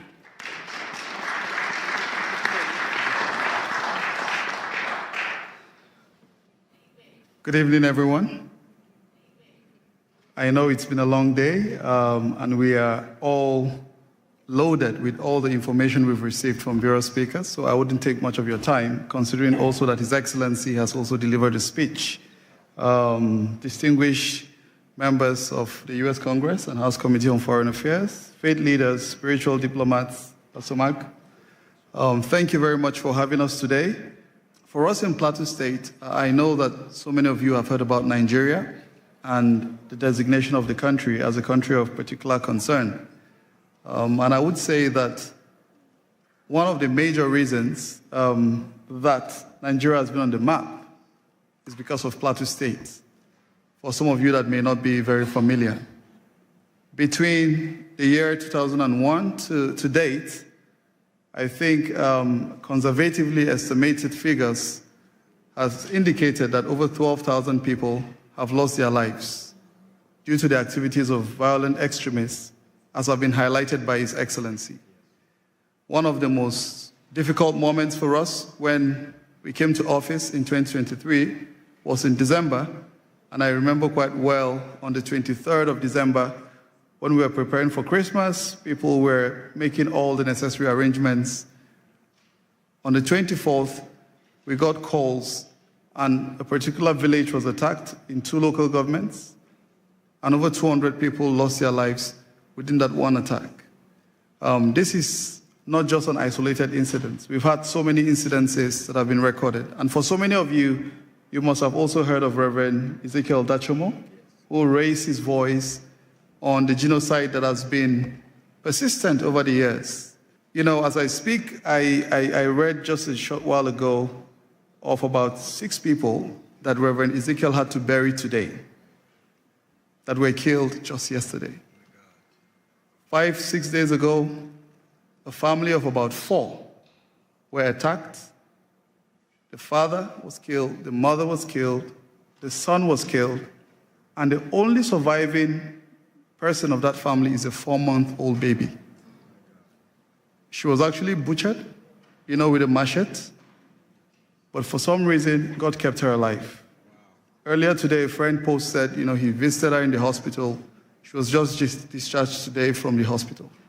There are so many stories, and I do not really want to weigh us down with a lot of these very difficult situations that we found ourselves in.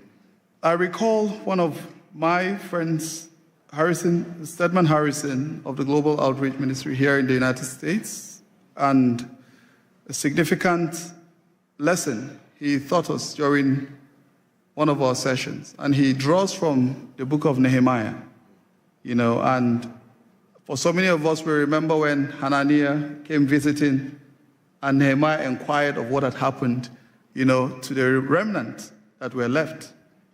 And he shared the story of how the walls were all broken, the gates were burnt, and that completely weighed Nehemiah. Of course, when he went to serve the king observed, and you dare not come to the king with such a countenance. And the king inquired to know, what is wrong? You are not sick. I believe this is simply from a heart that is sick. Of course, he inquired of the king and asked of him, informed him of the situation and said, if it pleases you, please send me back to go and rebuild my land. The king granted his request, but he also further requested that the king should give him letters that he will take to the governors across the rivers. And he also inquired for support to get the timber, that he would rebuild, and he got every support that he needed. I'm just bringing this story to put together everything, that I would have been presenting today.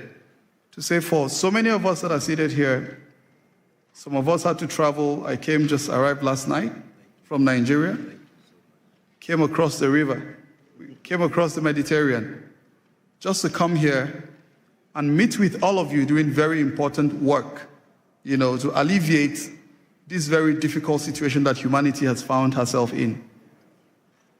We are looking forward to seeing how we can join hands together like Nehemiah, because for such a time as this, God has called us to rise up and to serve as leaders that will transform nations and communities even beyond the shores of our immediate environments.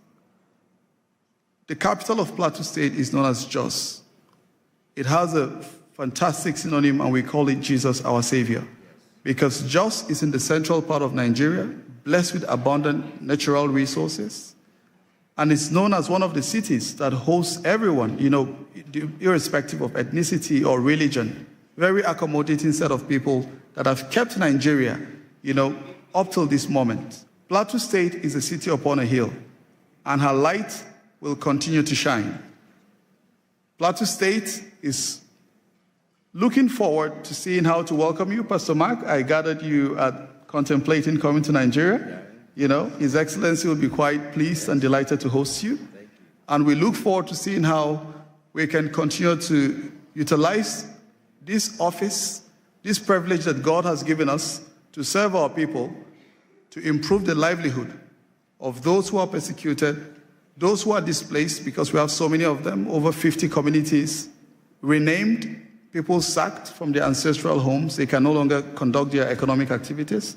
But we're doing what we can do as a government to provide all the succor and support. And we are looking forward to seeing how we can continue to leverage on this very important platform to do the good that our people so deserve. Thank you very much. Please give my respect and love. Yes.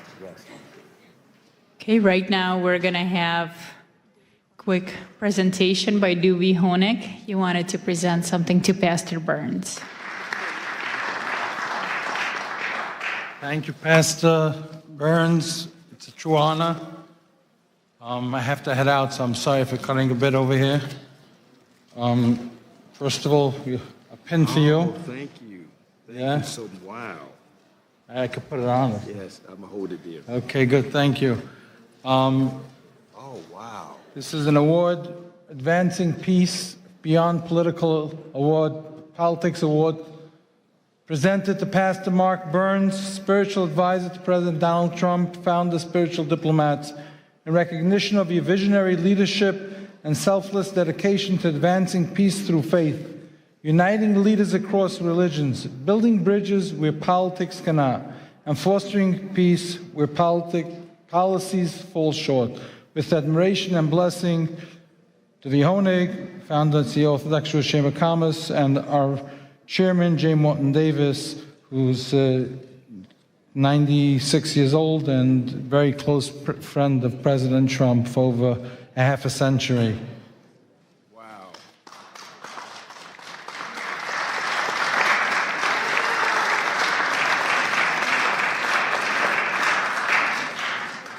What an honor, what an honor.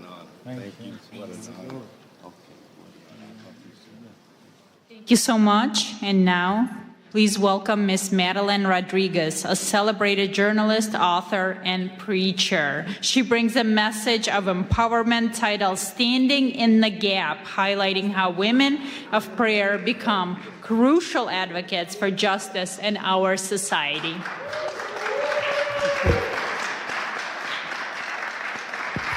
Thank you so much. I want to start off by saying my sincere thanks to Pastor Mark Burns for bringing together faith leaders from around the world for this important conference. Let's give him a hand. Through his leadership, he has created a space where faith and civic responsibility meet in service of justice and human dignity. Thank you for the opportunity to speak in this historic place where laws are debated, policies are shaped, and the future of millions is influenced.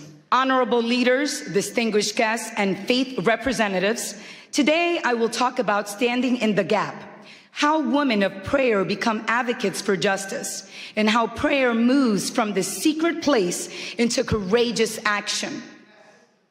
I am the founder of Women with Purpose, a global movement of women who gather daily across nations and time zones through Zoom to pray.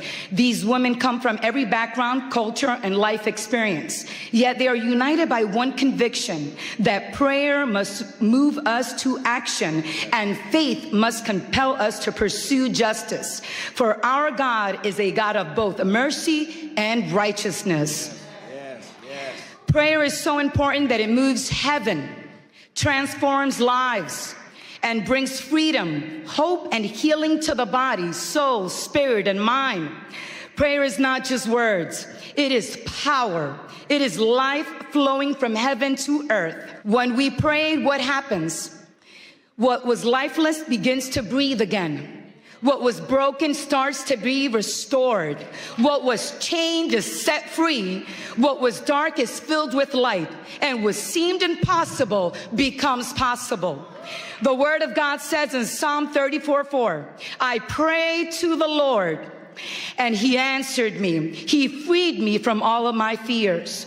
I also serve as chairwoman of the Faith Advisory Board for the United Nations Association of El Salvador. In this role, alongside the president of the organization, we are committed to cultivating and sustaining a prayer-rooted presence at the UN, at the United Nations. One that invites the global Christian community to engage through intercession and God's word. This work is grounded in the belief that when faith communities approach global engagement prayerfully and with integrity, they help foster peace, uphold human dignity, and strengthen cooperation among nations. Prayer doesn't just change our circumstances, it changes us as well. It makes us more compassionate, loving, and full of grace towards all people. To stand in the gap means to step into the space where others are vulnerable, unheard, or forgotten. It is the choice to intercede, to advocate, and to act when silence would be easier. One of the clearest biblical examples is Queen Esther. Esther was a woman of faith, positioned within power, yet initially hidden. When a decree threatened the extermination of her people, she faced a choice: remain silent and preserve her own safety, or risk her life to speak. However, Esther chose prayer, fasting, and courageous advocacy. She stood in the gap, approached authority with wisdom and humility, and ultimately saved her people from destruction. Esther's story reminds us that access without courage changes nothing, and prayer without action is incomplete. Her faith did not remove her fear. It gave her the strength to act. Throughout history, women of prayer have done the same. Women have prayed in kitchens and in sanctuaries, in upper rooms, in quiet corners, in homes of worship and hidden places, often unseen and unnamed. Yet their prayers have shaped history, protected God's people, and challenged injustice. Prayer has long been the place where God forms courage in the hearts of women and men. It is through prayer that God forms fearless women. God plants courage in the hearts of women, preparing them to move with faith and strength. Why women? Why am I talking about women today? Because women have often lived closest to the cost of injustice. They have carried families through war, protected children through famine, endured discrimination, violence, and exclusion, yet refused to surrender hope or believe in Jesus Christ. In our daily prayer gatherings with Women with Purpose, I witness this transformation continually. Women enter carrying the weight of the world on their backs, but they leave with clarity, courage, and a renewed commitment to stand for what is right in their homes, communities, and nations. When women pray, they do not merely ask for comfort, they ask for change. It's about honoring the image of God in every single person.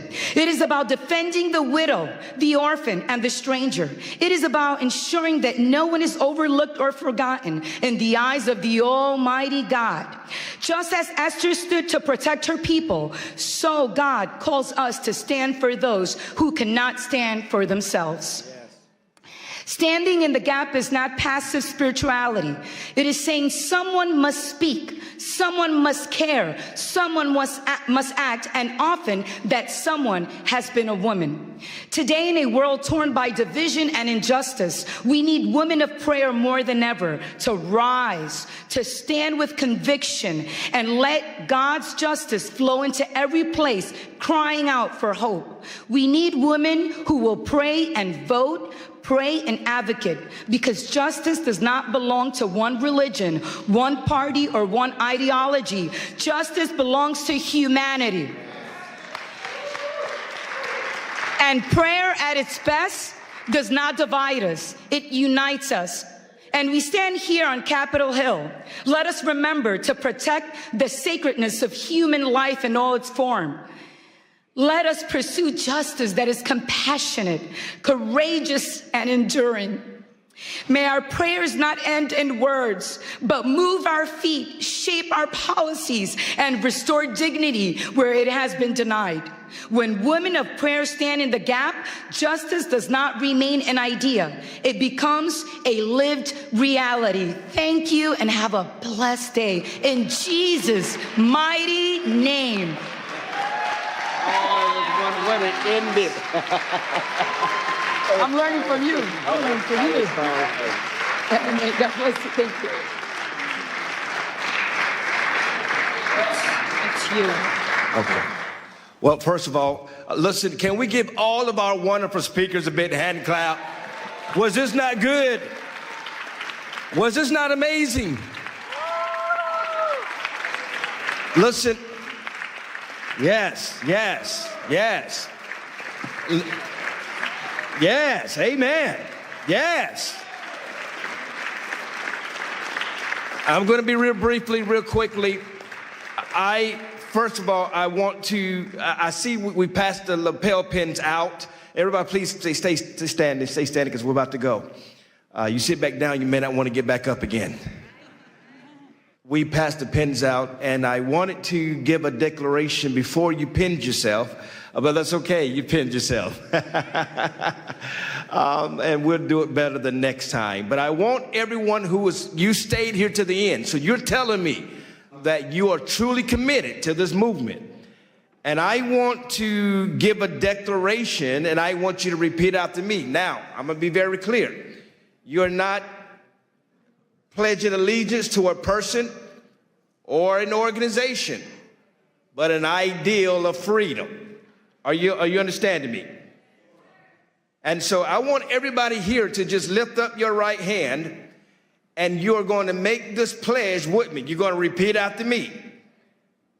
Say, I in your name. Today I stand by choice and by conscience to declare my commitment to becoming a spiritual diplomat. I do not pledge allegiance to a person,